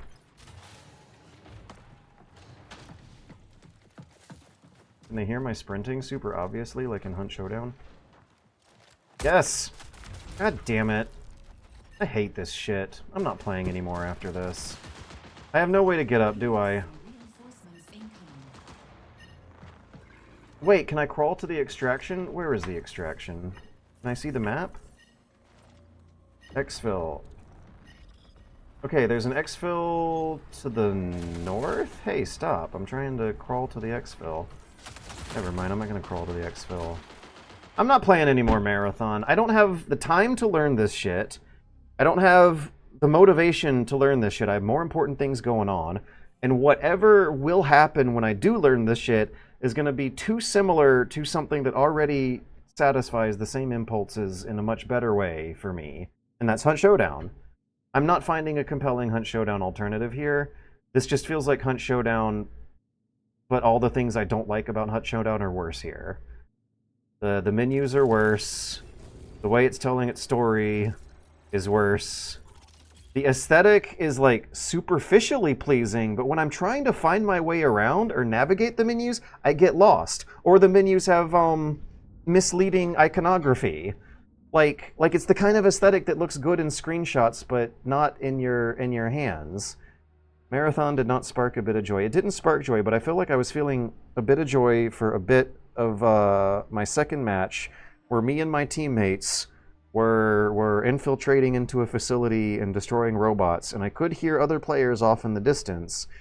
and saw that there was like a conscious effort to be a little stealthy and maintain a little profile and be a little strategic about when you start your fights. But that's just Hunt Showdown. That's just Hunt Showdown to me. Amazing how the genre just keeps making Tarkov with extra steps and no less complicated. This is like the FTL are downloading the gear and buildings. Expected more from Decathlon. I don't know, I preferred Dishonored way more. You're talking about the timer. It says, let's see, period or something. All that time menuing and queuing just to die in seconds. And one of the ironies going on here is that the people who don't like Hunt Showdown are going to be able to say borderline exactly the same thing to me about Hunt Showdown. But you know what? I don't give a shit. I got more important things to do. I don't think I like Marathon. I'm not gonna play Marathon. I might next week if nothing else is filling the slot. We'll go back to Mugenics. I was enjoying Mugenics more. I wasn't enjoying Mugenics very much. I wouldn't say it was sparking joy, but it was an effective, entertainment time waster. This is feeling just like pure time waste to me. I don't think I will be able to use anything I learned from here in real life to some extent at all, of course. Exit desktop. Yeah, thanks. Thanks for hanging out. Thanks for giving it a shot with me. Don't get banned from Marathon Chat Round 1.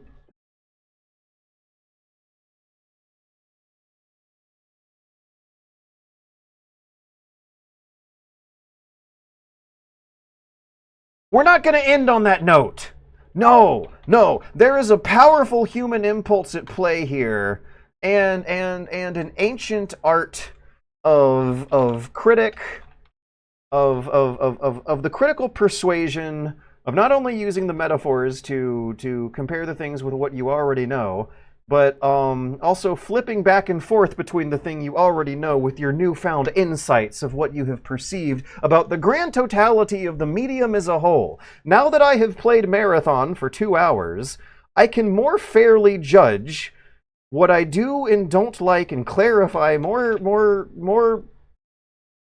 a more complete and educated frame of reference about what I do and do not like about Hunt Showdown, 1896. I am not going to end the stream here. I am going to play one single round of Hunt Showdown and try to talk about what is sparking joy here that was not sparking joy with Marathon.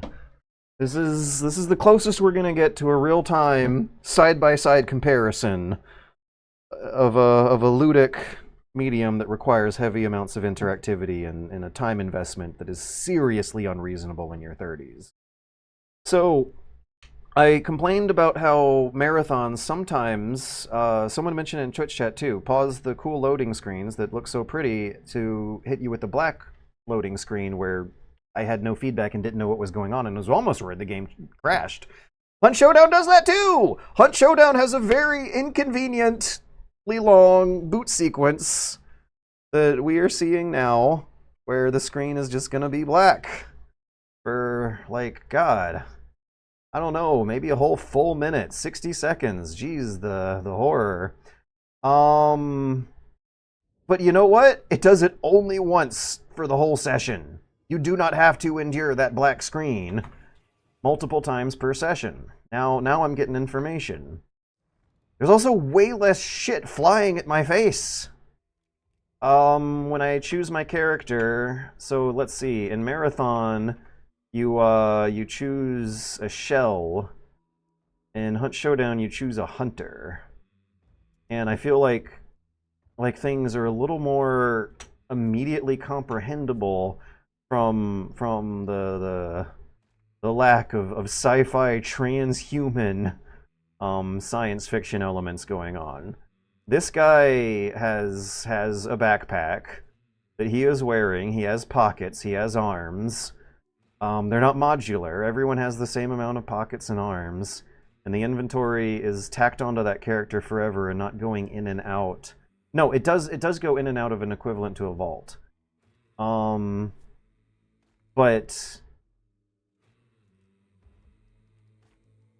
I don't remember Marathon doing this thing where you have like a lineup of multiples. Maybe it will later, like maybe you unlock the slots as you go through. So let's see, why... Okay, the real world setting. I think that Marathon went way too far with abstracting the archetypes. Health packs, shield rechargers, little perks that give you extra abilities or change the game rules when you perform certain actions are archetypes. They are familiar. Throughout various games, throughout various decades, they've existed in some form where they'll be called like perks or something. Marathon is going way too far with abstracting the archetypes into making you learn words like mod chips and cyber implants. You got a torso slot. You don't have arm slots. You got a head slot, a torso slot, and a leg slot. There is a learning curve here that I would get to at some point where I'd be able to learn it, but I feel like on average most players are going to learn Hunt Showdown's vocabulary faster because there's less science fiction going on. But more or less the same game logic is still going to apply at the end of the day.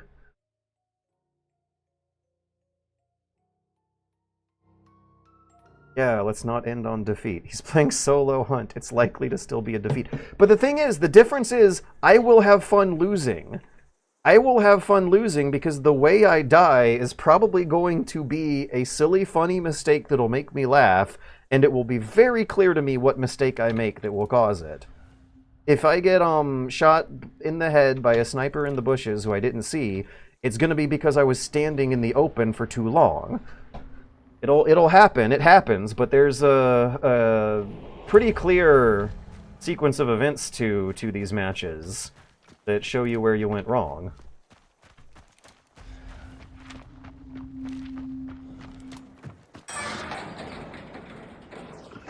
I also don't remember Marathon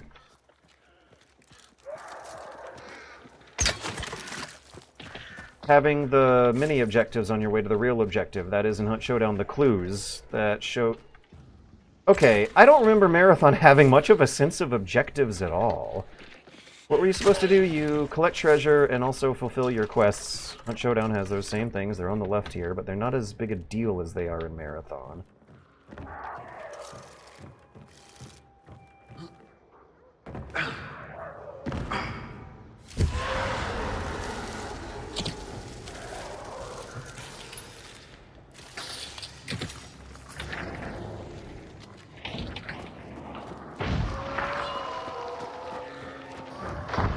Damn it.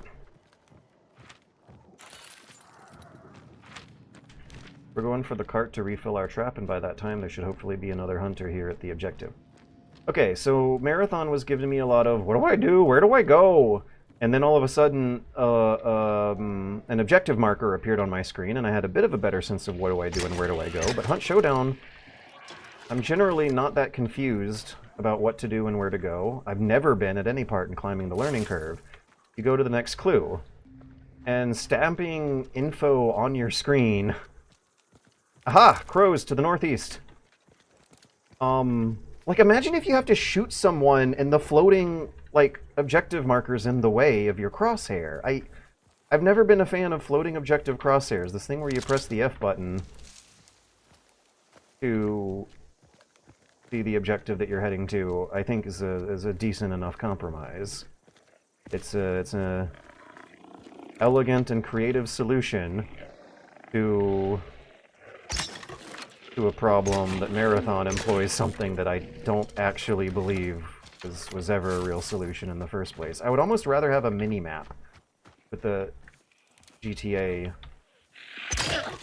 edge waypoint at the edge of a map than I would a floating waypoint in the middle of your screen when you're trying to aim at bad guys. Incredibly distracting. And in this game, I have to scan the horizon. I have to scan the tiny little details.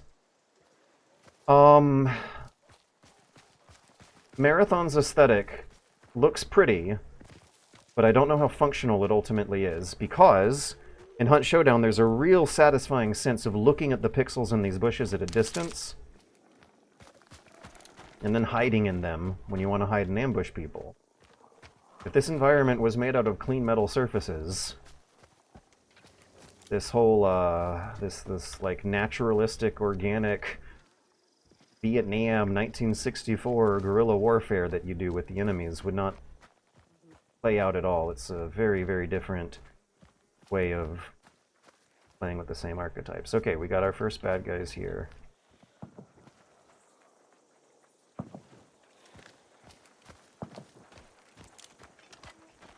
Gotta look at their uniform. A lot of the characters in Marathon, their aesthetics were just kind of bleeding all into the same thing. Hunt Showdown characters look weird and memorable. There was a black lady in a weird gray dress.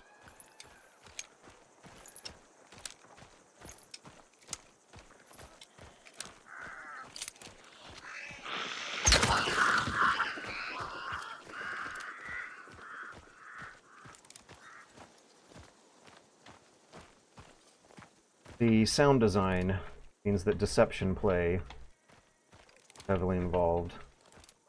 Do not remember Marathon having as interesting sound design at all. Really Hunt Showdown's specialty above all its other qualities.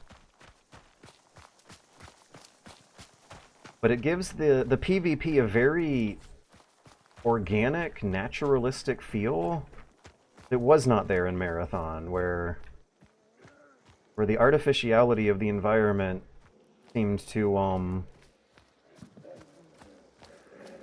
create a sort of bespoken artificiality effect to enemies. Aha!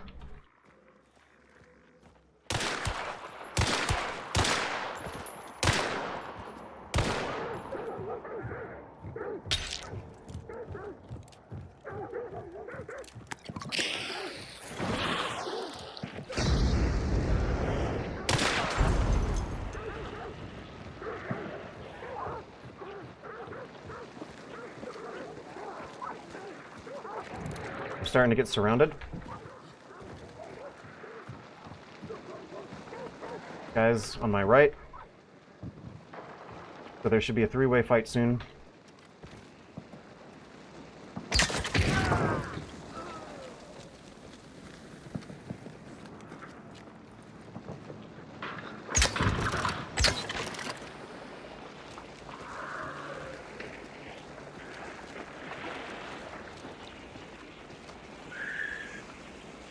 Yeah!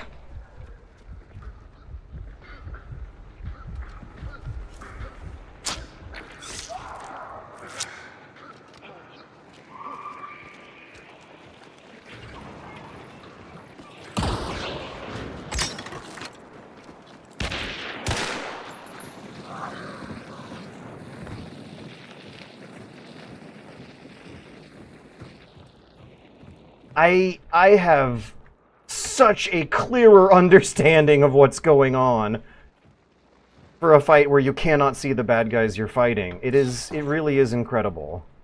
Even though they downgraded the sound system, I think it still feels like I am playing something that was made a few years after what I was just playing an hour ago.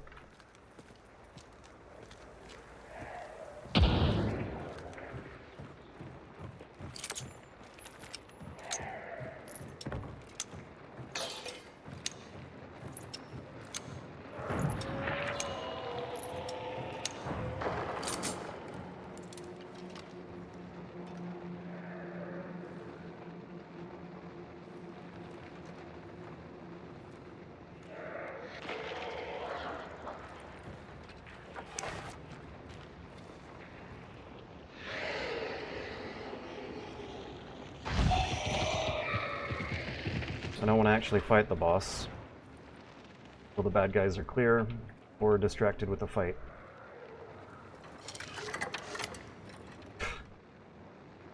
Deciding when to reload, I just laughed and rolled my eyes because deciding when to reload such a more important decision here than it was Marathon. Well, I don't know if I can say that. I didn't really even have that many opportunities to press the reload button at all.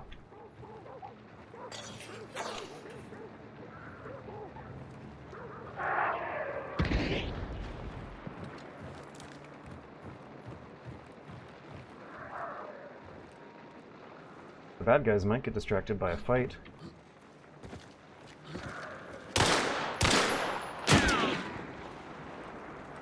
Can't really peek that again. Wait. Is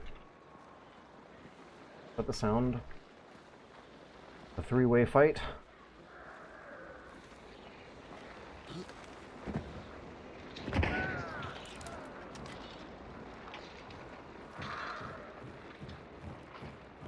I'm actually going to try to do some damage to the boss. Didn't I leave a lantern up here, actually? Gonna be useful for that.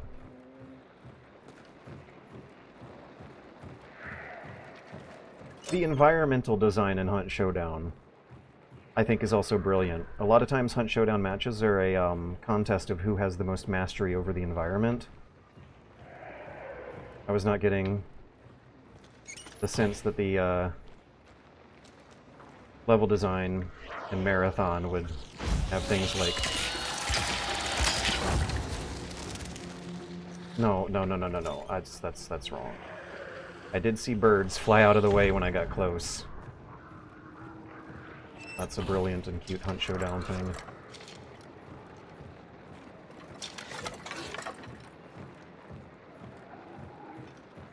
I also remember little spider monsters chasing me. Marathon was doing the... Oh, hey, check this guy out.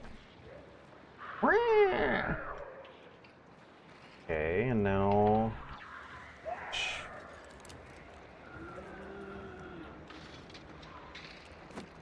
Ah! I have Silent Killer on. Alright, I was trying to create a distraction there.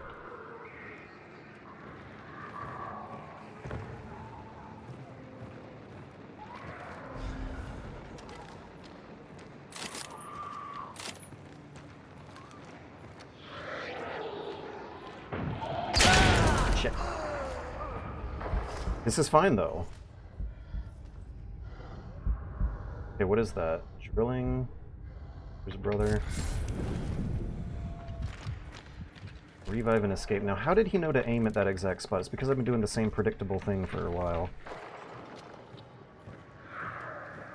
And because you just should not fight the boss unless the icon's white or the enemies are under heavy distraction. We're not. 30 seconds before I died, I verbally explained out loud the mistake I then made before I died. And look at this, I get a second chance. 5 seconds, you can press the revive button.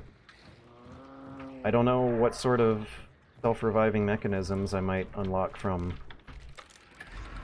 Marathon later, but whenever I died in Marathon, I was just fucked.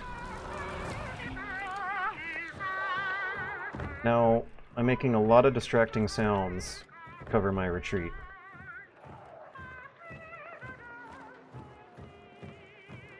Ha ha ha ha!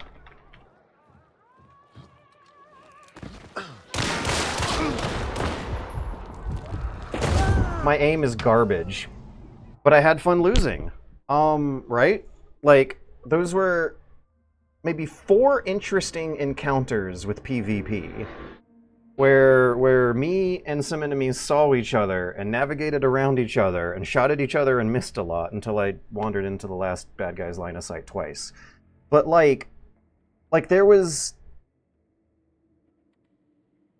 an elegance of visual information being fed to me at a rate where I could actually process things and react to them, while still having to use my brain cells to think about the strategy of how the next minute would look over, and how you're simultaneously trying to think 60 seconds ahead of time while also trying to think about what the situation looks like from your enemy's point of view.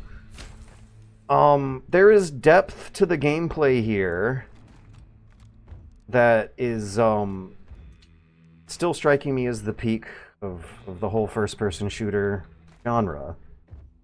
A lot of people are going to disagree with me on that, but the proof is in the pudding. I'm playing the same game for an entire decade and still having fun. Yeah, I don't think Marathon is a very high quality product that they really thoroughly might have thought through all the way through. What makes losing fun is because it really feels like it was your own fault. Yeah. I feel like in Hunt Showdown, okay, maybe because there's big obvious objectives in the middle of the map, if you're newer at the game and less experienced and wanna learn all by yourself, you can stay away from the fighting.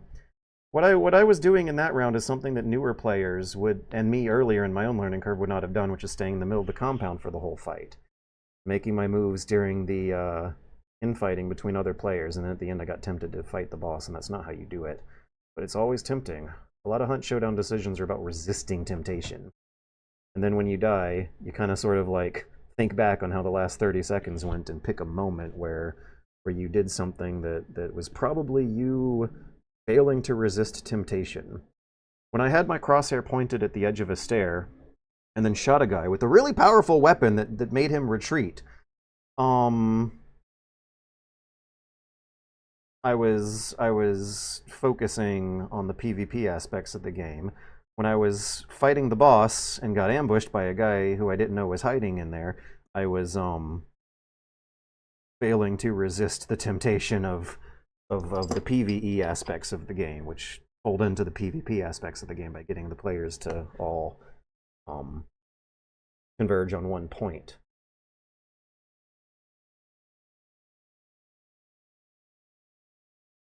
Yeah. I did not feel like I died to bullshit. I missed a lot of embarrassing shots, but also landed one really proud shot that I was happy about. Oh yeah, that's the other thing. In Hunt Showdown, like, you can think back on individual shots. The guns fire very slowly. In Marathon, they fired remarkably slowly. But, yeah, because maybe I'm talking about the subtleties of how you can tell when a first-person shooter is designed for mouse and keyboard precision versus controller auto-aim stuff. Is that, like, the individual shots are coming through in a way that I remember so much more clearer than in Marathon's gunplay. Yeah. Engagement and pacing are a bit better in Hunt. I've never seen a moment of this game before 15 minutes ago. All the abilities or perks or whatever in Marathon seem pretty team-oriented. Feels like they are pushing for more straightforward combat versus strategy, but haven't played either. I don't know, but based on how the past 2 hours just went, I know which one I'm going to keep playing and which one I'm not. Alright, thanks for hanging out, guys. I do feel better ending on that note than on Marathon. I just don't want to spread negativity throughout the world. And unfortunately, though, I seem to have landed in a certain sort of position in society where that's borderline expected as part of the job, but it doesn't feel good anymore. Next week, I'll be playing more of the Kriegsspiel game and enjoying it. I'll be playing more of the Mugenics game and feeling pretty neutral on it. I'll be playing Metal Gear Acid 2 on Monday. Now, Metal Gear Acid is also another interesting case of me crawling through a learning curve of something I'm not meshing with. I'm playing Metal Gear Acid 2, which is considered by most fans on average a generally better game than Metal Gear Acid 1. And I'm noticing that my frustration to fun ratio seems to be a little more even on that one. Evening out the more I play. So that's one where I'm also having a rough time getting used to it, and I did not like the previous game in the series, but something seems to be building up with a few hours in. And that's the medium that apparently I am professionally critiquing. Is things that require hours upon hours upon hours upon hours of your life. Tens of hours if you just get an idea of it, hundreds of hours if you get good at it, and then thousands of hours if it does turn into your hobby for years. And I cannot give Marathon that time after what I just experienced. Like, that is just such an irrational ask for everything else I'm going through with my life that I'm not. Yeah. Hope the rest of the nights treats you well, all things considered. I will be writing, and I don't know if I'll be enjoying it, but I will be enjoying the final product. I will be writing 4 hours. I'm going to be filling out a few worksheets. I'm going to be filling out a new worksheet I made based on the readings from the Northrop Frye archetypal criticism. And that has made me so much better at being able to explain this shit. Like, especially when it comes to like the concepts of archetypes and how there is no real original story or original game invented under the sun. It's all a process of stretching the archetypes in different directions from where they were before. I'm filling out a worksheet on horses. Horses is the topic. The method is going to be a new one. It's going to be a Northrop Frye archetypal criticism method. And I'm really excited because that is a good story to be processing through that lens, I think. I don't think Marathon is. Marathon seems shameful that it's archetypical. Horses is a sinister horror parody of innocent archetypes, as is Hunt Showdown. Yeah, Marathon seemed kind of confused about its identity. It takes place far in the future when humanity is in a very, very different situation, but you're still pointing and clicking on bad guys with guns from the 21st century using tactics from the 20th century. Alright, I'm gonna head out and get to work on my Northrop Frye archetypal criticism worksheet. After I finish that, I'll be filling out my traditional Super Bunny Hop game criticism worksheet, which is informed by a lot of readings from Eric Zimmerman's game design books from Cooney. And I'll also be filling out a third worksheet that I got from journalism school, which is called the Toolman Method of Argumentation. I am making something that it's not a conventional normal game review of horses at all. That's completely irrelevant and unnecessary at this point. But I am trying to take the criticism of that game and the controversy around it bans from the Steam store more seriously than others. And I also think that it is a good game. I think it is an admirable first game from a brand new developer who made it fresh out of university and got hooked up with a with a publisher that's legitimately interested in making good, progressive, passionate art. So yeah, I am looking forward to how the rest of the night's gonna go. I was in a shitty mood when the stream began. I was in a good mood when the stream got going. I got in a shitty mood when the stream continued on, and then kind of evened things out again on my way out. Thanks guys for the roller coaster. I'll see you all on Metal Gear Monday. I will be visiting my mom in Savannah on Sunday. Cross your fingers that I will be back for Metal Gear Monday.